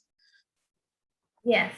Just to refresh y'all's memory, Best Chapel School, we're not recommending for placement on the study list, primarily due to integrity issues with its conversion to a residential structure. Zach's Grocery, we are not recommending for placement on the study list due to the loss of interior integrity, the loss of historic setting, and the lack of significant background history. And then as far as the Tobacco Association Growers Warehouse, for the individual warehouse building, we are recommending that it be placed on the study list, potentially eligible under criterion A in the areas of commerce and industry, has good integrity. We feel that the building supply company complex is potentially eligible under criterion A and criterion C. Although at this point, we do have concerns about some of the dates of those buildings as to whether they would all fall, or many of them would fall within the period of significance. So on that one, we would recommend placement on the study list, but if you wish to defer the vote to the June meeting in order to attempt to get better dates. I have talked to the owner and he said he would be happy to meet me on site to see if we could get some additional dates on that. Again, there's no application for the complex itself. The only application we currently have is for the individual warehouse building. So that's the complex is something that we looked at when we got this application in, that there's a bigger property here. But there's no official application from an applicant for the complex. I think you said for the complex, deferring it to June, but we do have a meeting in February. So Yeah, deferring to February or June? If we could get the information enough to February, it's when all you know, if you all want to just defer to February, that's fine as well. You just defer to the next meeting. So do you have enough information to draft a motion, committee members, on this presentation?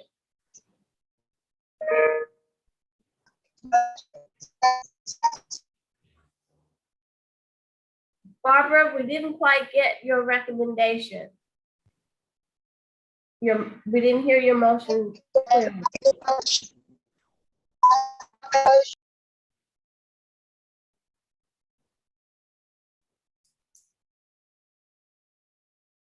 I'll take it. I make a motion that we deny the Best Chapel School and Zach's Groceries from the studied list. We approve the Tobacco Growers Cooperative Association Warehouse to the study list, and I move that the Nashville Building Supply be deferred until February or June when more information can be provided about that property. Do I have a second? Do we have a second? I'll second that. So it's been moved by Matt Jorgensen and seconded by Sean Patch to accept the recommendations presented for the 4 properties: Best Chapel School, Zach's Grocery, the Tobacco Growers Cooperative Association Warehouse, and the Nashville Building Supply. I will call now for the roll call. Mary Lynn Bryant. Is there discussion Oh, is there For discussion? that? Thank you. on the motion? Are we also going to include staff's suggestions for those being denied if they want to bring them back? There's been, would you make that as a friendly amendment to the motion that we also are including recommendations for the Right. staff to But direct. the response includes that the staff's, recommendations for how to maybe modify and bring it back for viable study list nomination. So moved. So now with the amendment, it's been probably moved as, I don't need a second on the amendment, do I? Do we? I think so, just to be on the safe side. Okay, just to be on the safe side, is it a second to the amended motion that's on the floor? A second. Josie. Okay, I heard Josie first. Yes. She has made the second on the amended motion. So now I'm gonna call for the vote. Mary Lynn? You're muted, so.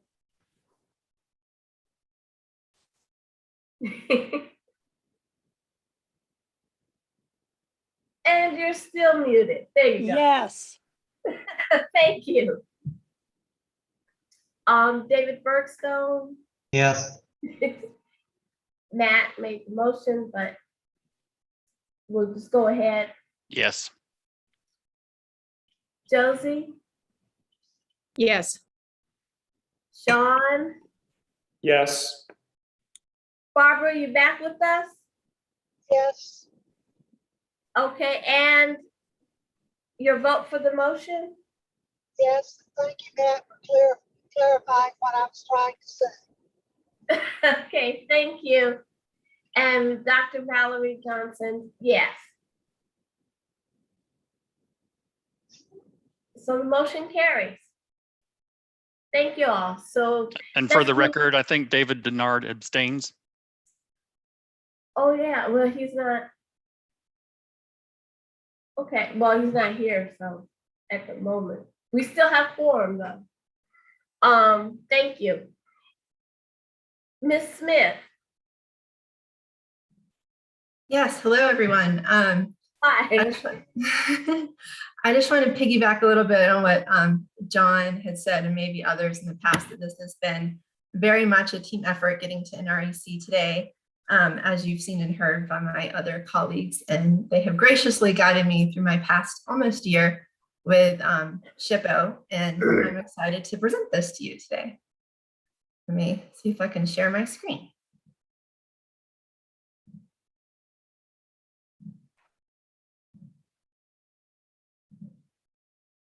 All right, are we good?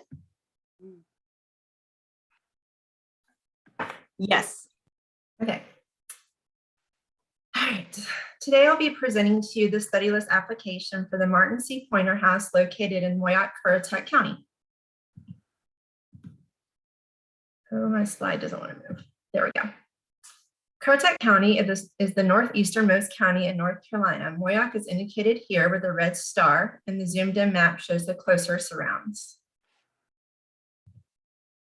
The Pointer House, indicated with a red dot, is in the northern portion of Moyock Historic District, study listed in 1996.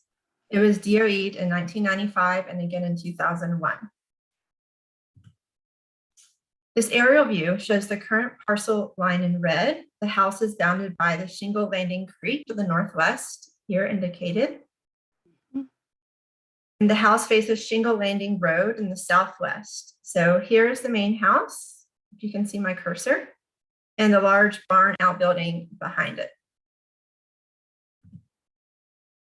The house was completed in 1899 for Martin C. Pointer, a successful merchant in town. This Queen Anne style 2-story T-plan with projecting front gable, bay block, and wraparound porch have textbook East Lake style elements. In July 2020, it was designated the first local landmark in Currituck County. Most of the exterior details remain, including unusually milled and pierced brackets and unique ones under the protruding front gable. Photographs with white paint are from the 2007 county survey, and blue are current photographs. Set within the front and side gables is narrow diagonal wood placed in a sunburst pattern with paired windows, drip hoods, and sawtooth ornamentation, same as seen on the elongated 2/2 windows.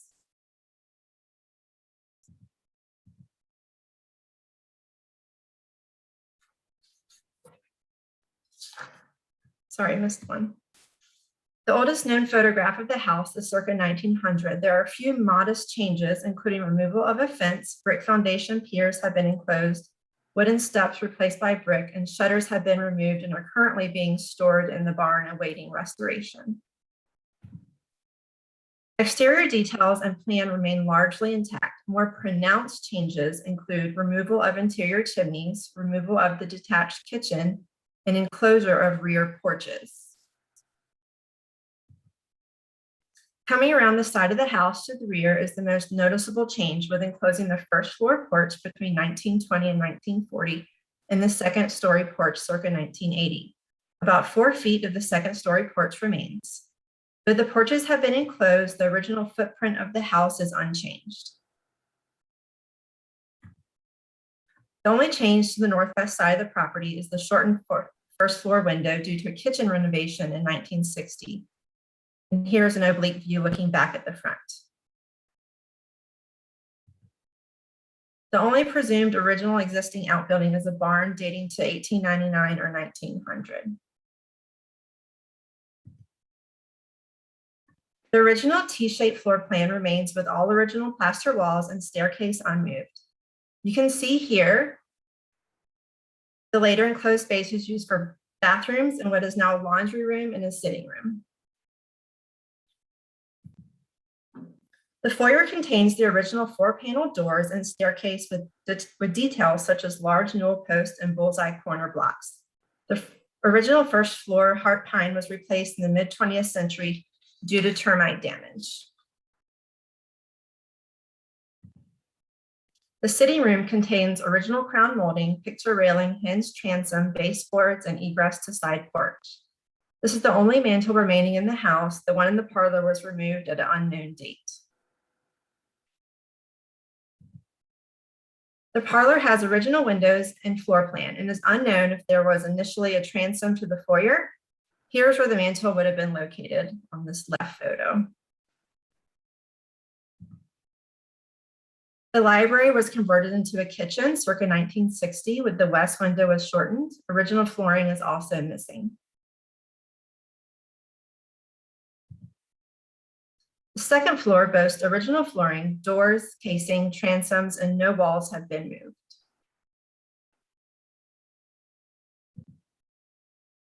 The bedrooms all have original configuration with just the addition of small closets and the enclosed porch. A portion of that can be seen out the window of the back bedroom. So here's the window in the back bedroom and it looks out onto the porch there. Comparable properties in Currituck County include one in Moyock on the top left.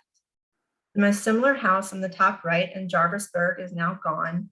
Others are in Powell's Point, Barco, and Popular Branch, all in the southern end of the county. Noted in the 2017 Currituck County Survey Book as, quote, similar in plan and footprint to dwellings seen in the southern part of the county. However, these other buildings are modest, even restrained, compared to the East Lake influence and Queen Anne exuberance of the Pointer House, unquote. Staff recommends the Martin C. Pointer House is a good candidate for a Criterion C argument due to its mostly intact architectural integrity with the interior plan and exterior detailed ornamentation, as well as one of the few remaining examples of Queen Anne in Currituck County.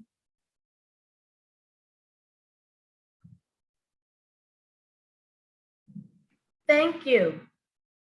Any questions? Yes, questions. Or comments?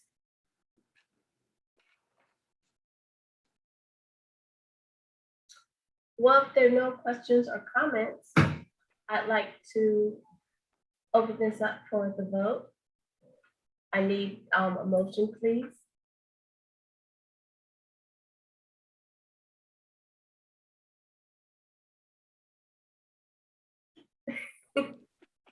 I will move to accept staff's recommendation on the Pointer House.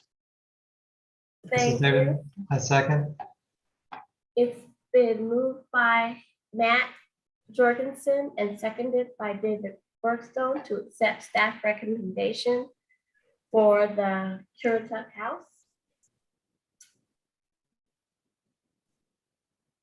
I'll call for discussion, but I don't think we have it. Johnson, I have one question. Okay, sure. Because I'm quoted in the presentation, I need to remove myself, cruise myself. I didn't realize that she had quoted my book. I did quote your book, Barbara. I think if Ms. Snowden recuses herself and Dr. Denard hasn't returned, I think we might lose our quorum. I have no problem voting. I think I think Ramona, correct me if I'm wrong, but as long as Ms. Snowden feels like she can hear it impartially. Well, I guess, yeah, I guess the question is, did she have any contact, this individual have any contact with you, Ms. Snowden, or did your book is what it is, it's out there, so it's a resource for the community. I'm not sure that creates a conflict, but if you don't feel right about it, perhaps we should. No, I feel fine with it. Virginia has talked to me about the house, but that was a long time ago. It was not specifically with regard to the National Register. It's just been because we both have Victorian houses, we mention that things every now and then. But I don't feel any qualms about them. Do you have any financial interest or otherwise in this situation? No. Madam Chair, I'm not sure we have a conflict of interest as our bylaws state. I would agree that, as our bylaws state, that there in this instance is not a conflict of interest. Thank you. I would like to vote for this house. Thank you very much. And with that being said, we are ready. If there are not any other questions or issues to raise at this moment, we've got a motion on the floor, and I'd like to proceed with the roll call. So I'll start with Mary Lynn. Yes. David Bergstone. Yes. Matt, you made the motion. Yes. Thank you. Sean. Yes. Josie. Yes. And Barbara Snowden. Yes. And I'm Valerie, and I say yes. So we have accepted the staff's recommendation. Thank you so much. What I'd like to do now is to take another little break because we have a stretch of properties to consider. And I think I'd like to push through that, but let's take a 5-minute break first. Okay, thank you. It is 2:58.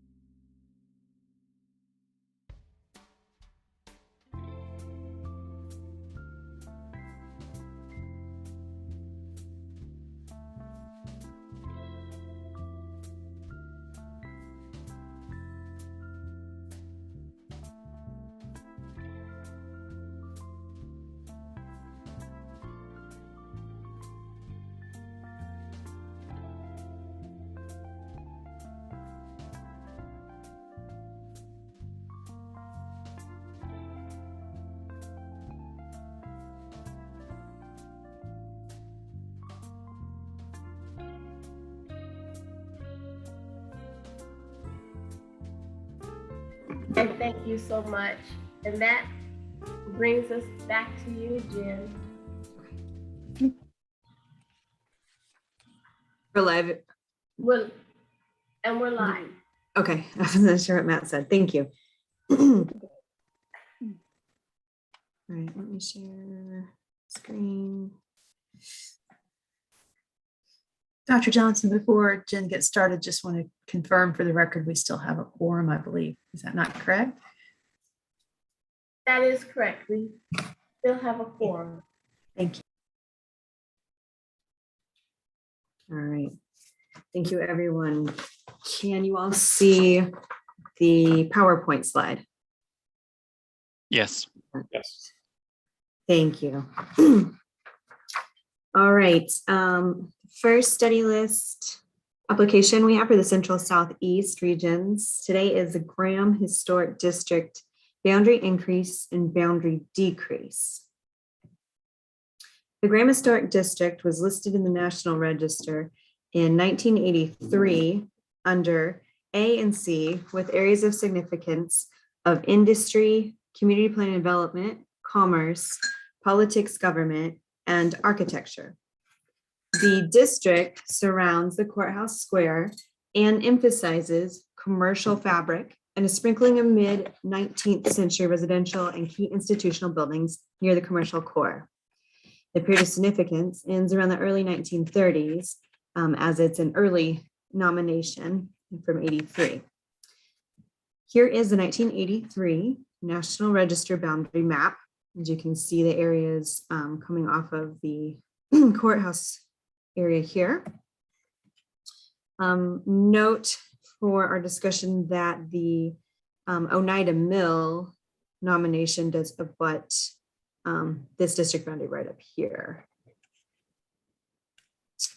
The city wished to update their survey for the 1983 National Register District, as well as for local district planning purposes. They hired a consultant to complete that for future additional documentation within the original boundary, but also to look at the edges of the district to determine any potential for boundary increase and or boundary decrease. So that is why today we have a study list application for boundary increase and decrease. This map shows the existing National Register boundary with the yellow dashed line. That's what you saw in blue in the previous slide. The application proposed for the proposed boundary increase includes 6 areas, A through F, and these are the circled areas here on the periphery going around. Staff recommends these increase areas with the exception of area B over here due to lack of contiguous historic fabric. Staff also recommends including the area between what the consultants labeled as C and D right here. And the application proposes 2 boundary decrease areas due to demolition, and that's indicated here by this diagonal hatching. Staff agrees with the southeasternmost decrease area proposed right down here. However, there is no longer any contiguous historic fabric west of the Presbyterian Church here. So staff recommends a decrease for anything that would be west here as you follow these red arrows. So next, I will quickly show you the proposed boundary increase areas. This is area A, north of the district. Here's a view from inside the district looking north on Main. And a streetscape on Main looking back south to the courthouse. Area A picks up the 1969 Graham Production Credit Association at 225 North Main. The circa 1920 Colonial Revival style residence. And a 1974 modernist former bank building. As pointed out earlier, for area B, staff does not recommend this area for inclusion in the boundary increase. This is west of the Presbyterian Church. There is a vacant lot here. And then we have a building that was formerly associated with the mill nomination I pointed out. It's gone. And down here we have new commercial construction and parking lots and some residential demolition.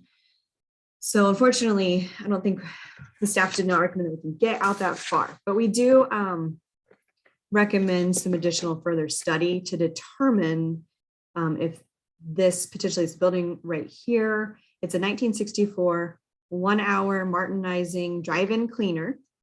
It's at 226 West Hardin Street, and it's still a drive-through cleaner.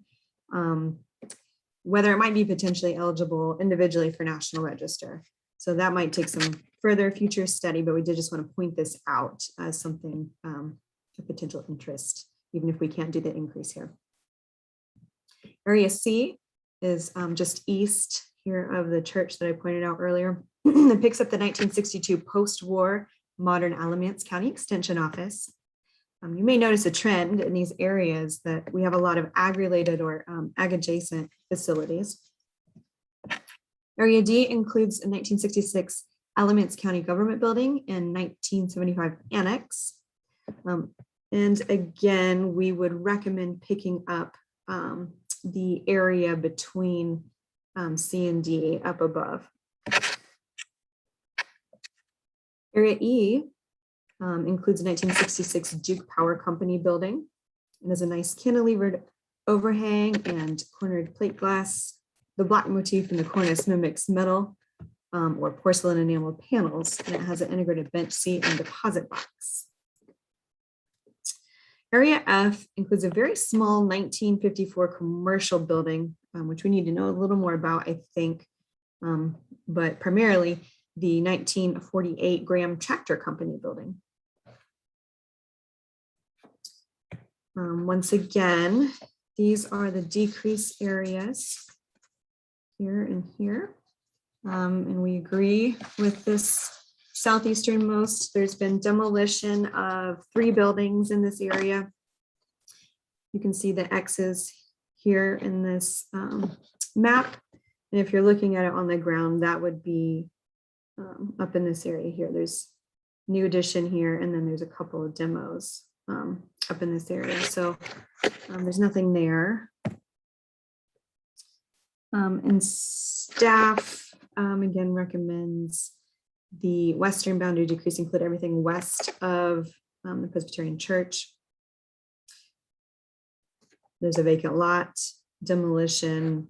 Again, there's been home demolition. There's parking lots over here in recent construction. You really can't get contiguous fabric to take you further west than right here.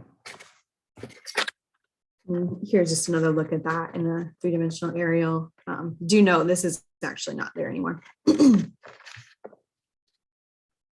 then here's a view from the street at one of the smaller houses, just looking back across to where the church is, and you can kind of see the big gap in there.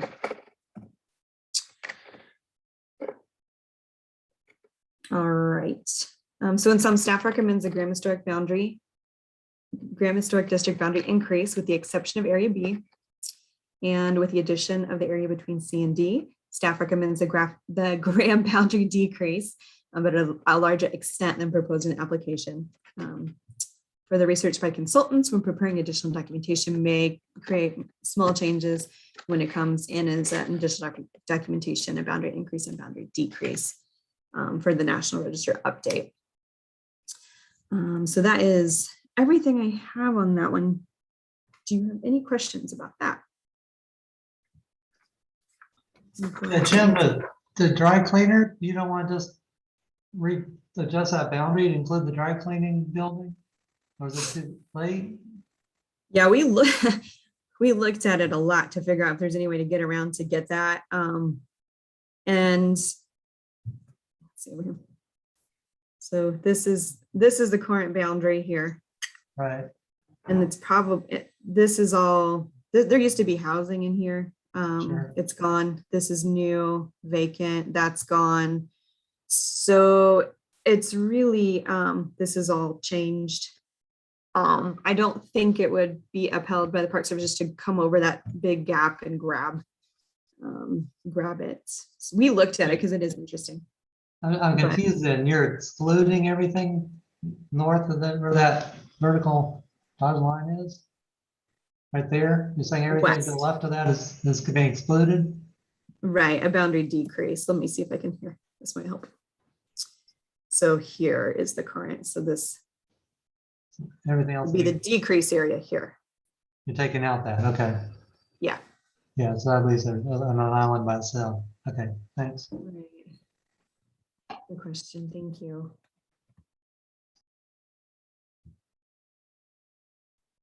Any other questions? What I think we would do is go ahead and let you present and then vote on your two presentations and then go to the next ones. Okay. That sounds Unless, good. yeah, because I think the motions will get real complicated as we get all of these different ones. So we'll just deal with Alamance and Guilford. So All right. be ready for you to go. Thank you.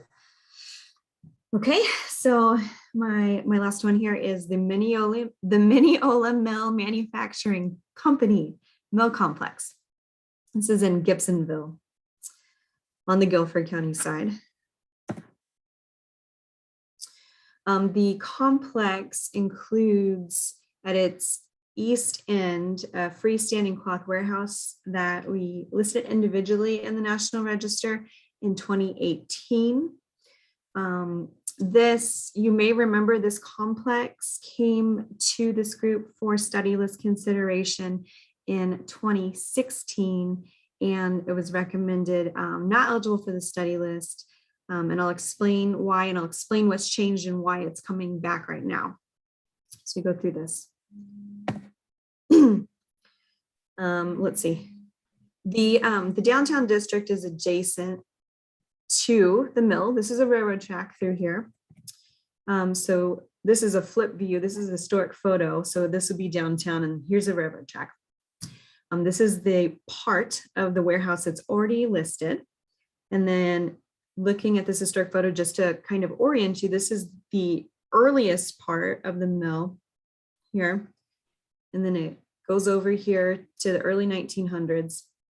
There's a small little gap in here, and we get to the 1920s over here. These are warehouses back where the spur line comes through. And then there's to be the reservoir. And then we'll see some later mid-century development and later 70s back in this back corner when you see what's on the aerial today. All right, so I'm going to use a yellow highlights on this map, nicely labeled by the consultants. There's been additional research to verify the dates, and I'll show you where the veneer was. It kind of tripped it up the last time. So the earliest sections over here from 1886. Then we have the 1889 portion that you just saw the front of near the tracks in the historic photo.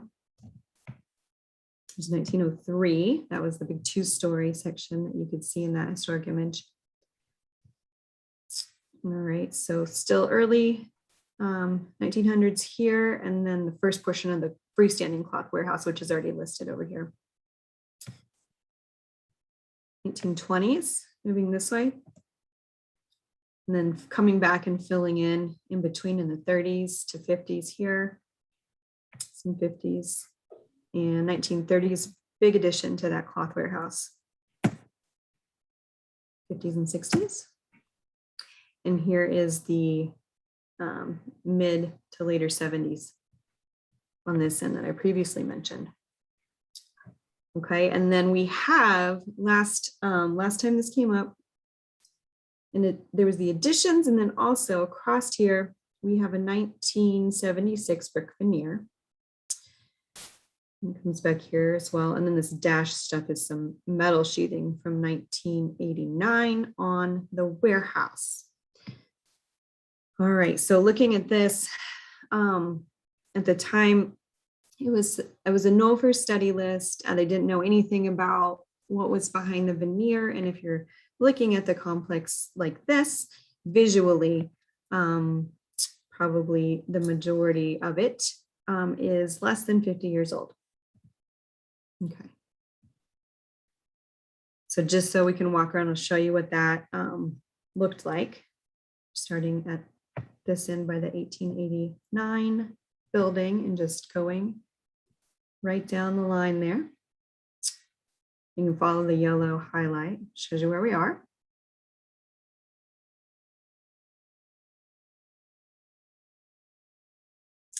Just to kind of orient how this is connected.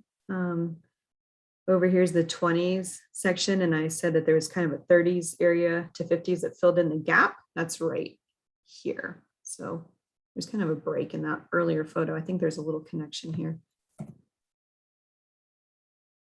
But that's what it looks like in that area from the ground. That's a painted veneer. All right, and so working down over to the division here between the 25, that's a veneer, and then over here you get into the late 60s into the 70s to the very end. So we swung around to the back of the mill. Again, right here is your 70s stuff on this far end. And then the rest of it's the earlier portion of the mill all the way back over to, that's the individualistic cloth warehouse. Okay. And this is kind of the area that has some of that brick veneer versus the metal, just so you can see a blow up of the historic image, what the warehouse area was like.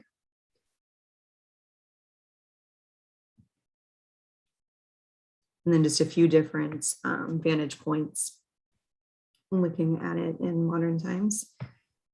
Some brick and some metal. I believe it was board and batten originally. Back of it. Okay, so why are we looking at this again? And this sort of fits in with the discussion that we just had earlier, that if there are things that change and folks want the NRAC to examine it again, we're glad to bring that additional information forward. So what's changed since 2016? The applicant was able to more firmly date the building pieces, as shown in that image that had the dates marked on everything.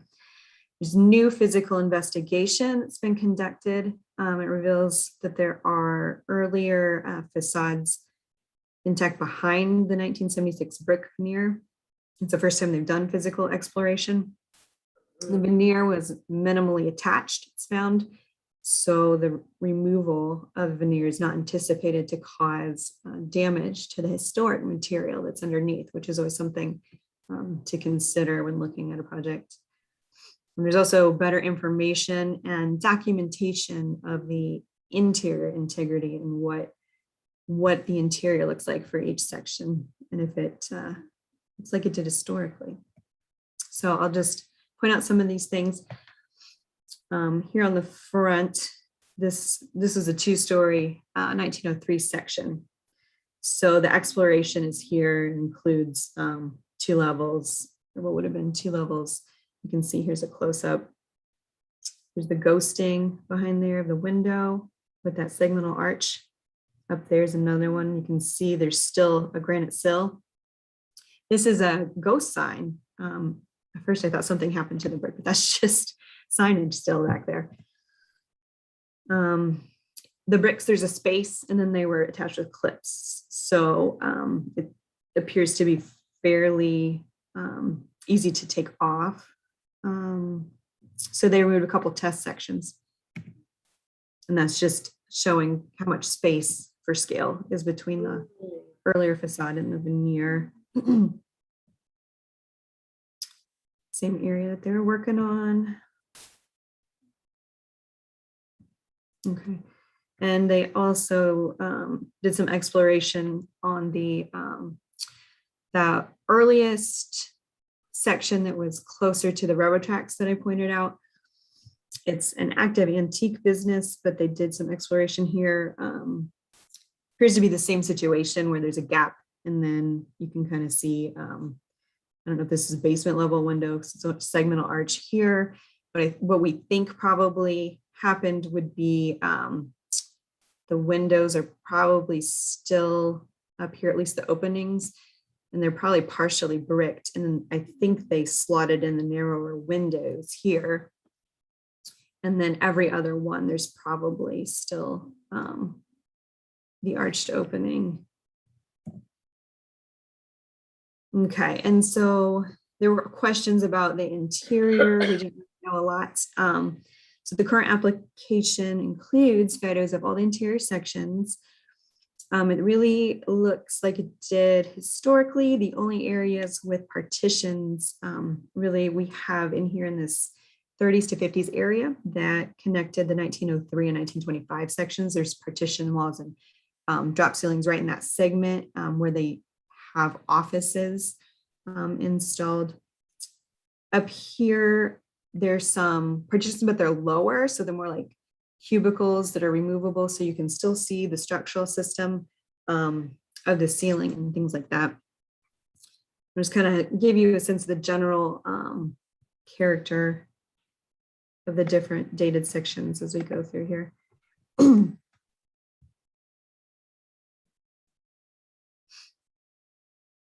Again, here's what I'm talking about when I say kind of the cubicle type removable partition. You can still see all the structural elements here.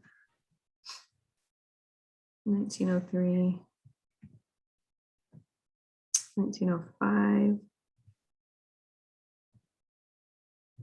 1925, kind of what you would expect.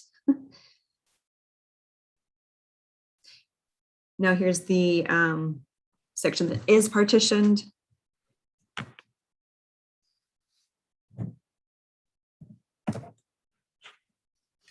Sorry, just a second, my dog. All right.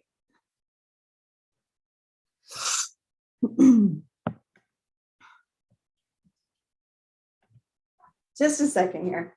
Hold on, sorry.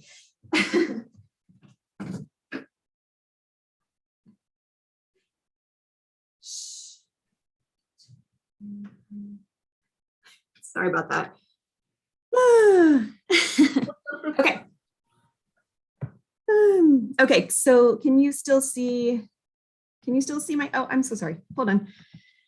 Whew, okay. All right. Now can you see it? Yes. Yes. My apologies. So to sum it up, given recent exploration, the mill appears to be a viable candidate for the National Register under criterion A for industry and C for architecture. The period of significance would likely extend to the 50-year cutoff. The recent individual listing of the multi-story clock warehouse also elevates integrity and anchors the East End. And staff recommends placing Mineola Mill on the study list, but with a note that before a National Register nomination is sent to the Park Service, MPS would want to see as much historic material revealed as possible before the nomination was actually sent to the Park Service. And that's all I have.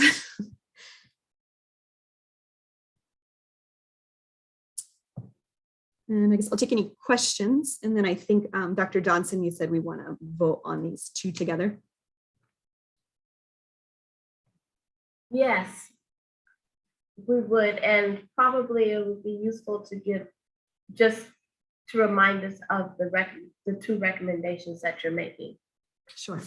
So All do right. we have any questions? Yeah, this is Sean Patch. Jen, I have a question about the Mineola Mill. I'm just for curiosity's sake, what was the reason for the exploration of the facade? Did the property owner do that, or did your office ask them to do that? I'm just curious. Good question. No, it was the owner, working with some folks who wanted to do it. I think they knew based on the last study list application in 2016 that was one of the things mentioned that was an impediment to being on the study list. It was really unknown what was going on there, and overall, not knowing there was, the possibility it could have been stuck on with mastic or it wouldn't come off, or we just didn't know enough about it. But knowing that it's potentially no problem to remove, with that off, it would be about now, once it comes off visually, about 3/4 to the historic period, which is different from what was known before.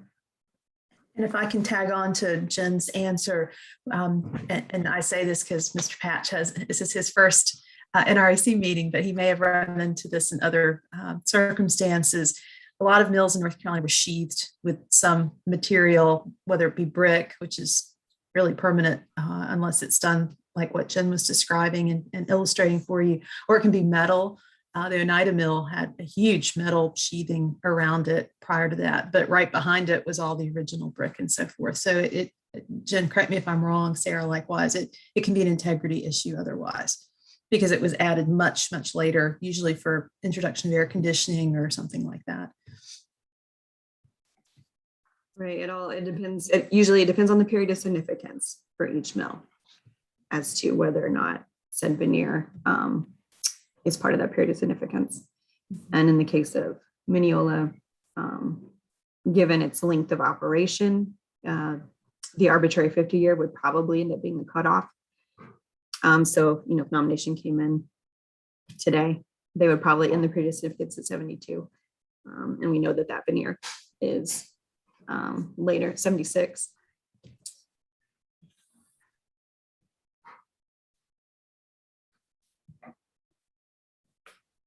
Thank you. Any other questions?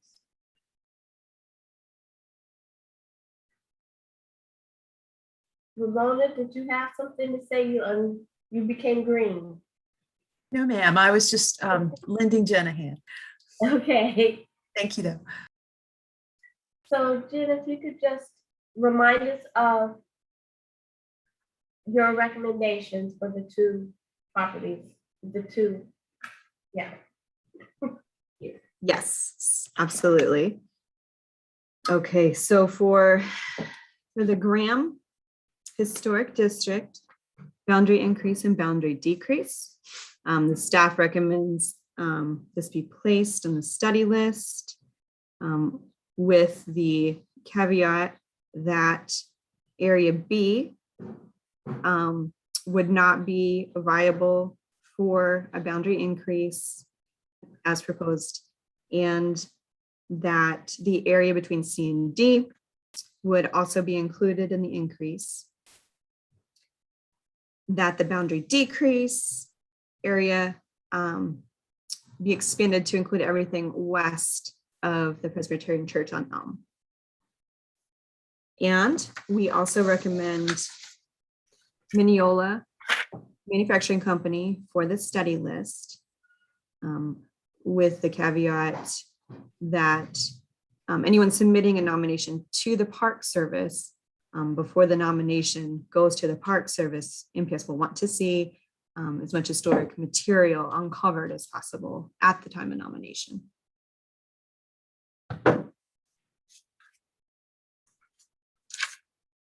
Thank you. This is Matt Jorgensen. I will move that we accept the staff recommendations for these two properties. I will second that. This is Mary Lynn. Thank you. It's been moved by Matt Jorgensen and seconded by Mary Lynn Bryan to accept the staff recommendations for the two properties presented in Alamance and Guilford counties. Discussion? Not hearing any, I will call for the vote. Mary Lynn Bryan.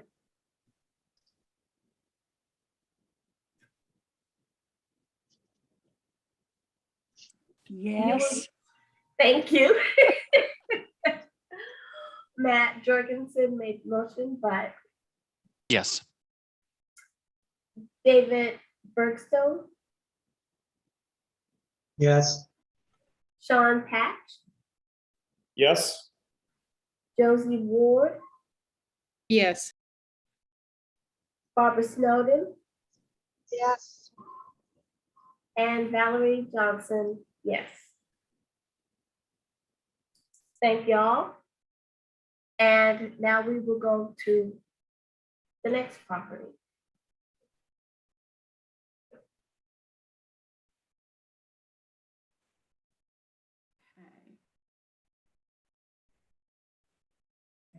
And thank you, Hannah.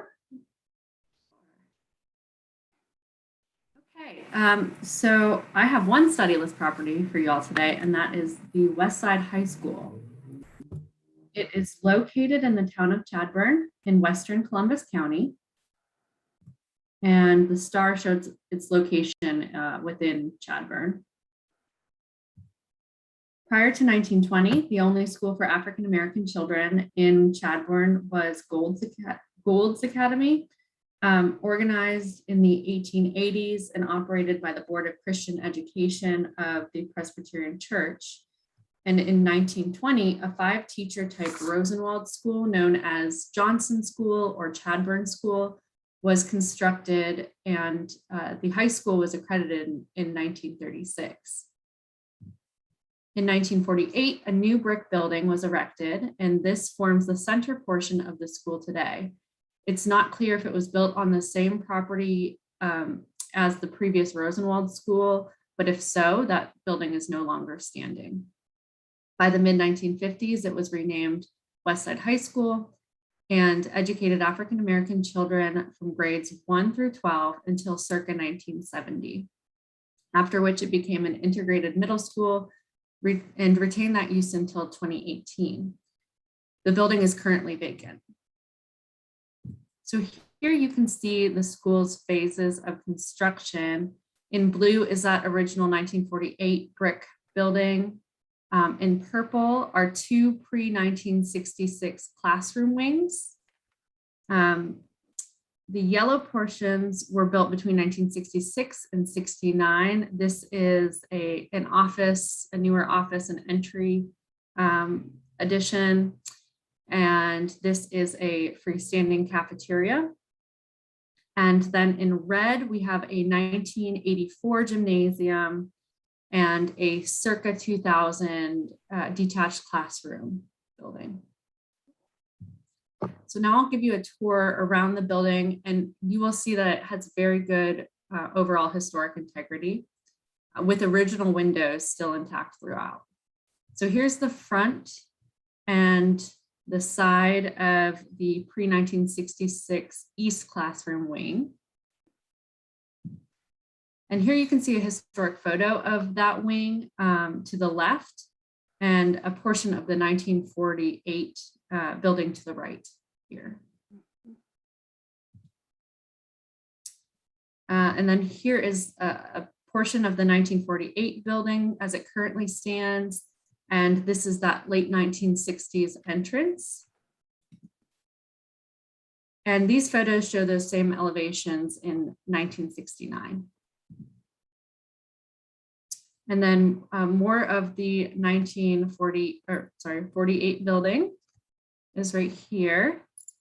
My cat is trying to get into the presentation, please leave. Sorry about that.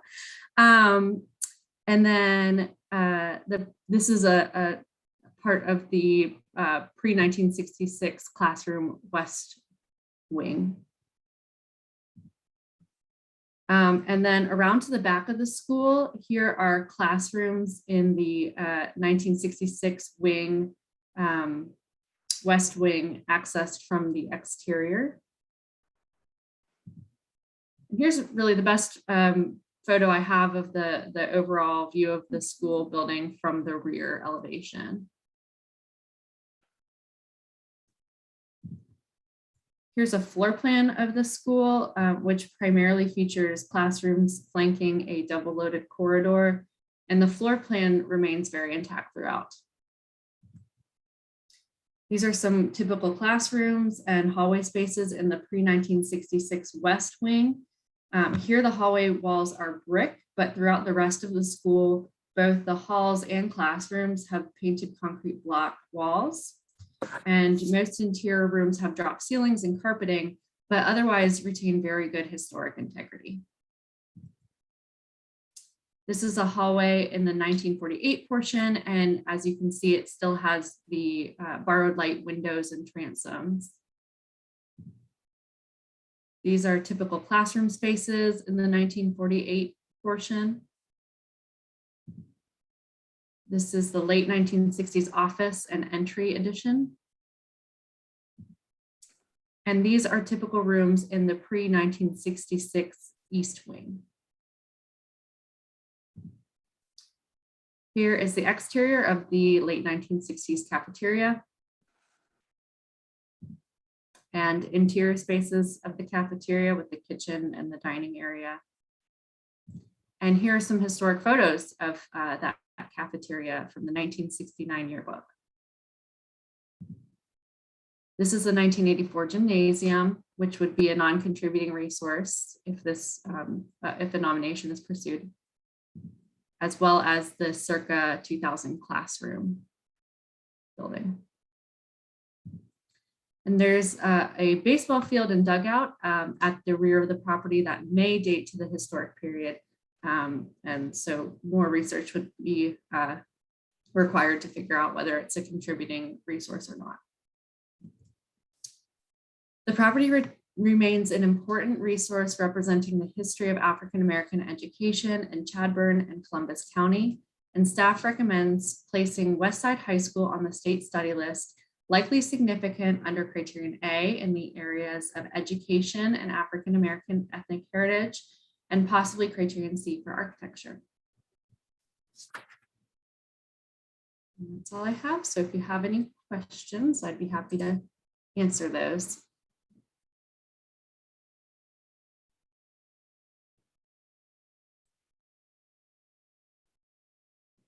No questions? Hello, Dr. Denard. Glad to see you.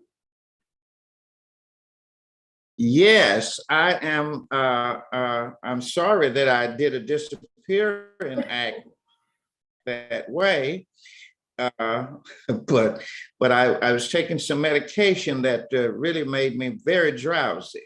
But thank you all for checking on me. I'm okay. Great.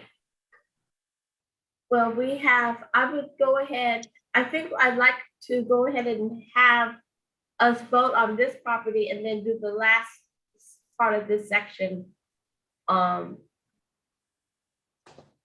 make things run a little smoothly. Dr. Johnson, this is Barbara Snowden. I make a motion that we accept this as the staff recommendation. Thank you. I second that. Okay, thank you very much. It has been moved by Barbara Snowden and seconded by Sean Patch to accept the recommendation for this property that has been presented to us. Any discussion? Hearing none, I'll start with Mary Lynn Bryan.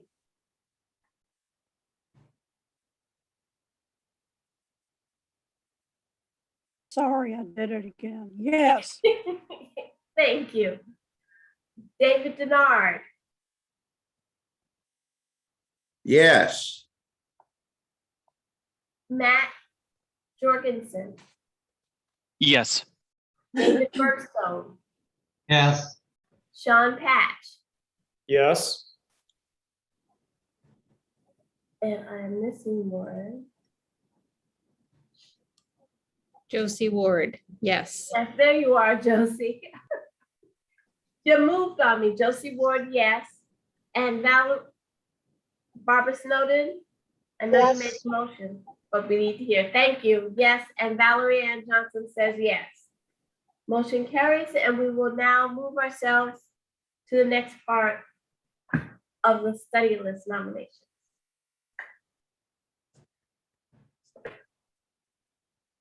All right, can you all see my shared screen with the Leonidas Lafayette Polk House? Yes, Sarah. Fantastic. All right, so I'm starting with one of the older resources you'll see today. This is the Leonidas Lafayette Polk House in Anson County. Anson County is down here, almost right in the middle, but on the South Carolina line. And the house is located in Polkton, which is in western Anson County. And specifically, it is on the south side of the railroad tracks with the core of the town of Polkton across the street. Andrew Polk appears to have built this house around 1825, and Leonidas was born here to Andrew and his second wife, Serena, in 1837. The Polk family enslaved over 30 people, and when Andrew died, Leonidas, who was age 15 at the time, inherited over 350 acres and 7 enslaved people. Following his service to the Confederacy, Polk returned to the family seat. He started a newspaper and founded the town of Polkton. He also became involved in local and state politics. And as he got more involved in state politics, he moved to Raleigh in the 1870s. Survey work in Anson County is pretty limited, so we don't have a good architectural context into which we would place this house, but it is a good example of federal architecture, and it's undergone very few changes. The hall parlor plan includes an enclosed winder stair, chair rails, wood-sheathed walls, and federal mantelpieces. And the house has a really classic early 19th century profile with flush gable ends, a box cornice, and shed roof porches on both the front and rear elevations. And both porches have a single enclosed porch broom. Both sides of the house have ghost marks of double-shouldered chimneys. And this is just moving around the side of it, and then looking at the back and the other side. So there's an L that's been attached to the back. The main block and the rear L are both timber framed. The person who is interested in becoming a new owner of this house is a timber framer. And he, in his opinion, the framing method used in the L, and then also compared to the framing method used in the main block, suggests that the L was probably built around sometime in the 1850s, maybe 1840s, and it was built as a separate structure that was moved up to the main block and attached rather than something that was constructed as an addition. So again, just moving around to the opposite side of the house, you can get a really good look at where the chimney was on this side. And then back to the front, but at the opposite corner from where we started. As I said, it has a hall parlor plan. So here we are in the hall, which would have been the most public room. And over here to the right of the image is where the fireplace mantelpiece would have been. And then here's a detail of the chair rail and the trim in that room. Moving into the parlor, it retains its mantelpiece, also chair rail and wood sheathed walls. And then this is facing toward the front of the house, looking toward that porch room that's enclosed on the front of the house. The winder stair, and it's hard for, I think that this is a little bit, I think the scale of this image is a little bit distorted. I don't think that door is quite as squat as it looks in the picture. And then a detail of the mantelpiece in the parlor.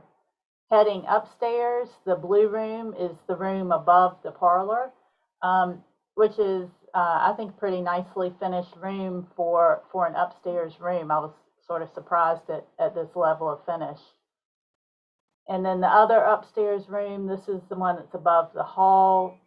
There's a sort of a cut or a seam in the floorboards here. I don't know what that is telling us.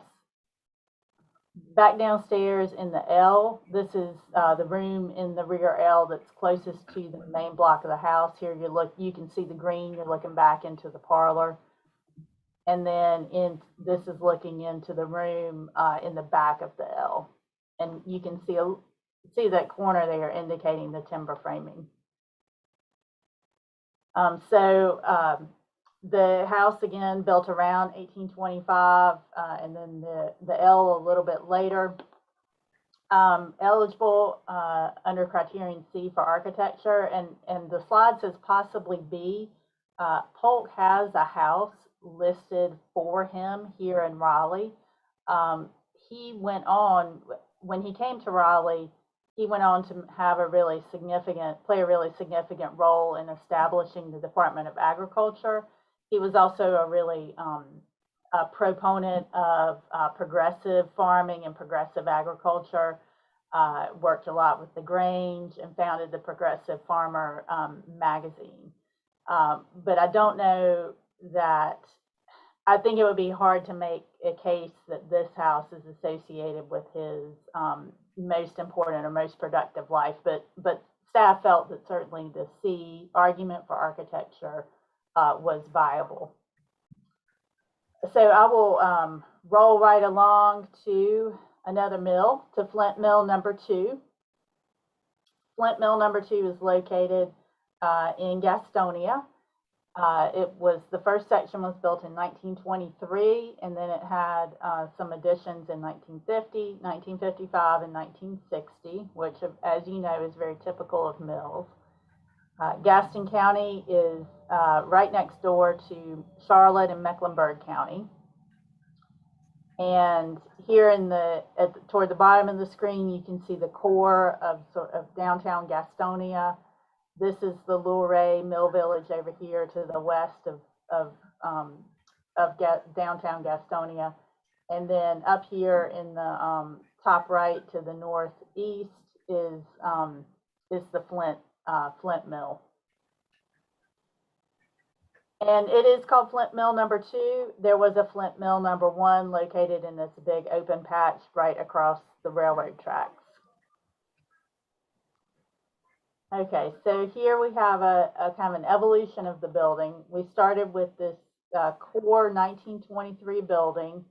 There is a 1923 warehouse over here, a 1923 opening room and waste house, picker room, the stair tower from 1923, boiler and mechanical room from 1923. And you'll be able to see as we move around the side of the building which bits of this date from 1923. Then we have some 1960s mechanical things, a 1966 restroom tower, some 50s and 60s warehouses down here on the end, and then 50s and 60s additions on this end. So we'll take a little trip starting on the side of the building that faces away from the railroad tracks. We'll start with the front of the building, and we'll just move around in a counterclockwise fashion.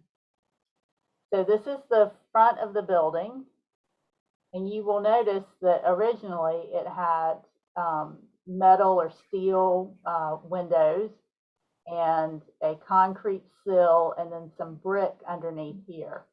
And today these are all filled with brick. There are a few places where this arrangement is still visible.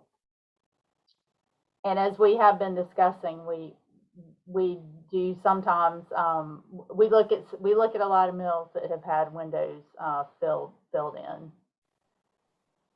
Here's the front main entrance. So here's the main entrance back here. We've moved to the opposite corner, or started to move around the far end.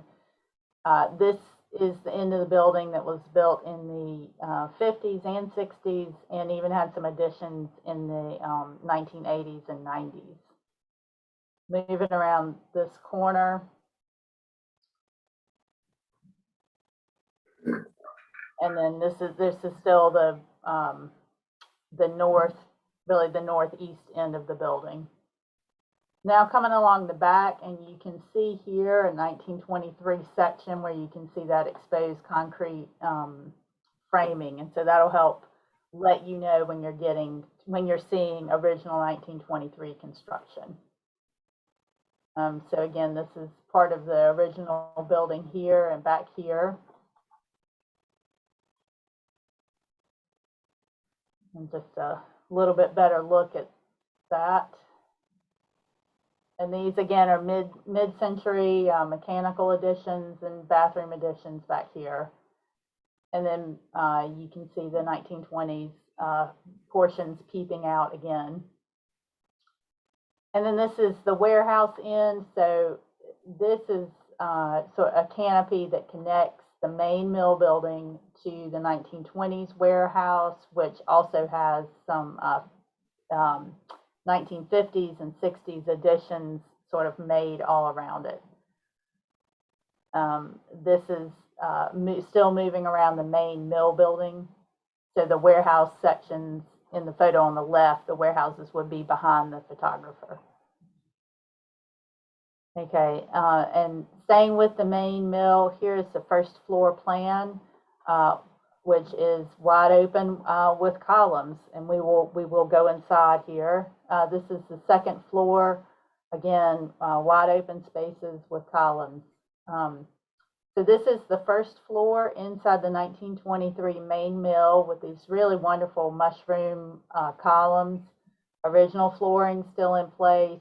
That is a combination of maple and pine. It's 3 layers of wood flooring on top of concrete flooring. This is looking around on the first floor. Lots and lots and lots of concrete, and into the stair tower. And then upstairs, again, really wonderful interior architectural integrity. And these mushroom columns are something we don't see too often. All right, back outside, and now this is the warehouse section. And we're kind of going to move around. There are portions of this. You can see it's had a lot of changes over time. There are portions from the 20s, the 50s, and the 60s that make up this kind of warehouse end of the building. These are inside the warehouse.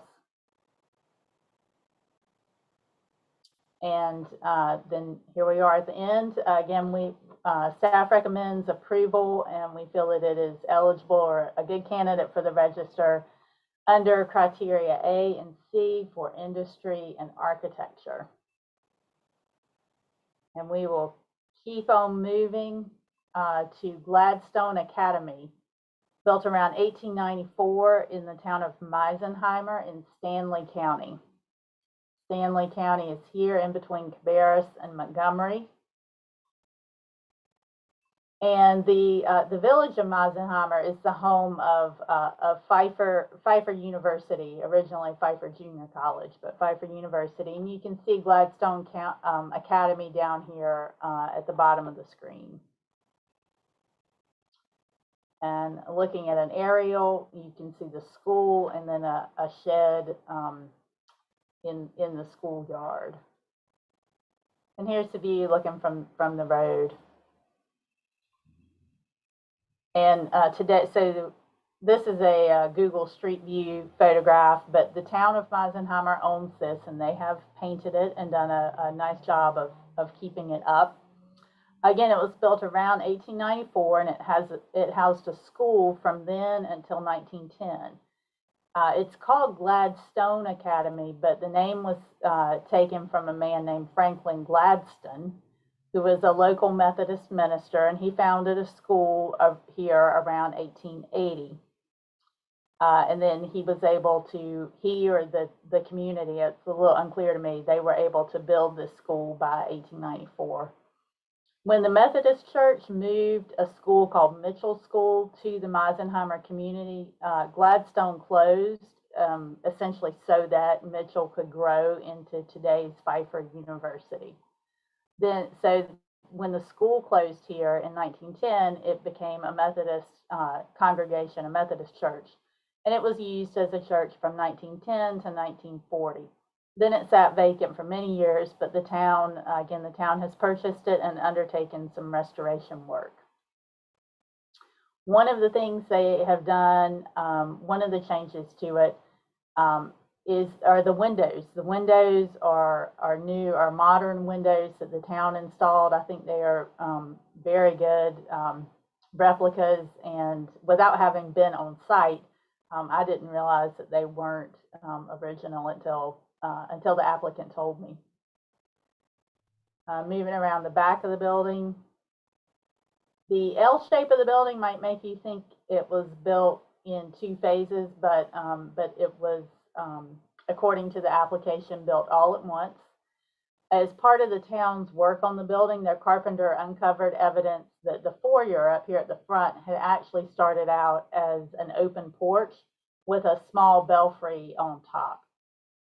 So again, in 2014, they installed new windows that copied the originals, and in 2017, the front doors were replaced. The originals were very deteriorated, and the new ones were built to match the originals, and they are wooden doors that copied the originals. I don't know when this was enclosed. It is drop siding. It makes me think that maybe it was enclosed when the church used it, but I don't know. I don't know that. So inside the main room, looking forward into the foyer toward the front door, and then back, just that same view, but backed up a little bit. You can see beaded board throughout the interior. And then this is basically turned from the front door looking toward the back. The application states that this was always open, but I see what indicates to me evidence of a wall having been there at some point in time at least. And again, this is inside facing to the side, facing into that side gable wing. This is the shed that's in the back, sort of a barn garage kind of combination. And staff feels that this is eligible under criterion A in the area of education. It may be eligible under C in the area of architecture, but staff felt confident with education. All right, and you all will hear more from me, but we're gonna go to Beth now. And I don't know if you want to vote on these now or keep going with Beth.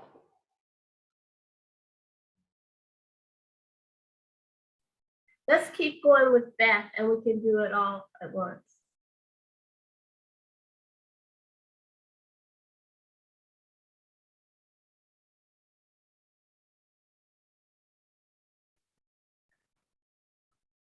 Okay, can you all see my PowerPoint?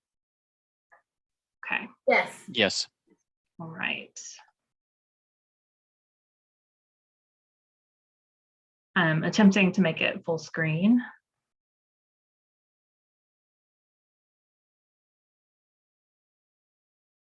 There we go. Okay. Okay, so the first property I have for you today is the Seaboard Airline Station in Creedmoor, which is in southern Granville County. And quick note, I have been to this property in person.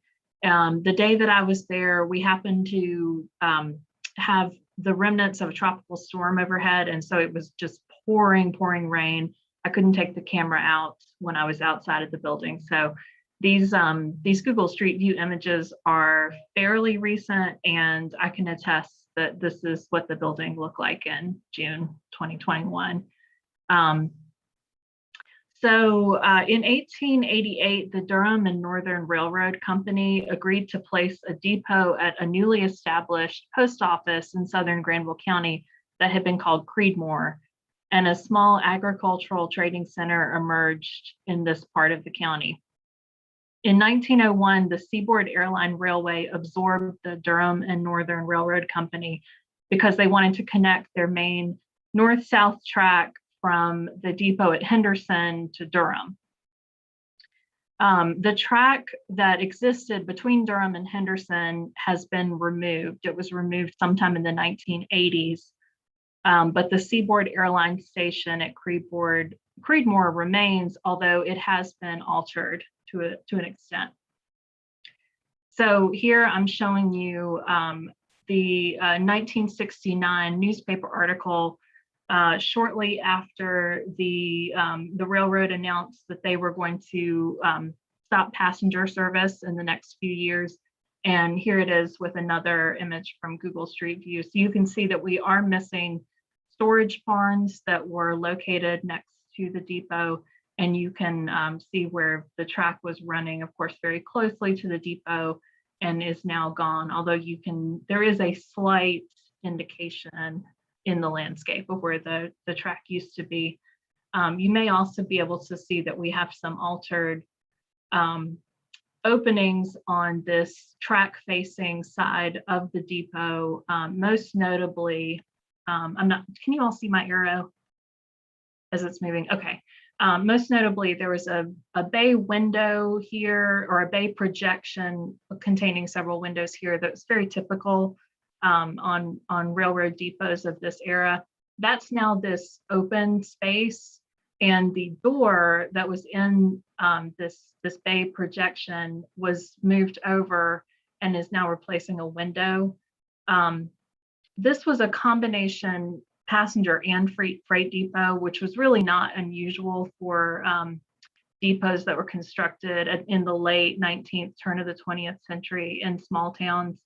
About 2/3 of this building, so roughly from here over, was the freight portion of the depot. And you can see here where these chimney stacks that have been removed today, they're bookending about 1/3 of the building. That was, there have been 2 stoves that kind of bookended the passenger section of the depot at one point.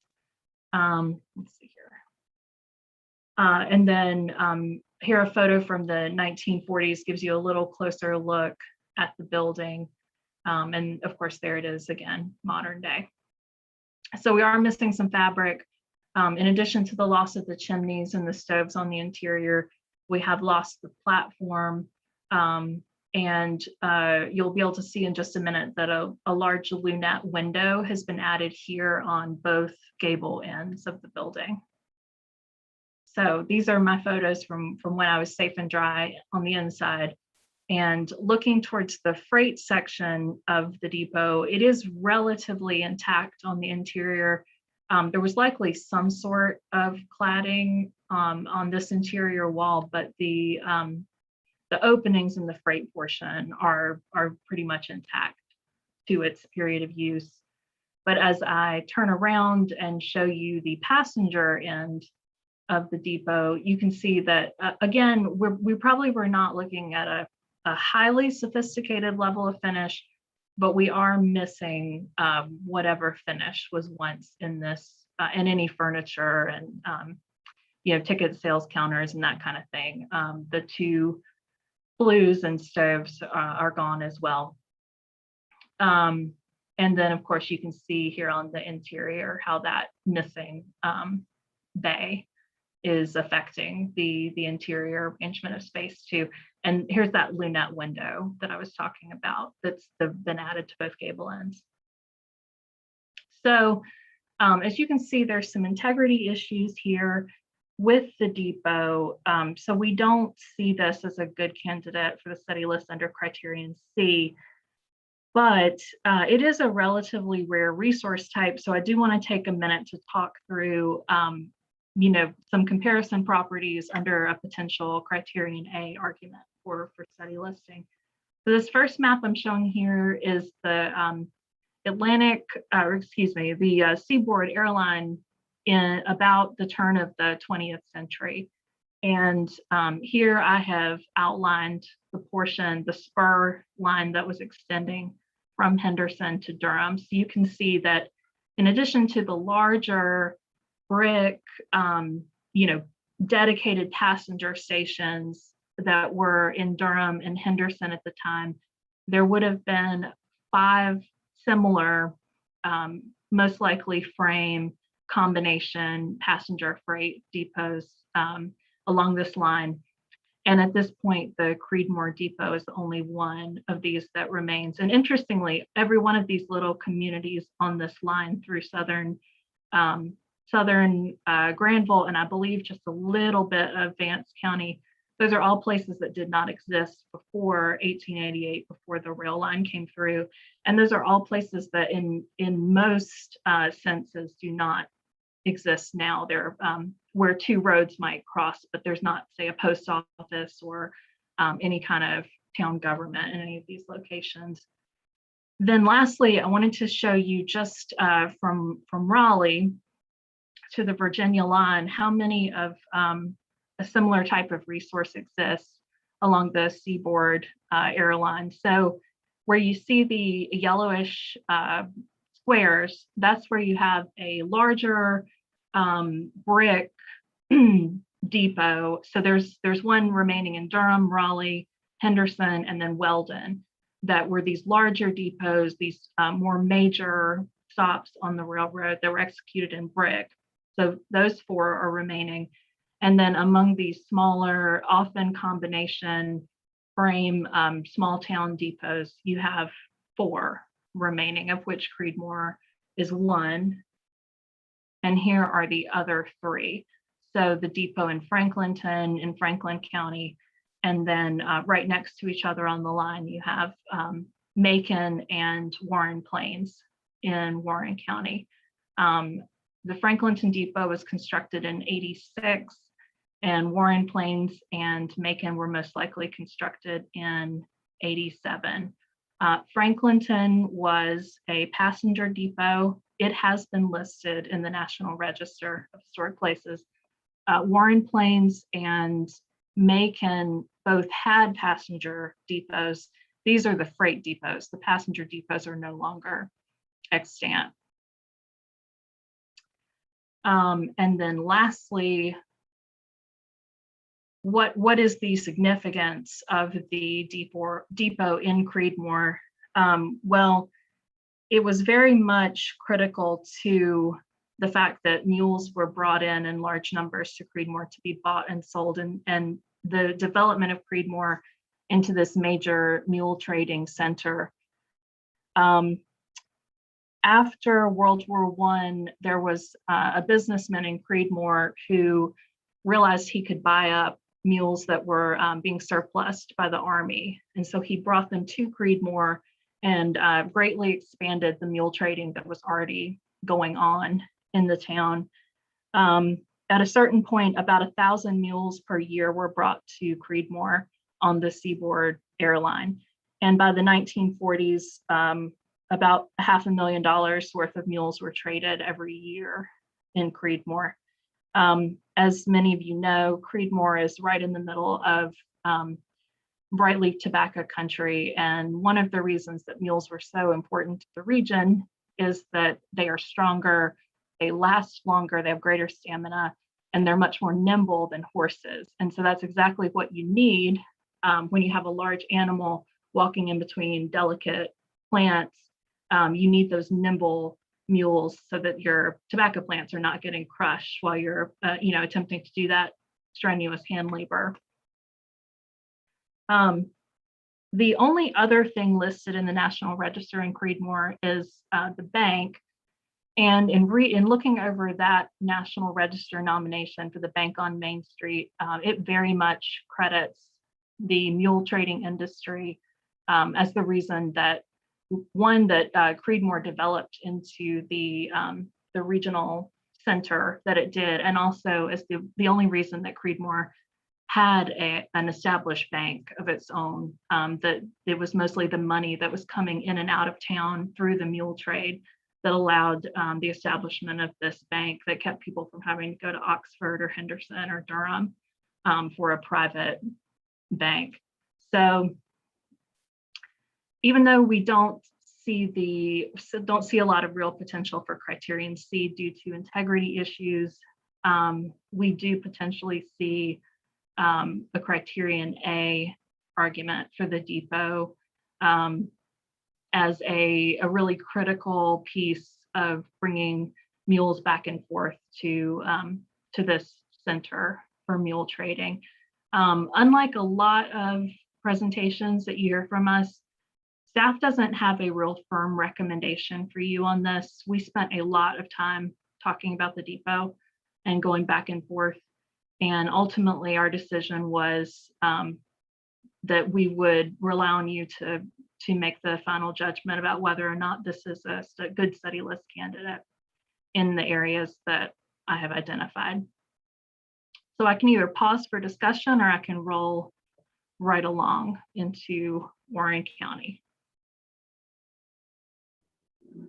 Could we pause for discussion just now since it's so fresh?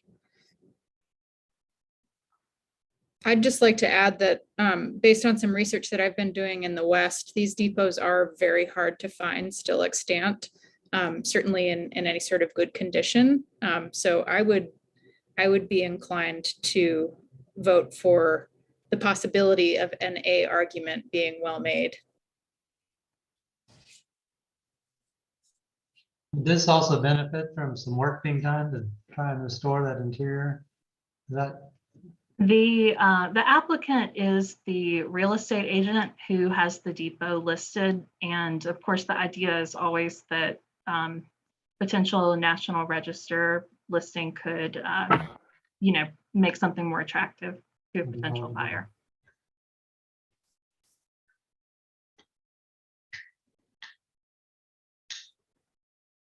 Any other discussion? Well, let's go on to your other presentation, and if a question comes up, they'll ask. Okay, all right. So my second property of the day is All Saints Episcopal Church in Warrenton, and this application came to us from the Episcopal Diocese of North Carolina, who owns the property. And the application was prepared by the diocesan historiographer. So it was a very thorough and well done application.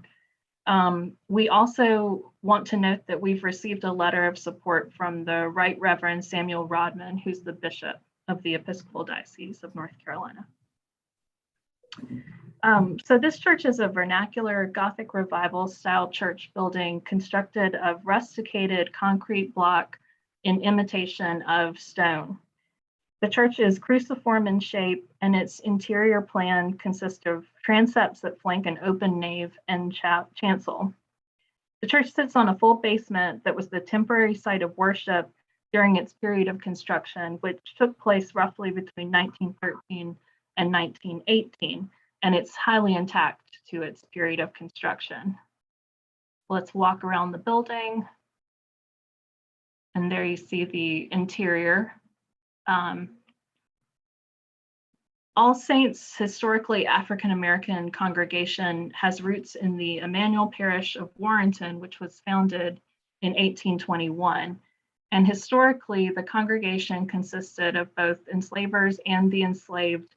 And then for several decades after emancipation, the Black and white congregants continued to worship in the same space in Warrenton. In the 1890s, the Diocese of North Carolina began relying on Black ministers and teachers to serve African-American Episcopalians, and many ministers and teachers were receiving training at St. Augustine School in Raleigh. One of the most prominent was the Reverend Henry Beard Delaney, who was assigned to oversee the formation of an African-American mission church and school in Warrenton. Warren County is the birthplace of at least 4 African-American leaders in the late 19th century Episcopal Church, all of whom were born into the institution of slavery.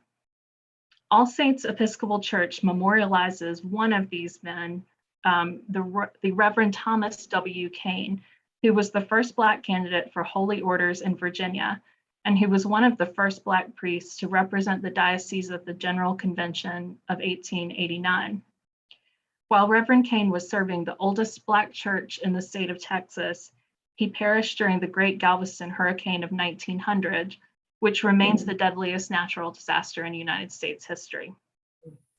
In 1901, the Episcopal Diocese determined that the mission church proposed for construction in Warrenton would be a memorial chapel honoring Reverend Kane's legacy.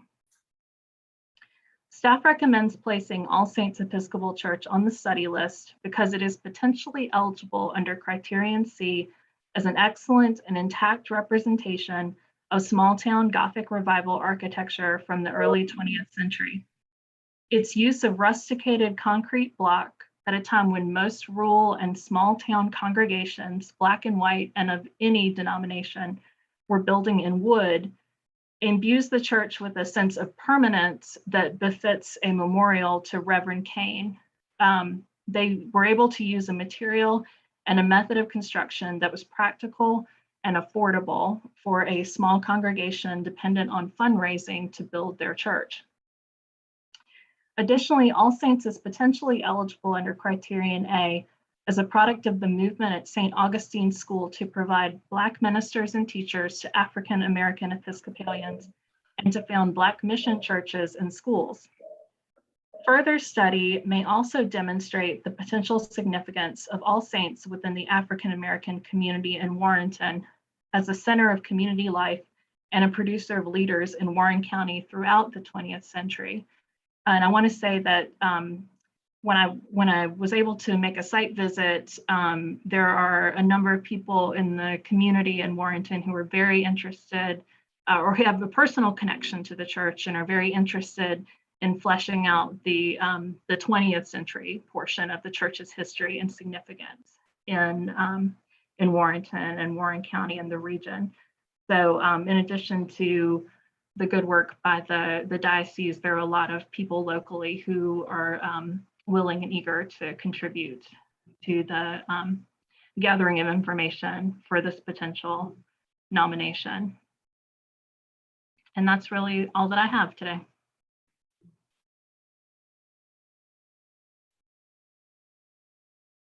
Thank you. Are there any questions or comments? I know we're winding down, and I really appreciate y'all hanging in there with us.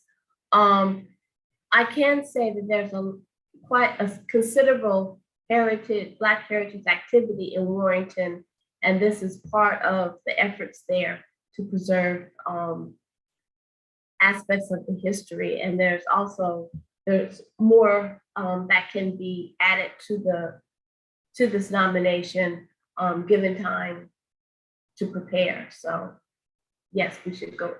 I think that it was an important presentation. So thank you. So what we have before us are the following presentations. We had from Sarah Woodard and from Beth King, presentations on properties in Anson, Gaston, Stanley, Granville, and Warren counties.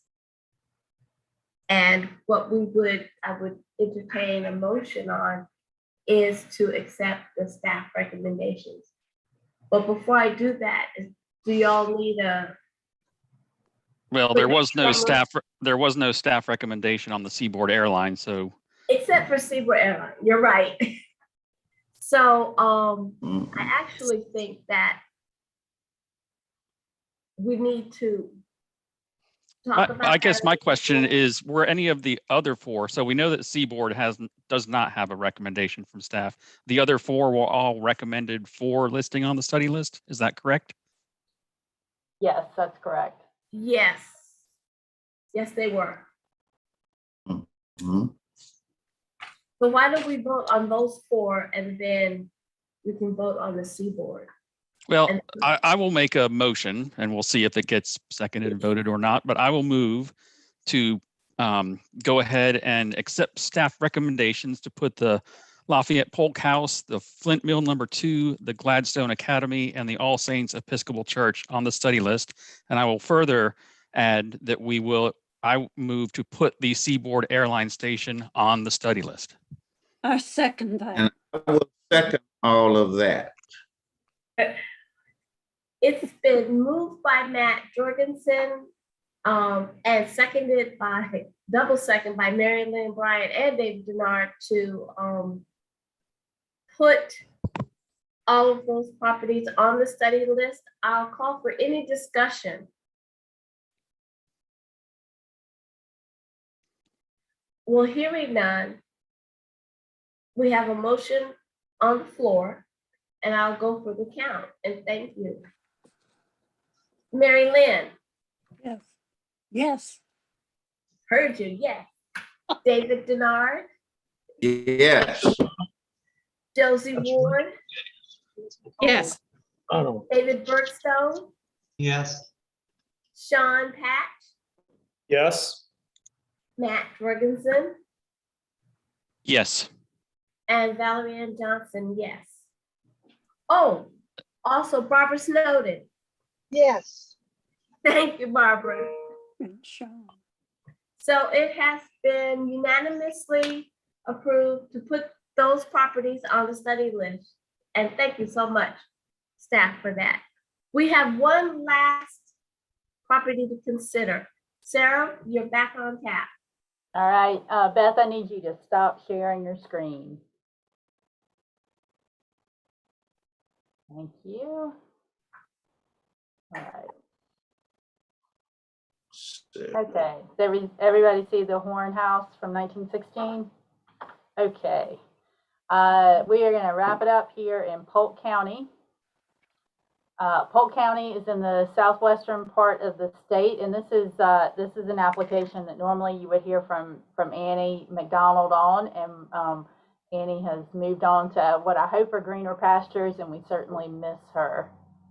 The house is located in the southern edge of Polk County, in the county's southeast corner. This is a part of the world that's really unfamiliar to me, so if it is for you too, I put a few markers on here. Tryon is to the west, Rutherfordton is to the northeast, as well as Forest City, and then of course South Carolina is straight to the south. Okay, so Polk County enjoyed a reputation like adjacent Henderson County. It developed a culture of summer homes and resort architecture, as South Carolinians in particular traveled to the region first by turnpike and then later by rail. Romantic styles, particularly Gothic Revival and Italianate, with the obvious heavy influence of Downing, were the rage among well-heeled vacationers during the antebellum years. And those styles remained popular throughout the 19th century and into the early 20th century with local farmers and builders, not just the rich. The Horn House references basically all of this. Ransom Hicks was the superintendent of the Henrietta Mill, which was located in southern Rutherford County. He was the superintendent there. He conceived of this house as his retirement home. He and his wife Sophie had grown up in the Green Creek community of Polk County, which is where this is. They purchased this land in 1903, and Mr. Hicks started the house in 1915, and he had it complete and furnished by 1916. But his wife Sophie did not want to leave the modern comforts of Henrietta, where they had running water and electricity and things like that. He started to realize he wasn't going to get Sophie to the countryside anytime soon, and he asked a young newlywed couple to move into the house. Hicks cleared out 3 rooms, the 3 that I've highlighted here, for this young family. Their names were Jesse and Cora Horn, and they moved into the house in 1917. By chance, Jesse was the second cousin of Sophie Hicks. So Jesse began clearing land. The star is on the house here. Jesse began clearing land, and soon he needed a barn. So Mr. Hicks bought the materials, and Jesse built a barn. Jesse had some training as a carpenter. Over time, Jesse added more outbuildings using the same system. Mr. Hicks would buy the materials, and Jesse would build the outbuilding.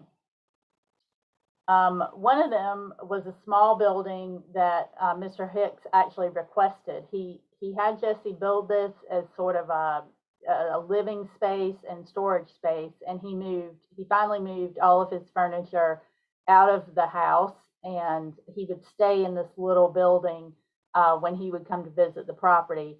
And that let Jesse and Cora have the whole house, which was a good thing because their family was growing and would eventually grow to 9 children. Jesse continued clearing land until he had 42 acres under cultivation. They grew cotton, corn, wheat, oats, and hay. Their best cotton crop was 27 bales in 1 year. Jesse maintained a cane mill on the property and produced molasses. He also, as I said, worked as a carpenter, and he was engaged in several local leadership positions. Eventually, it took a long time, but eventually Mr. Hicks gave up his dream of country retirement, and he sold the farm and the associated 195 acres to the Horns, but not until 1940. The Horns continued farming into the 1980s, and Jesse died in 1985, and Cora died in 1992. The Horn family owned the house until 1991, and it's been with the same owner since 1991. So we will take a tour. This is the land currently, the parcel that the house currently sits on today. If it were listed for its architecture, this would probably be the boundary.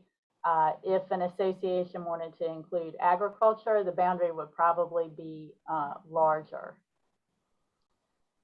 So zeroing in on the property, we're going to start at the south corner of the house and just move around it in a clockwise fashion. So here we are at the south corner. And the applicant sent us print photographs, which we don't get very often, and we scan those. So it's the images are a little bit grainy, but you can see a nice peaked gable vent, which you'll see repeated, and then some sawtooth shingling on the end, which you'll also see repeated. This is looking at the front door, obviously, then moving around the corner of the house to the opposite corner. And this historic photograph of it, you can see that we are missing some sawnwork trim up in each gable peak. But otherwise, the house retains everything you see here in this historic photograph: the porch materials, the porch posts, the brackets on the porch, the shingles, the pressed metal roof shingles are all there. Again, continuing on around the side of the house to the back, this would be the sort of the back north corner of the house. The three windows that you can see along here, those replaced an original window to accommodate a new sink when the house was plumbed. And the shed has flooring to match the rest of the house. So I think it's an early addition or maybe even original construction. This room with the 6/6 windows is an addition that the Horns made, although it's unclear when. The applicant does not remember this room not being here, and she was born and raised in this house and is 92 years old, I believe, or maybe 91. I don't want to give her too many years. Moving around the back still, and then around the end. And then back here we are at the front door, showing a detail of the side lights and the front door window. And then the floor plan. The house is basically a center hall here with two rooms on either side, a room over here that appears to have been built at the same time as the house, as well as the kitchen wing, also built apparently at the same time as the house. The dining room is the only addition, and then a little porch back here. Bathrooms were added, and I should have been moving this as I was talking. Again, the dining room was added fairly early in the house's history, and the hall bathroom was added when the house got indoor plumbing around 1940, and then another bathroom was added in the 20th century. Inside. Again, I apologize for the photographs, but we have nice integrity inside, original mantelpieces, doors. This archway appears to be original. Again, this is the 1940s little bitty enclosed bathroom back here. Jesse added this dining room wing, and when he did, he added this sort of ingenious cupboard. So this is the dining room side where it acts as a china cabinet, but on the other side, it's also open and can be used as storage, and it's open below on the kitchen side. Two more mantelpieces. I believe are original. The one on the right may be an update, but certainly a historic update, but it might be original to the house. And then out into the yard where we're going to look at outbuildings, and I will zip through these pretty quickly. This is the little storage building that the Hickses had built, and then the family, the Horns used it as a grain house, but it has been converted back for use as a guest house. The smokehouse, also used now as a guest house, and it's got kind of this nice trim down here at the bottom that's sort of obscured. The pump house and the garage. All of these things were built by Jesse Horn. And then moving toward the back, we have a big crib, big corn crib. And then to the way back, what the applicant calls the big barn. And then a chicken house here. And again, sort of a look at the whole backyard. So where does the Horn house fit into Polk County? Well, we don't really know, and but we do have one of our hurricane surveys getting ready to take place in Polk County. So we should have a lot better context for this by the time we get to the end of that project. An environmental review report evaluating a house just a few miles away, a somewhat similar house. I actually had to look to Rutherford County for comparable examples. I think that this house, though, will be a good candidate for the National Register as a good intact example of an early 20th century farmhouse with outbuildings. Again, the most notable changes, really maybe even the only change, are or two changes: the loss of the sawn work in the gable ends and the modernization of the kitchen and the addition of bathrooms. Let's see, Imogen, the applicant, reports that her father said their house was close to the Cox house in beauty and better than the Solon Williams house.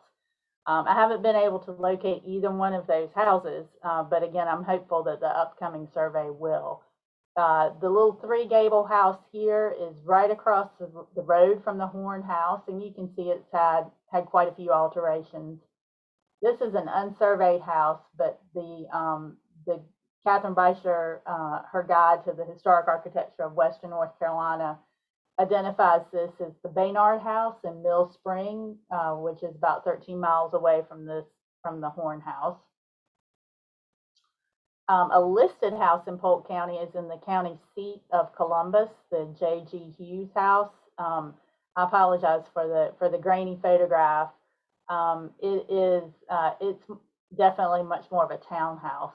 The Jones Waldrop house on the right side there, that was determined eligible in that environmental review report I mentioned. This is pretty close to the Horn house, and it has very similar gable treatment to match the Horn house. I just don't have good pictures of it.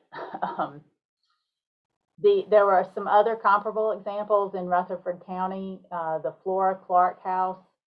It's a two-story house that has three gables across the front. I couldn't get any Google Street View pictures of these because Google Street View isn't available there. But looking at the aerials, these houses are still there and still have the roof configuration that's mentioned. The W.C. Dalton house is a 1.5-story house with two roof gables centered on the facade. And then you can see the William G. Miller house on the right side there. That's again pictured in the guide to historic architecture. So this is the Horn house, built around 1916, and staff felt like it was a good candidate for criterion C for architecture, and then possibly criterion A for agriculture with some additional context and research. And that is all I have. Any questions for Sarah? Yes. Where is this house in proximity to Nina Simone's house in Tryon? Let's see. Nina Simone's house is in Tryon, and let me see if I can back up to that slide again.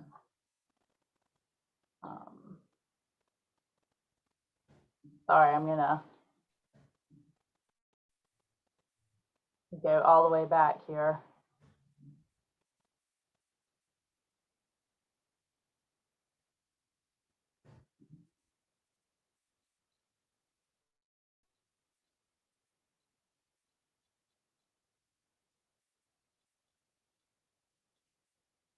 Okay, Tryon is over here to the, basically directly west. Here's Columbus, and then here's our house. This is the county line. So we're sort of in the southeast corner of the county, and again, Tryon is over here a little bit farther west. Okay, okay, okay.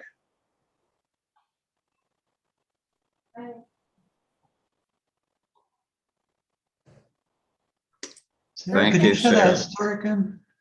I'm sorry, what? Show the historic picture again? Historic. Sure. Yep.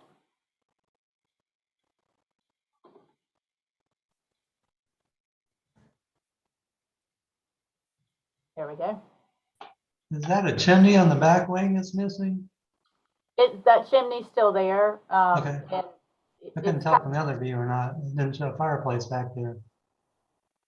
yes, that's right. There's not a fireplace. There was a stove back there. Stove connected, okay.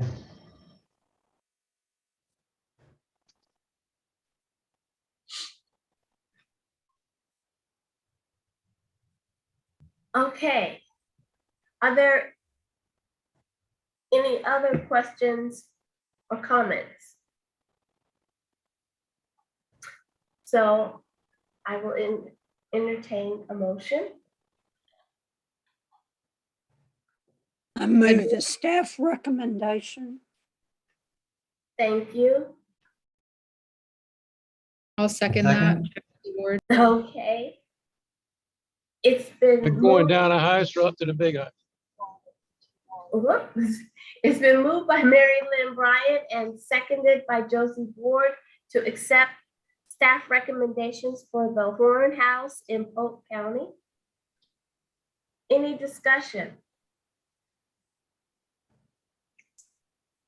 And so here we go with our last roll call for today. Mary Lynn Bryant, Yes.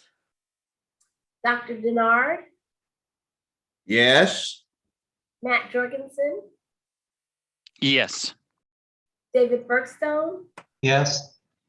Josie Ward, Yes. Sean Patch, Yes. Barbara Snowden, Yes. and Valerie Ann Johnson, yes. Thank you so much. It has been approved, moved, seconded properly and approved for our last study, for our last entry for the study list. Whew. So I'm glad to see that Josie and Sean are still with us. And as you can see, it is important work that's been done by our wonderful staff, and really the way in which they pitched in with each other and have been able to fill in the gaps with those vacancies really has been an amazing thing and your people's job. So thank you so much. And at this point, if there are no comments, questions. I'll just point out to the new folks that usually they don't go this long. So this might be one of the longest ones I've been in. But I will move to adjourn. Thank you. I will second it because I now encourage and I Kelly. want to thank it. Thank you, Board for Barbara. coming out. And Dr. Denard, you were saying it's been moved and seconded, and by acclamation, we are adjourned. Thanks to John Wood for coming out to check on me. I am so thankful. And I'm sorry I went unofficially AWOL for a few minutes. Okay. We put the fear of God in all the committee members that I will come to your house if you don't show up. That's right. And I have been. Okay. And that's a good thing. Josie and Sean are afraid now. I won't do that again. And Dr. Johnson, once again, can I just thank all of you all for your participation here, and Josie and Sean, thank you as well. And thank the staff. I mean, this has been instructive for me as well. And so thank you for your hard work. I really appreciate it. Well, thank you very much. And John, really, seriously, thank you for going over and beyond what's required of you in this position. And we will happily welcome Dr. McGill back, as well as our other members for our next meeting in February. So at this point, we are adjourned, and thank you. Thank you, everyone. Thank you for your stamina. Thank you so much. Ramona, thank you. Okay. Okay, bye-bye, everyone. Bye-bye. Bye, everybody. Bye.